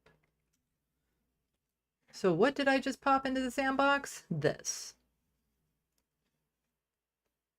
This is from the government in Canada. The self-defense detail examination, a new section 34, blah, blah. So I'm going to read over this entire thing in excruciating detail, or I'm just going to go to the Wikipedia page. I toss this in the SandBox if you need help sleeping tonight. But here we go. So jurisdictions, Canada, and this is talking about stand your ground laws. So I have probably previously stated that I thought there was the duty to retreat in this country, and that's because a very reliable friend who knew this sort of thing mentioned that, but I think she didn't know that this is maybe changed, because there's this idea of the duty to retreat, and that is your first option. If somebody is, like, let's say, breaking in your house, your duty is to get yourself out of that situation versus, you know, standing your ground. And apparently it's not quite like that. But it can play a factor. Let's get into it. So in Canada, there is no duty to retreat under law. Canada's laws regarding self-defense are similar in nature to those of England, as they center around acts committed and whether or not those acts are considered reasonable in the circumstances. Generally, where retreat is available in circumstances, the decision to stand your ground is more likely to be unreasonable. So basically, you don't have a duty to retreat, but if somebody is breaking in my place and I can escape out the back door and be safe and call the police and that sort of thing. But instead, I decide to pick up a weapon and stay inside and then ambush this person, then that is a little bit different. That is a little bit different. And then that might be seen as being unreasonable. The sections of the Canadian Criminal Code that deal with self-defense or defense of property are sections 34 and 35 respectively. These sections were upheld in 2012 to clarify the code and help legal professionals apply the law according with the values that Canadians hold to be acceptable. A great deal of case law has emerged from different provincial superior courts regarding the interpretation of elements of self-defense. To consider whether an accused could have retreated from his or her own home in face of an attack or threatened by an assailant, assessing element of self-defense. So in British Columbia, you don't have to consider that. So it can be slightly different depending on the province, even though criminal law in Canada is federal. But the interpretations can be slightly different in these cases. So here, you know what, it's getting late. If you want to read this, freeze the screen or look up the Wikipedia page yourself. But, you know, so they're not guilty of an offense if they believe on reasonable grounds force is being used against them or another person threat is being made against them. So if the defense is reasonable to the attack, it does not apply if the force or threatened by another person for the purpose of doing something that they are required or authorized by law. So if they're here, if a police officer comes in the house, I'm not allowed to assault them. So factors in determining whether acts are reasonable shall be considered. The nature of the force of threats, whether the party to the incident used, threatened, or used a weapon, the size, age, gender. So if a teenager half my size decides to break into my house to steal things, would I be allowed to then beat them within an inch of their life when they didn't physically pose a threat to me, type thing? So all these things, defense of property gets into some of it as well. So no defense does not apply if the person who believes the reasonable ground that they are, or who believe reasonable ground in peaceful possession of the property and does not have a claim to the right. If they've taken your TV and are running down the street, you do not then have the right to chase them down and beat them. Is basically what it's saying. But, you know, people lose their minds. So, of course, again, Pierre Poilievre having to tweet about this. Your home, your family, your life. If someone breaks in, you deserve the right to defend your loved ones and your property, full stop. No one is saying you can't. That's the thing. No one is saying you can't. You have that right. Absolutely you do. And so Millennial Moron, he's going to be very upset when he finds out he was part of the governing party when the Castle Doctrine was repealed. Remember 2012 up here? Yeah, Conservatives were in power at the time, and he was a sitting member of Parliament, so he would have voted in favor of that. But here's somebody again, David Moskrop, who's usually fairly left-leaning on law stuff, does a lot of writing for articles and stuff. One of my more right-wing opinions, and one that I think ought to be common sense: if someone breaks into your house, all bets should, as a rule, be off. How is that common sense? If someone breaks into your house, all bets are off. Again, that's implying that you are allowed to murder someone simply because they are in your home. And Paul McLeod down here is just saying, well, you've got a wealth of examples of stand your ground culture just to the south, and how it leads to a shitload of mistaken, unnecessary death. Should probably be weighed if you're going to mull giving a blank check to beating someone to death if they're in your home. And yeah, it is just the type of person who would be targeted in these things would be disproportionate. The amount of accidents I'll get into in just a minute, but it's just this mindset, like it's a visceral reaction that you should be allowed. All bets are off. No. You can't rehabilitate the dead. Yes, there are some people who can't be rehabilitated and they need to be separated from society so they can no longer cause harm to people. But if you don't agree in the death penalty, you shouldn't be agreeing in this. You are allowed to defend yourself. No one is saying you can't. I can use a baseball bat and bash someone across the head if they are in my apartment and I have very reasonable grounds to suspect they're there for harm. I'm allowed to do that. But like I said, If they fall down to the ground unconscious, I then can't go over their limp body and continue to bash them in the head. Because quite often when people get too comfortable with this mindset that you can just do whatever you want because they're on the property, this is an old story. Saskatchewan farmer trial and death of Indigenous man marked by racial tension. A lot of this would be happening, a lot more of this. So this is a story from 2018, and so while a jury inside Saskatchewan courtroom heard conflicting accounts of how an Indigenous man was shot and killed by a white farmer, racial tensions simmered outside the courthouse steps. From the beginning, Colton Boushie's death and the second-degree murder charge against Gerald Stanley exposed an ugly side in rural Saskatchewan. Landowners who blame Indigenous people for high rates of property crime, and First Nations who bear the brunt of that racism and hate. Everybody's saying we're racist or something. That has nothing to do with racist, says John Jerka, who farms near Biggar, Saskatchewan, who showed up to see some of the testimony. This is to do with breaking and entering farms. I've been broken into and never realized how violated you feel. Stanley, 56, was charged with second-degree murder, so the person died, in August 2016. Boushie, who was 22, was sitting in an SUV when he was shot in the back of the head. Court heard that Boushie and 4 other people from Red Pheasant First Nation were looking to help with a flat tire when they drove onto Stanley's farm. The driver testified that yes, the group had been drinking during the day and tried to break into a truck on the neighboring farm, but went to the Stanley property in search of help with the tire. So were these outstanding citizens? No. Did they deserve to die? No. Stanley's son testified that while he and his father heard an ATV start up and they thought it was being stolen. So, is that piece of property worth the life of someone? Stanley testified that he fired warning shots to scare off the group. He also said that the fatal shot occurred when he reached the SUV to grab the keys and his gun just went off. That is what they're saying, but again, whole court, and the farmer was, charges were dropped. He got off free. The case prompted a flood of angry reaction on social media. Indigenous leaders were upset with an internal report from police that the young people had been taken into custody as part of the theft investigation. Boushie's relative says RCMP officers who came to the family's home after the shooting were insensitive and treated them like suspects.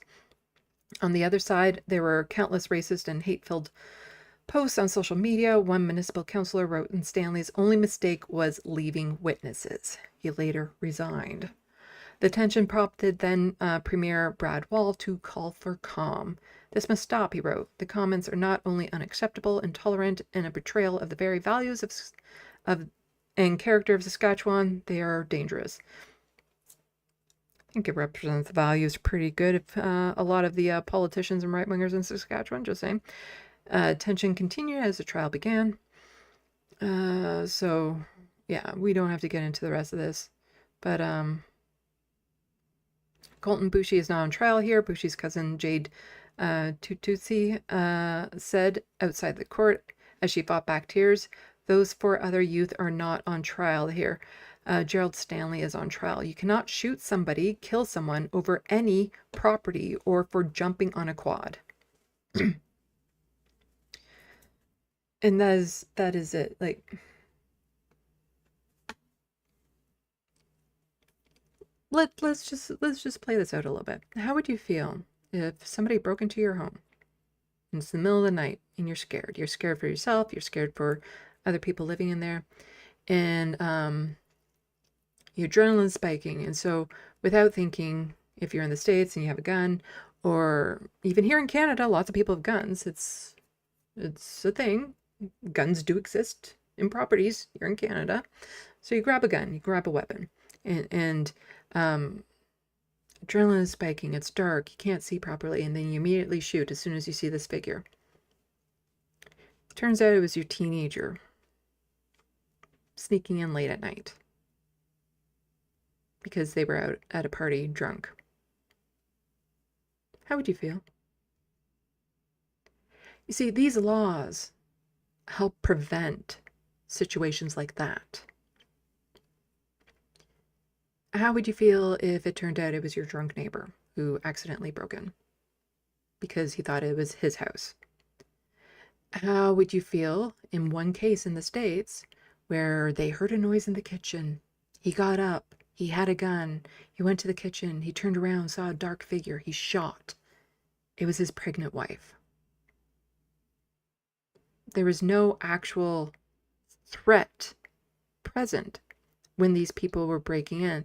These people were just a dark figure somewhere. There was no actual threat. How would you feel to be these people? Is that something you want to live with? Or what if it turned out that, yeah, this person was just dealing with addiction, just needed to get, wanted to steal some electronics or something to sell, but isn't actually an evil person, is just somebody who's struggling, somebody in a down point, somebody who is in dire need of extra cash. They'll now no longer have the ability to turn their life around. These laws aren't just there to protect the intruders. It's there to protect the people who would inflict this harm, because how would you live with yourself after that? Knowing that you caused an end to someone's life when you didn't need to, you didn't have to, and that the person was potentially innocent of any wrongdoing. There's a reason why we have these laws. And in the States, there's story after story after story of innocent people being shot, or people who pose no threat being murdered and killed. Somebody just knocking on the front door who happens to be black is shot through that door. In Canada, it will most likely be Indigenous folks who will receive the lethal end of this force. It is, it's this constant state of fear that you must be fearful at all times, that there's no safety, that you have to, all of this, because we're being brainwashed to be on alert 24/7. It's like when Pierre Poilievre was saying the gangs roaming the streets here in Canada. No, there's bigger danger, polar bears. Literally. Like, it's just, and just because somebody is a criminal, even if they have a record, even if they were there, like, generally speaking, when somebody breaks into a home, it's because they're there to steal something. It's not because they're there to harm someone. And again, if they are there to harm someone, you do have the right to defend yourself. You do. And in those cases, yeah, you should. You do what it takes to defend yourself. You can't go above and beyond. Is all that is. You can kill people in self-defense in Canada, and that is not a crime. The police looked at this and said, we're going to lay charges. It doesn't even mean that this person is going to be found guilty. But you have all these specifically right-wingers going on there stoking fear to the point that even centrists and leftists are like, well, you get to do whatever you want. All bets are off. Without knowing the details of this particular story. Like, just this idea that you have the right to kill someone simply because they pose what you perceive to be a threat. I don't want things to turn into that. Because, if you have a friend coming home late at night, a roommate that you thought was already in the apartment, like, there's just so many things that can go wrong. And rarely ever do you hear about the stories down in the States of the person who shot the intruder who was there dead set on doing harm to the person. But you hear plenty of stories of people who are no threat being killed.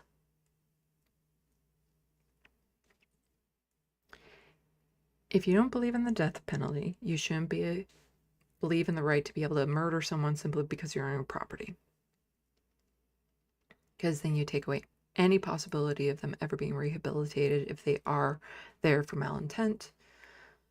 But if they are really there to harm you specifically, If somebody has been stalking me and broke into my place to do me personally harm, yes, I still have that right to defend myself. It is just...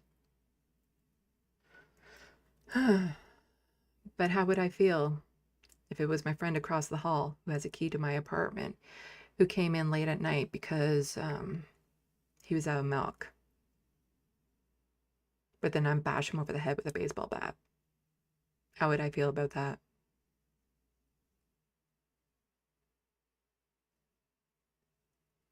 Anyway, let's check the SandBox.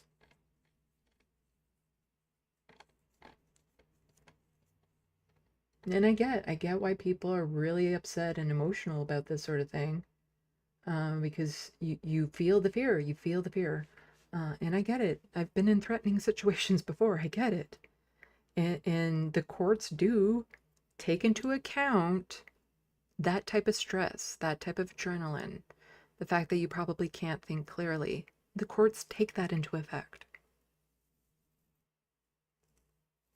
Okay, let's see what people are saying in the SandBox. Don't you just love how my eyeshadow kind of matches my bra strap? Let's see.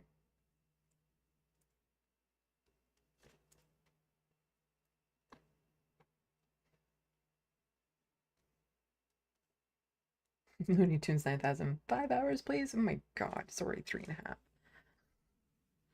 I'm wrapping up. We're starting to unwind now. To be frank, Sandy, says Bad Lefty, chainsaw was enough. No, there had to be machetes on the chainsaw.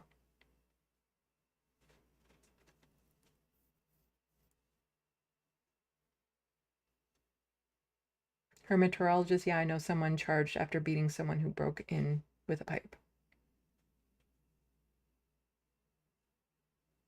Rich P1K, anyone want to hold my spinning machete tree?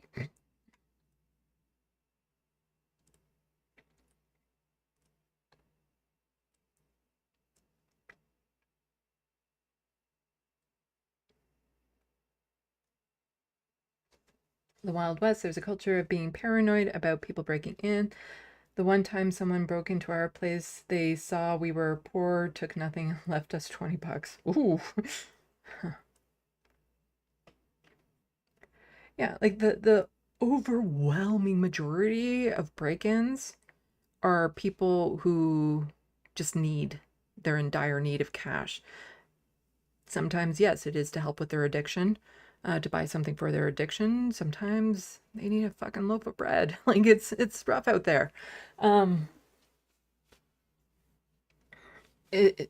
The amount, like, people don't know statistics, and I'm not saying it's not like it never happens, but the people breaking in with the intent to do harm is exceedingly rare, and it's also even more extraordinarily exceedingly rare for it to be strangers. If somebody were to break in to do harm, it's usually somebody that you've encountered and you know. But the vast majority of the time, they need money. And don't get me wrong, I would feel violated as hell if somebody broke into my place and stole my stuff. There's no doubt about it. And there would be this internal part of me that would want to just beat the shit out of the person because I'm so upset and feeling so violated. It doesn't mean that it's okay. Like, no, they shouldn't have done that. But no, I shouldn't have then beat them nearly to death. Like, I don't want people to be breaking into homes and stuff. But that's, again, that's a societal issue of we're not looking after the population properly.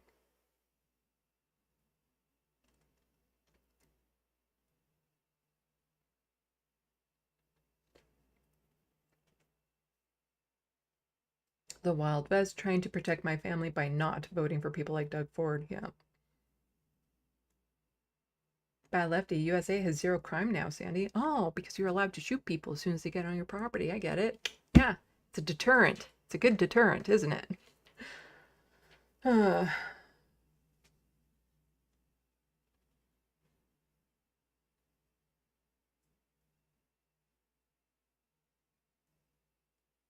Del Silver, do victims deserve to be victims? I'm not entirely sure what you mean by that.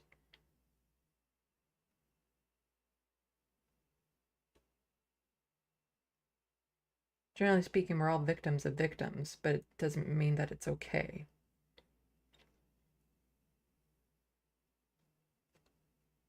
Cheesed Swizz, great point. You can't rehabilitate the dead. Flow Snake, I assume the trial of the homeowner is still in progress, in which case could Ford be done for prejudicing a court case? He's done this sort of thing before, and it doesn't seem to have an effect because, like, literally, this just happened. The charges have just been laid. There's, as far as I know, the articles usually say if there's a court date, and it's too soon for that. So one would think that that would happen, but he's done shit like that before, and he's gotten away with it. But yeah, this could easily,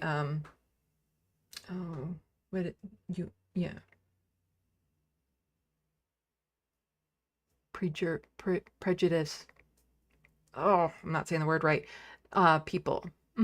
Absolutely. And he's done this shit before, but has gone away with it. That's why I don't like it when he talks out about these sorts of cases, because it does not only stoke the fear in the general population, but if it goes to a jury trial, how do you get somebody who hasn't heard that?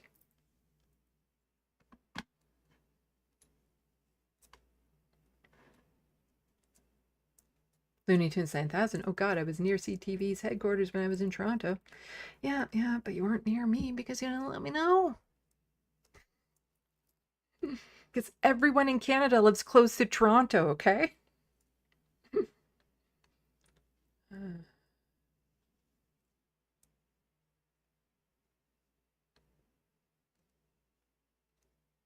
Also, a very proportional force is also a thing in the USA. Depends on the state. Because in a lot of states you have the stand of ground. And the vast majority of times people are just allowed to kill somebody who's on their property if they weren't expected on their property. Happens all the time down in the States. But that is state specific. So some states don't have that, but some states do have stand your ground.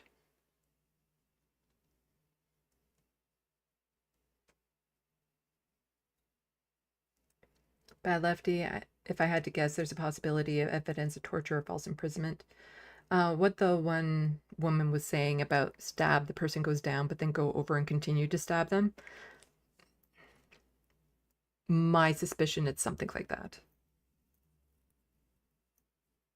I was almost right with OTT, over the top. Got it the third time.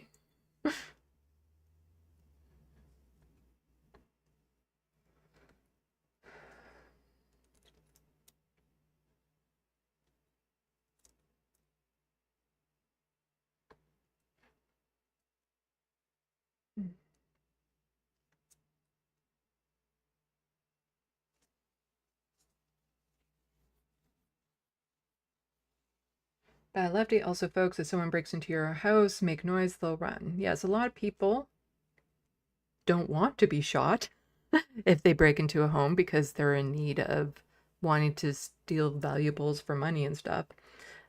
So the vast majority of times when they break in, they think the house is empty.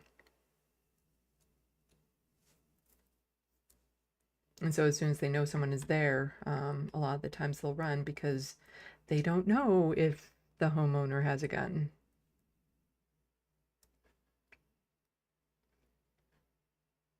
Flow Snake, in England, the test for believing you're in danger is subjective. In other words, if you say you thought you were in danger, it's pretty hard to disprove.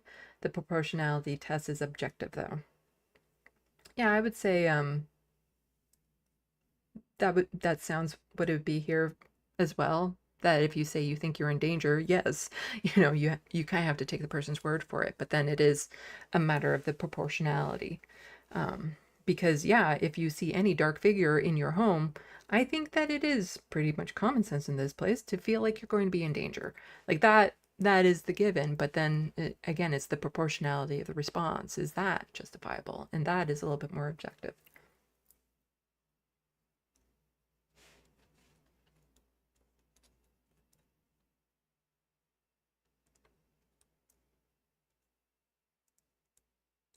Cheese Swizz, agree, duty to retreat, barricade, but when you can't, but police are under no obligation to risk their lives either for you. Scrotus, yeah. In the States, you're more likely to be shot by the police during a break and enter than you are by the intruder.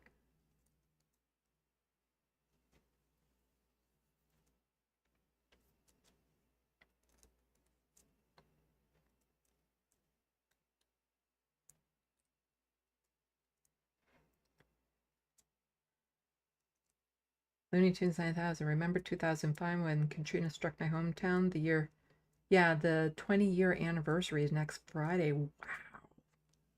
That long ago, huh?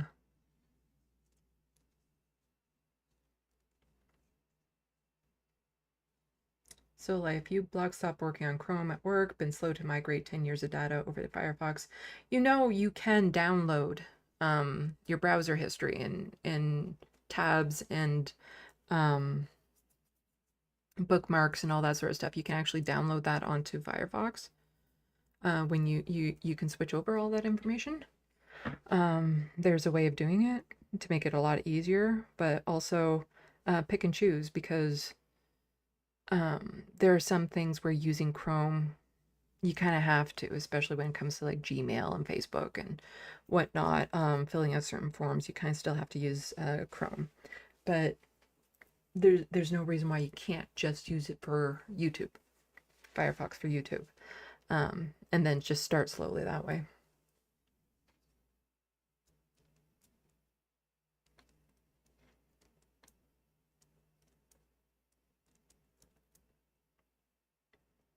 Flow Snake, yeah, bad lefty. The proportionality is based on perceived danger rather than actual, which can make it lenient on defender who goes too far, as I said. Yeah. I also imagine, again, our courts would take into consideration the circumstances, all of that. For charges to be laid, I'm assuming it had to be extremely egregious what the person did. Almost killed the person.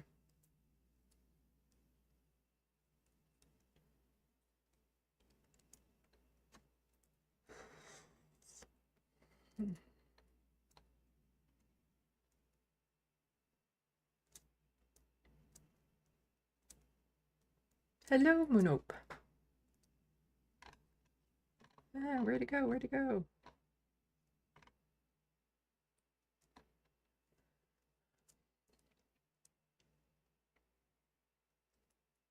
Looney Tunes 9000, your bra strap matches your blue eye color, Sandy.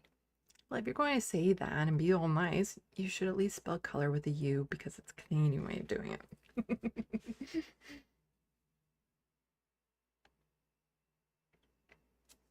B-Cat, welcome to the SandBox. It's almost like people's needs being met might cut down on break-ins. Yep.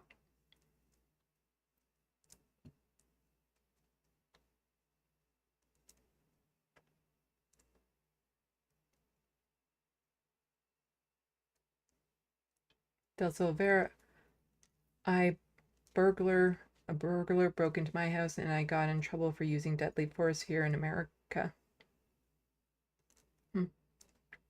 Yeah, it depends on the state.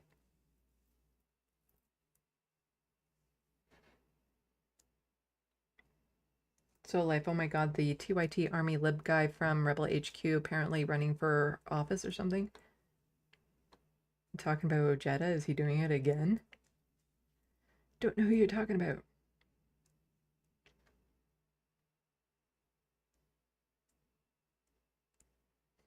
B-Cat, my dog Sadie just happily greeted whoever it was, though, that's for sure, lol.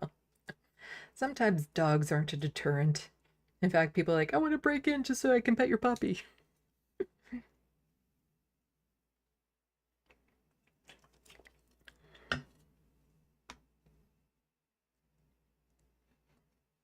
I was right, Richard Ojeda. And I do mean again, he's been at it for a while. Nothing wrong with it, but yeah.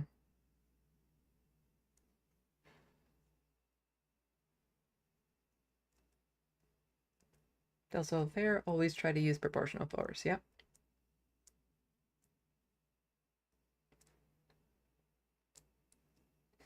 B-Cat, LOL, everyone living close to Toronto. It's true. Okay, at least literally half the population lives close to Toronto. Also, Vera's New York State. Yeah, they sound like they would be ones that don't have a stand your ground policy. Maybe do it in Florida. There are so many places and there's so many stories. Like, again, it's just heartbreaking that this young, he might have even been a teenager, a black boy, went up to the door because he was lost. And the homeowner shot him through the door and killed him. And the homeowner was let off because they were in fear of their life for seeing a black person at their door. The Wild West, my place is booby-trapped like Home Alone.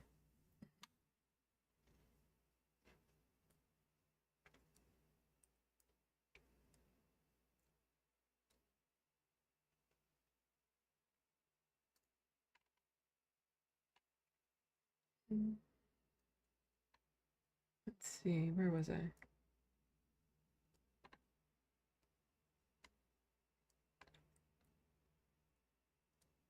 Tunes 9,000 is very close to 900 subscribers. Congratulations.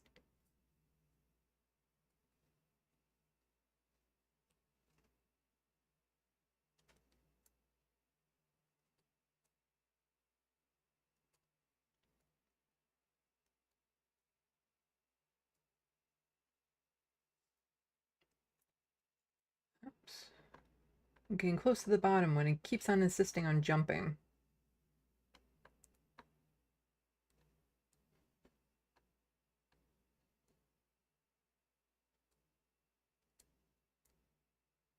Looney Tunes 9000, who apparently was in New Orleans during Katrina. We evacuated to the state capital, Baton Rouge, where most of my family was staying when it was from Houston to San Antonio, then back to Houston, then back to BR, then to Walker. Didn't go home till Xmas.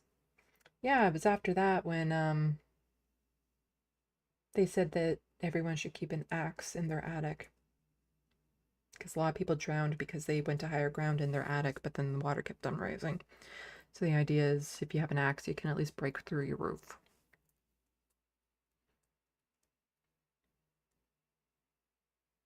Cheese Swiss, I bark when you tickle my belly. Really? Someone tickles your belly and you bark at them?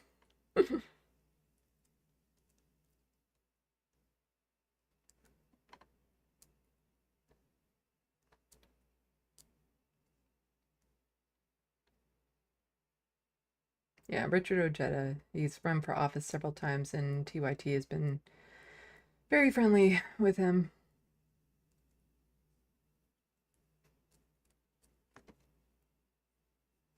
B-Cat Del Sol, there was an old man who kept getting broken into by neighborhood kids until he set a trap one day and unloaded in them.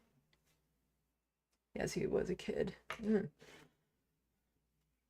See, all I would do is, there was a movie I watched where they had a booby trap and it was basically a spray of cat piss in their face. Yeah, yeah.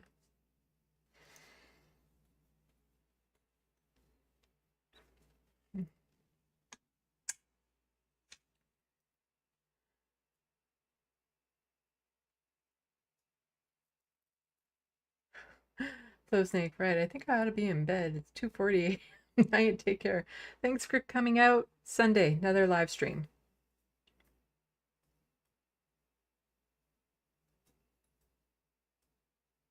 Okay, I'm at the bottom. I'm at the bottom of the chat.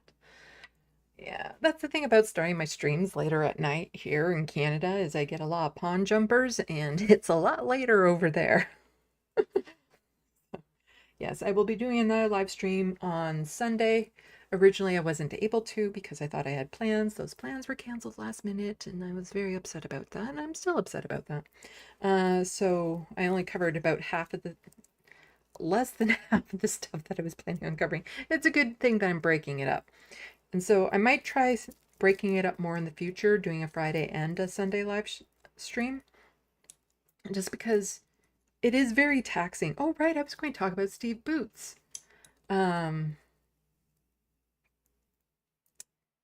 Oh, that's like in their whole conversation. Tell you what, put a 1 in the SandBox if you want me to talk about Steve Boots now, or a 2 if you'd rather I wait till Sunday and I've seen his farewell video so I can comment on it. So 1 if you want it now, a 2 if you cool waiting till Sunday. Because I was going to talk a bit about Steve Boots. It's in the freaking title. I need to talk about it now then, don't I? I put it in the title, Buy Boots. Yes, Steve Boots is stepping away from content creating. Why? He was a teacher and he wants to be a teacher again. And so he's asking, he did a live stream today. That was his farewell live stream. And he's asking people on Reddit and stuff who've maybe posted clips to take it down. And the reason is, and it makes sense, is that if he's a teacher and he does have a very liberal left-leaning bent in Saskatchewan, but if he has a student who has a parent or something that is conservative, he doesn't want them to feel like he might be judgmental towards them if they come across as content talking shit about the conservatives. And that is understandable, that as a teacher, you wouldn't necessarily want students worried that you're not going to give them the same consideration, mark them the same way or something like that if it turns out that maybe they're conservative or come from conservative families. And he's doing this because, you know, teaching is his passion, and he was burning out from doing all this content. And he was making a lot of videos, he was streaming a lot, and apparently it just kind of broke in him one day when his wife was asking, and he said that he missed his family because he was doing this so much. And it was taking a lot of time and, you know, going over the news and stuff. And, you know, I understand. And, you know, you need to take care of yourself. You know, it's a bit of a loss to the online left that he's stepping away because, you know, he had his own perspective. It wasn't always the same as mine. And I did criticize him from time to time. But, you know, he was still able to make like really good videos in digestible forms, partly because of his experience as a teacher helped him to format them in such a way. But, you know, it's important that we support each other and stuff. And you guys, you don't have to worry about me stepping away anytime soon because I don't have a family. I don't have a partner. And I have very little of what you would call a social life. So you're stuck with me. And you get a cat butt up in the air. But yeah, it is a bit sad. And there needs to be, I think, again, like I know personally, I'm finding it very hard to break into Canadian leftist content creator spaces. Because people were asking during his live stream if there are other Canadian content creators they could turn to. And Rachel Gilmore, of course, was mentioned, David Dole, The Surfs, and I'm still invisible to a lot of them. Which is, you know, it's frustrating and disappointing to me because I've been at this for a while. It's not like I'm new to this, and I'm still unable to break through these barriers for some reason. But there needs to be like more support between leftists in Canada because, you know, just for see, it's getting late because I'm forgetting these words where you can commiserate with each other, you know, lean on each other when you just need to talk about the issues and stuff. You know, collaborations are fantastic because you get exposed to another audience and you have to do half the work when you're on the stream. So collaborations are amazing. And I would love, like, that's the thing. I would love to do collaborations with other content creators. I've had them on my channels, but I don't seem to be able to get on theirs. And that's what would help me the most, is to get onto other people's channels. You know, of course, the Letter Hack and Dan from the Power Report have been very supportive in that aspect. But, you know, it would be nice to be able to get onto other leftist channels. I also know I have probably criticized most of them at some point, and so that makes it a little bit more difficult. But I'm not criticizing them for the sake of criticizing them. It's usually pointing out something they missed. Because, like I said, it's important to have lots of different variety and perspectives out there, because no one person can tackle a subject from every single perspective. It's impossible. And so I'm able to add a perspective that a lot of other people in the content creating area can't when it comes to queer issues, living with disabilities and poverty and all that sort of stuff. But another reason why collaborations would help me in particular is I'm doing this alone. I used to have more people helping me out when it came to just bouncing ideas and stuff, but I'm doing this alone. Everything you're seeing, by myself. Eventually, when I get back to clipping things, Jet said that he'll be willing to help me again. But all of this, all of the putting together, the research, monitoring all my social medias, all of that is alone. And I don't come from a background of knowing how to do this. I don't come from a background of media or journalism or politics. I don't have any degrees in that. The only reason why I have the studio the way that I do is because of the generosity of people going to my Amazon wish list and helping me to build it.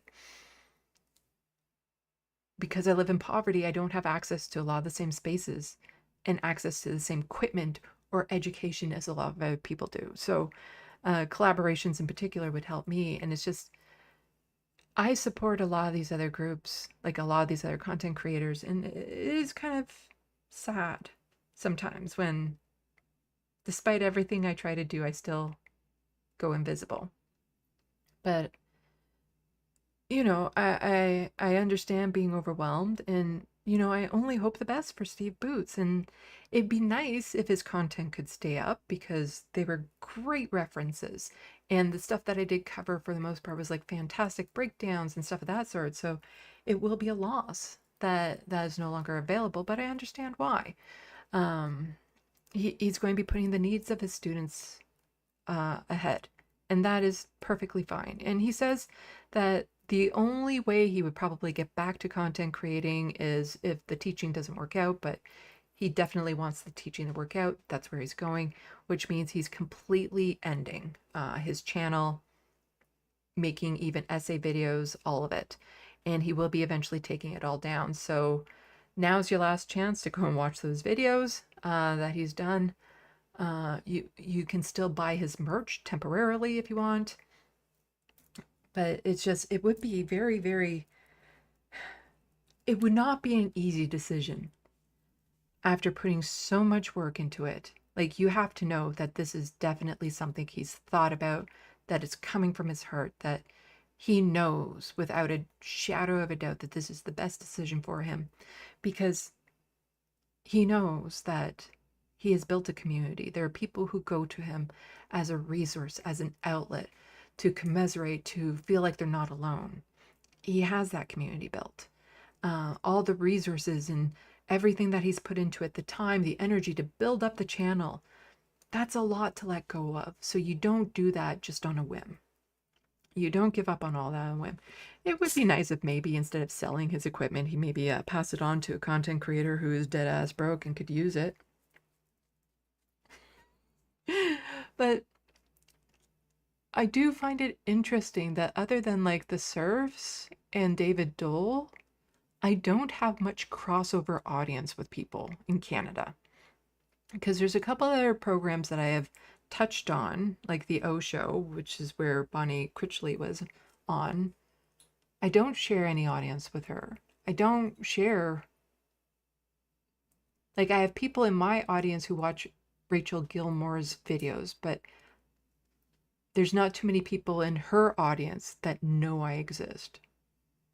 So there's not too much crossover. So there are other wonderful leftist content creators here in Canada, but for some reason the networking isn't happening. And I don't know how to fix that because I'm horrible at networking. So that is something that I would like to look into and stuff, work on.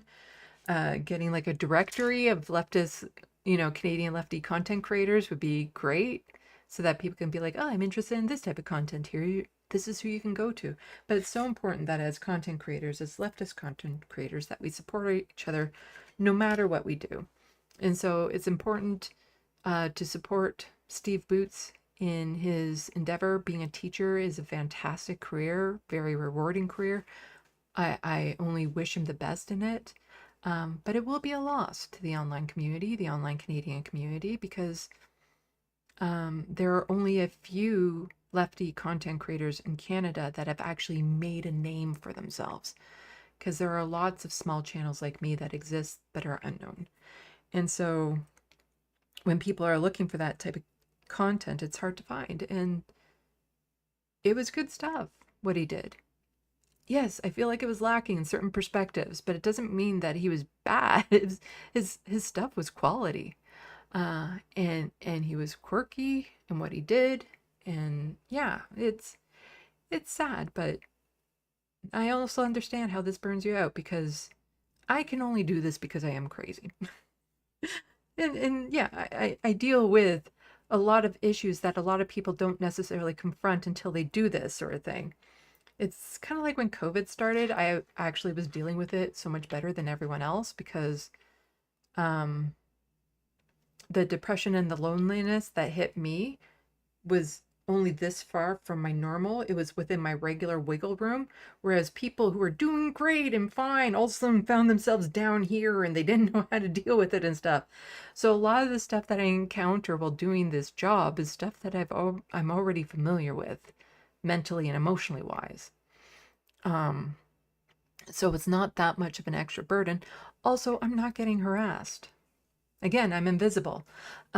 So I don't have to deal with like online bombardment of stuff. And even then, if I were, I don't care. Like the letter hack, he's so sweet. He was very concerned one time because a video that was clipped on this space of me talking about being non-binary, apparently there was a really nasty comment under it. And it was up for like 24 hours before they noticed it and deleted it. And I think he was terribly worried that I saw it and was upset. And even if I had saw it, I wouldn't have cared. The only time I've removed comments from mine that I've seen, and I don't see all my comments just because sometimes volume, is if there's some sort of slur in them. But if it's just somebody calling me stupid or uneducated or something, I don't care. I don't care. If someone's saying I'm confused about my gender or asking me if I'm a man or something, I don't care. I really don't care. And that's just part of my life experience, being able to be brought over into this. I don't care about a lot of those nasty comments that people get. I don't care about being criticized. I want people to call me out on things when I'm wrong. I might hate it. Nobody wants to be wrong. But I'd rather be corrected than going on continuing to think that I'm right on something when I'm not. Yeah, so it is important that people take care of themselves first. And it would have been nice to have connected with him when he was still making content. Selfishly, it would have helped my channel. It would have been nice to be acknowledged when people are talking about leftist content creators in Canada, because even though I'm known to some of them, I'm still not front of their mind when asked. So I'm still working on it. But, you know, it's important. Yes, I have a kitty on my lap right now. He's very cute. Lanier's on my lap. But yeah. He made good content for the type of thing that he covered, and it's a shame that we won't be able to reference it, but he needs to put himself first. And I can understand how it might make a student uncomfortable if they're from a conservative family and have conservative leanings, to suddenly come across his content that says how evil conservatives are. Even though he did try, like especially with election breakdowns and stuff, to be very balanced in his analysis, but still, if you're being honest about conservatives, then you're not going to be talking positively about them. But yeah, he had great breakdowns before the elections that were very, very helpful to my own content. And so if any of you remember my live streams where I covered his content, and you can help me narrow down which ones, please let me know. As far as I know, I don't have any clips that are searchable with his name, but they're probably out there. So if anyone comes across content of mine that has his videos, let me know, and I will absolutely take them down as per his desire and request. And I might have more to say after I see his farewell video that he posted today, that I didn't get a chance to see before I went live. But yeah. Oh, that's all I have to say about that. And it's now at the 4-hour mark. And so much for breaking these into 2 smaller streams. Should going to end up making 2 long streams. Because I have a lot to cover on Sunday. I was thinking as I was preparing to go through my Twitter to figure out like, oh, these are the stories I'm going to cover. I'm like, there wasn't that much, was there? And then I'm like, oh, right, there's that, there's that. Oh my God. So I have a lot to cover on Sunday.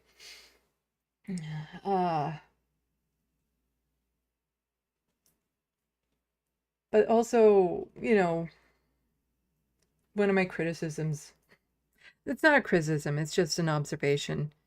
And it's not just him who has said it, it's other people who are typically speaking white males, you know, encouraging others, just make the content and people will come and people will find it. I've been at this for almost 5 years. That's not true. Because there's lots of people who think my content is quality, my takes are quality, all that sort of stuff. And I am working for every subscriber I get. I am nowhere close to being financially stable with my channel. Whereas a lot of these white men, it takes a year. Like for Steve Boots has over 80K subscribers. And he was saying in his stream that he makes what would be comparable to his teaching job. My God, if I made that much. But also there's a European guy that was giving advice on content creators for YouTube. And his advice after 45 minutes was basically just make the channel and people will find it. No, that's not how it works. It's really not. And that's where you need the support and other people really supporting. And when you say we need to uplift other types of voices, they actually need to follow through with it. Because I've reached out to some of these channels. And I'm still, here I am. So, but yeah. So, but you know, I have critiques of pretty much every content creator. Every content creator would have critiques of me, and that's fine. And ideally, if they're constructive critiques, I'd love to hear. But also constructive critiques that I can actually action on, because I've had lots of people say, well, this is what you should be doing with your channel. And it's like, okay, so are you going to pay for the equipment necessary for me to do that? Are you going to help me do the research? Are you going to help me with the sound effects? Are you going to help me with the editing? Are you going to help me putting the dockets in order? Are you going to help me by, you know, paying for an education so I can get a PhD in politics? Like, it's just, you know, within reason. Things like maybe I should change the picture behind me or something. I can do that. Oh.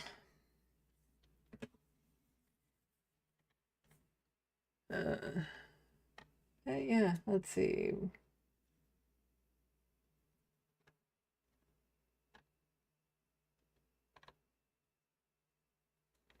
That's where I left off. Cheesed Swizz, enjoy everyone's comments. Lots of perspectives here.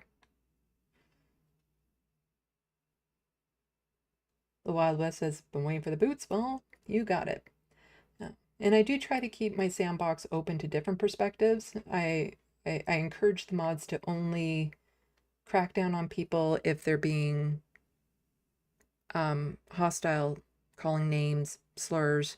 But if it's just a disagreeing opinion, I want people to feel safe putting opinions that are just disagreeing. Like, that's fine. You don't have to agree with everything I say. Be weird if you did.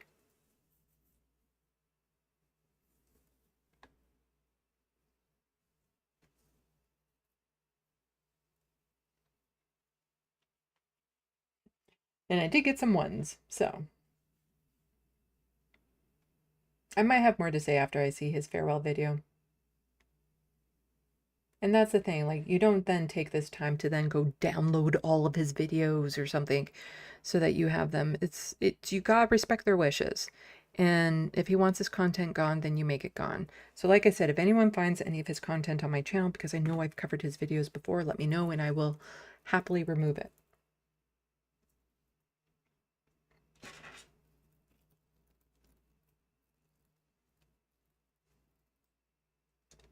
Rich P1K, you were just on Hank's channel. Yeah, we did an interview a little while ago, and so he must have just posted it. I'll probably take a look at it tomorrow and plug it and all that sort of stuff.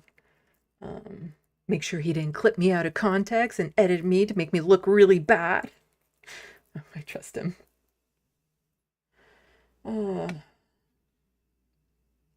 BCat, totally Sandy, because the left doesn't have donors begging to spread our message. Creators should have media web with each other. Yeah. Del Silver, YouTube does mess with people's algorithms. It's very hard. Progressives, it's very hard to get our messages out there. And especially presenting female. Talking about politics, presenting female. I'm not particularly young. I'm not particularly attractive. It makes it all that much more difficult. Because, you know, you look at someone like Rachel Gilmore, she's beautiful. And she also has a background in journalism and education in journalism and has been on Parliament Hill and all this sort of stuff. And she has all of that going for her, experience and whatnot. So I'm fighting against multiple not pleasant to the algorithm things, you know.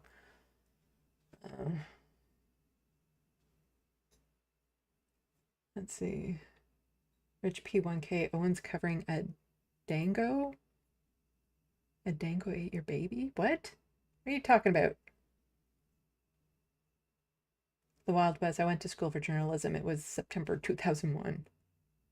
It's also you're very talented and smart, Sandy. Why, thank you.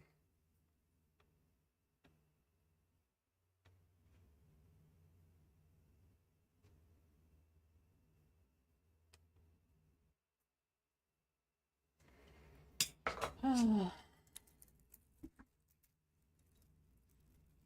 I have a magnet bracelet I've been playing with.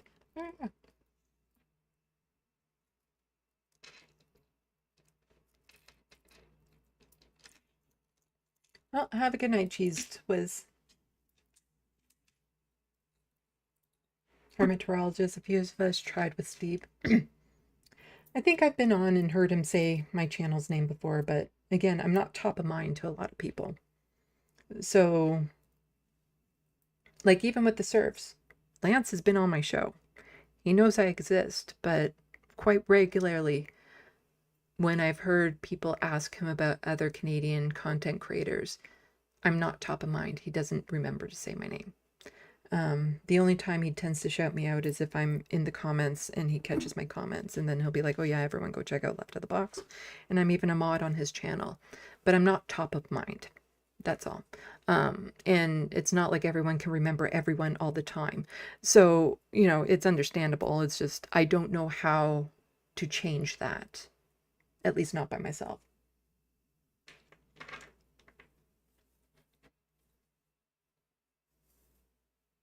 Like, I don't think David Dole has ever even heard my name, even though we're practically neighbors. So, yeah.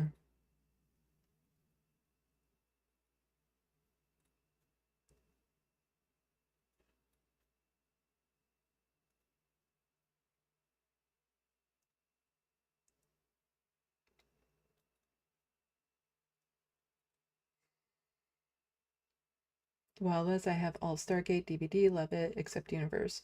Actually, I really like Universe. I'm weird when it comes to Stargate. I've never seen the original Stargate, But I saw Stargate Atlantis and Stargate Universe, and I really like Stargate Universe. I wish they actually ended the series as opposed to just leaving it on a cliffhanger. But I also I got into Stargate Atlantis because, you know, talking about vampiric type creatures. And that's also where Momoa came from. Oh, God damn it. What's his name? The guy that everyone thinks is very attractive. But I've never actually watched the original series of Stargate. It's on my to-do list sometime.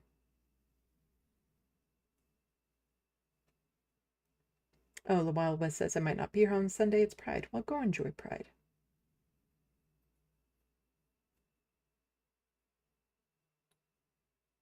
I liked Universe. Well, here's the thing about Stargate Universe. It is a very different tone. Like, you do not go into that expecting to get the Stargate vibe. And I think that's where you get the Battlestar Galactica vibe from it. Like, it is an extremely different vibe than the rest of their series. And I happen to like that vibe. Like, I found Stargate Universe to be absolutely fascinating, and one of the few series that was able to pull off a time jumping episode in a way that I liked. But it is an exceedingly different vibe than the other Stargates. So I think that's the first thing, is it's not really comparable. But I liked Stargate Universe. Just don't watch it expecting Stargate or Stargate Atlantis.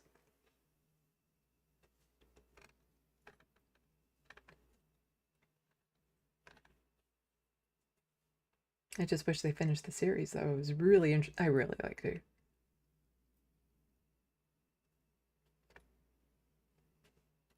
The Wild West. I do love Farscape too. I liked Farscape. It was just there's some episodes that were complete filler and very painful to watch. Like, they were just really bad episodes where it's like, I understand they needed about 15 minutes for the overall arc of the season, but the rest of the episode was just pure shit. That said, most of it was really good. You know, really liked it. I think the only sci-fi series I've seen where there's been 0 filler episodes is Babylon 5.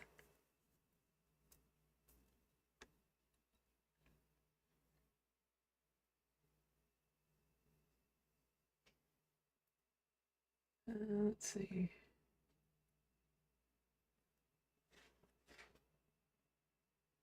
Yeah, we do be yapping the Wild West.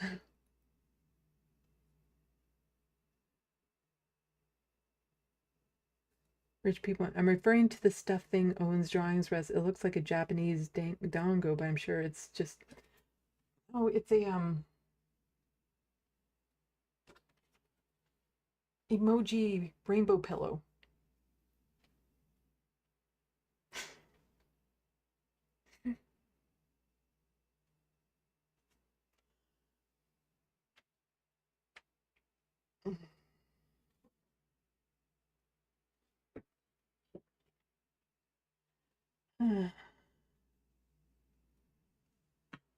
The Wild West, the TYT video, Sandy will bring in more viewers. Most likely, yes. And yeah, you do have to promote yourself 24/7. Like, I'm not gonna lie. I do hope that when I do a drawing of some of these content creators, that it maybe helps me get into their radar, but that's not the primary or sole reason why I do these drawings. Like I said, it'd be nice. Olay has seen her drawing. She left fire emojis. I was really hoping to maybe collab with her on some stuff because I know she loves talking about supernatural and vampires. Like, to go on an episode of Olay and Chill and talk about vampires and supernatural and then, you know, Canadian versus American politics would be freaking amazing.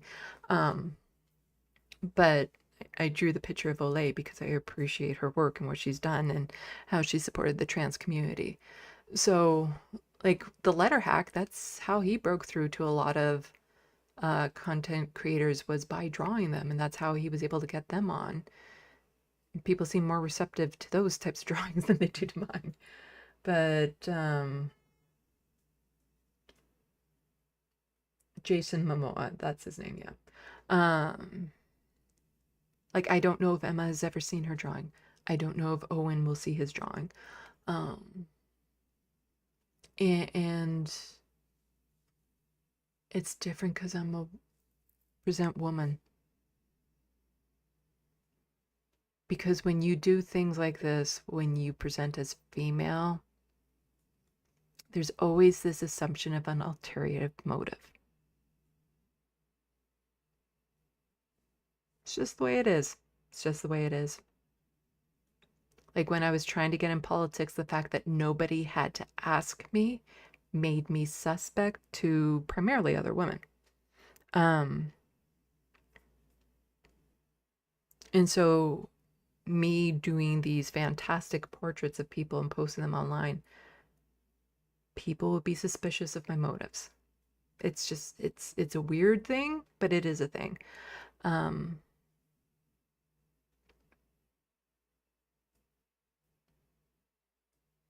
But you can get away with that sort of thing if you're a guy.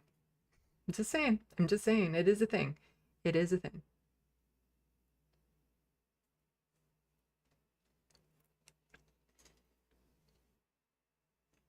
This will not be 5 hours. I wouldn't mind watching Supernatural. I watched the first bunch of seasons and then for some reason got away from it, but I need to get a platform where it's free. And it's also freaking bazillion episodes.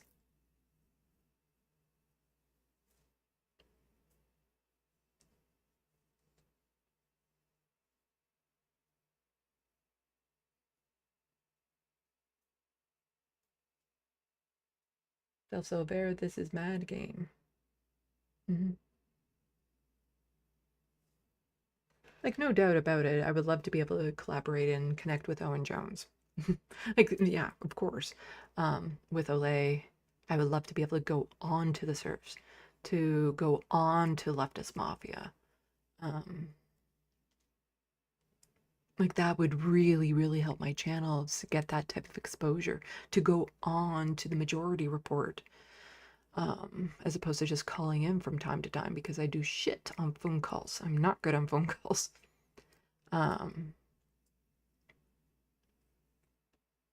Or even to have them feature my videos.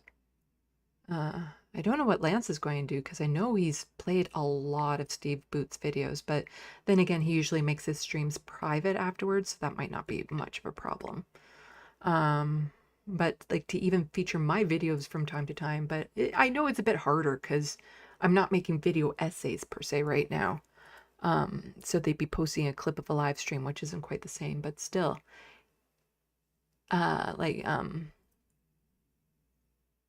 The biggest boost I got was when Mike posted a clip of me when we were talking about TYT way back when.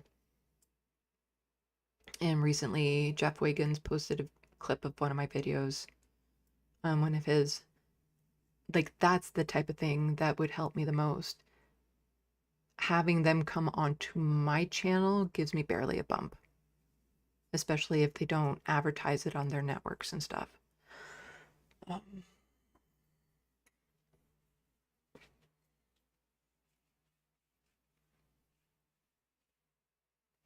Rich P1K, Fargate, the next Voyager Enterprise World Salad. Yeah. They're just all the sci-fis in one. Bad Lefty, release the TYT files. My fear is that they won't even get 1,000 views. That's my fear, because I've posted clips of my live streams talking about TYT before and it's not done well, but I do know overall they do better. It's just, unless I were to get like millions of views on them and a subscriber count that adds like 2 digits to mine, it's not worth the amount of work I'm putting into it. But it's based on principle. Damn it, there are some issues I'm trying to get to. And if I start doing this thing where I actually schedule things and wake up, set my alarm, wake up and have like a normal work day type thing, I might be able to get it done sooner than later. But no doubt it will help me with my channel, but it won't necessarily be sustained help though, because people might just log on and give me a sub because I'm talking about it, but then as soon as they realize I'm not always talking about it, and that in fact I'm talking about this, what, Canada has politics? And that's my primary focus, I might lose a lot of those subscribers because they have zero interest in learning about Canadian politics. So it might give my channel an initial boost, but unless they're interested in Canadian politics, it's going to be hard for me to maintain that boost.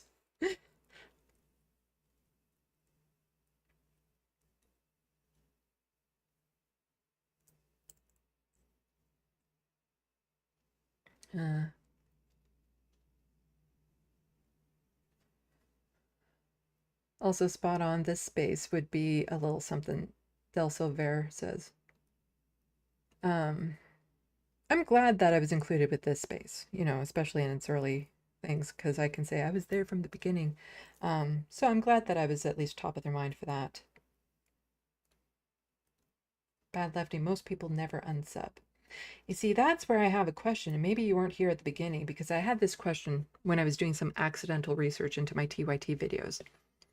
Would you say it's reasonable for a channel that had done really well, like the most popular videos getting tens of millions of views, but they haven't posted, and it doesn't mean that they have millions of subs, because sometimes videos can just go viral. But a channel that hasn't posted anything in 9 years, would you say it's reasonable for, or makes sense, any logical sense, that they would still have 200,000 subscribers to a channel that's been dormant for 9 years? Because I honestly don't know if that's a thing. I don't know. Because I occasionally go through and, you know, clean up my subscriber list and get rid of channels that I haven't watched in ages. Some channels completely go off air. Some channels haven't posted anything new in God knows how long. And so I do occasionally do that, but I don't know. I don't know. The Wild West, I've been subbed to dead channels for years. I keep hoping they'll come back. People do not unsub. People unsub. I get people who unsub to my channel all the time. 500 hours later, fuck you, Looney Tunes.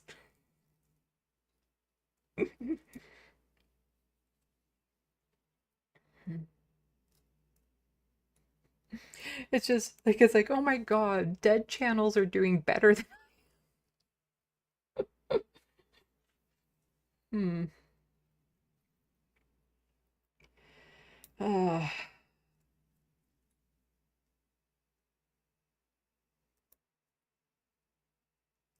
I might have to do like actual research to find out if there's any stats around like how many dead channels keep extremely high numbers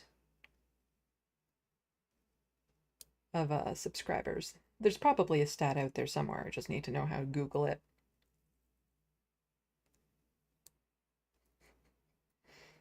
As I'm playing with my magnet bracelet.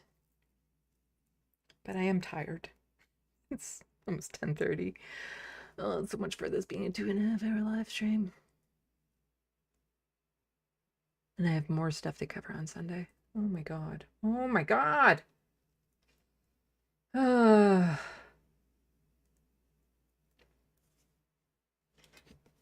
If you've been thinking about it and you have the extra cash, please pick up my book. If you've been thinking about supporting my channel, just pick up my book.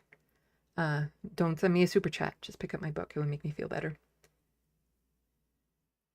Rich P1K, just look at TYT for that, Sandy. I don't know what you mean. About people not unsubbing. Yeah. Let me do this. This usually helps me say, I'm ending now. Yes, I'm calling TYT a dead channel, lol.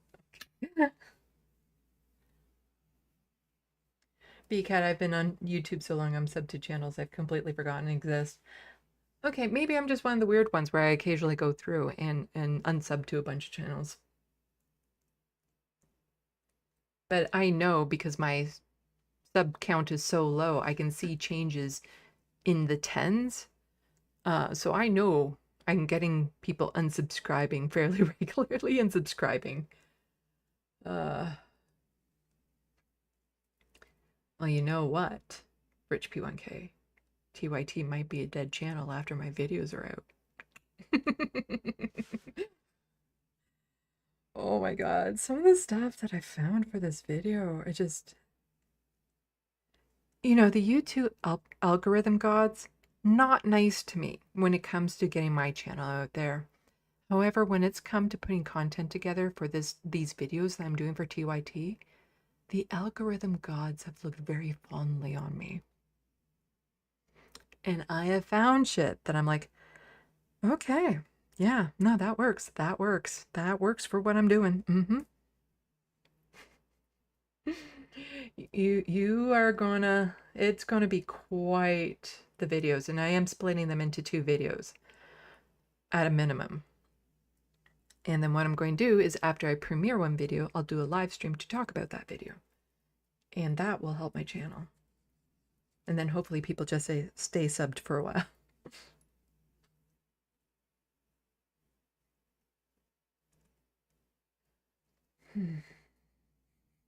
Because sometimes the channel will remind me it exists and I manually unsub. Happened with multiple H3 accounts. Yeah. I unsubbed to all my TYT accounts that I was doing. No. Looney Tunes. No. No. No. No. You just want me to stay on so you can see my boobies. I know you now. I get you. I get you. And you're not seeing them with this up right now. Anyway, yeah, I'm tired. I'm tired. So, all of you who've stuck around this long, you know the routine. But please, the thing that would help me out the best, promote me to other lefty content creators. Encourage collaborations by me going on to their shows. That would help my channel the most at this point, is for me to get acknowledged on other content creator shows and to have them actually feature my content and have me come on, as opposed to just, oh yeah, go check out this channel. That would help me the best right now. So we will be talking again on Sunday. So until then, thank you everyone for coming out. Thank you mods. Thank you people who subscribe. Thank you people who have become patrons. I'm not making a living off of it, but every little bit helps, and it does help me to squeak by what I'm getting. All the help from the Amazon wish list, the help for photos, vet bills, all of it is appreciative in immense ways. And yeah, I have a long day of work ahead of me tomorrow. That just reminded me of something else that I was going to babble on about. I have to, what's the word when you moderate yourself, but it's not moderated, is it? Phase your, no, that's not it. I have to no. There's a word for it that I can't think of right now because I have a bug in my brain to do more artwork. Ugh. And I have a hard time doing more than one task at the same time. So I have work day tomorrow, mostly TYT video stuff. And then I have to, what's the word? When you moderate it, but there's a specific word for it. God damn it. when you know what I mean. That's it. And hello, Callie Bratting. Thanks for farce? No. And you have to phase your, no. I might have actually said the word that I'm thinking of. Parse. Maybe it's parse yourself. Maybe that's sorry. Parse. Yeah, it's like you have to space things out and take it in moderation. There's a very specific word for it. It might be parse things out. That's sounding a little bit more correct to my ear holes now. I have to parse things out so that I can do some of the drawing and some. And I have to hold back that my next drawing isn't going to be of Owen Jones, but It's in my brain. It's in my brain. And that's because I wasn't planning on drawing him again, especially not so soon. But I came across a frame of his face. And it's not, I'm not even drawing him. I'm drawing the emotion in the picture. And he's virtually not even recognizable in it, but there's just something about the way his face is in. Do you know what?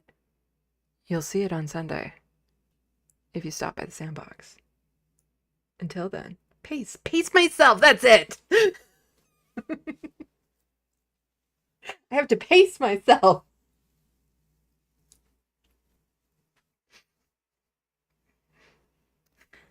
Anyway, thank you, everyone. I gotta go before yeah. I'll try to start earlier than 6. Since I already have my dockets pretty much rolled out, it won't take me so long to set up. So I'll try to start earlier than 6. Anyway. Salut, à la prochaine. Thank you for watching and stay tuned. I'm Sandy, wishing your tomorrow is better than your today.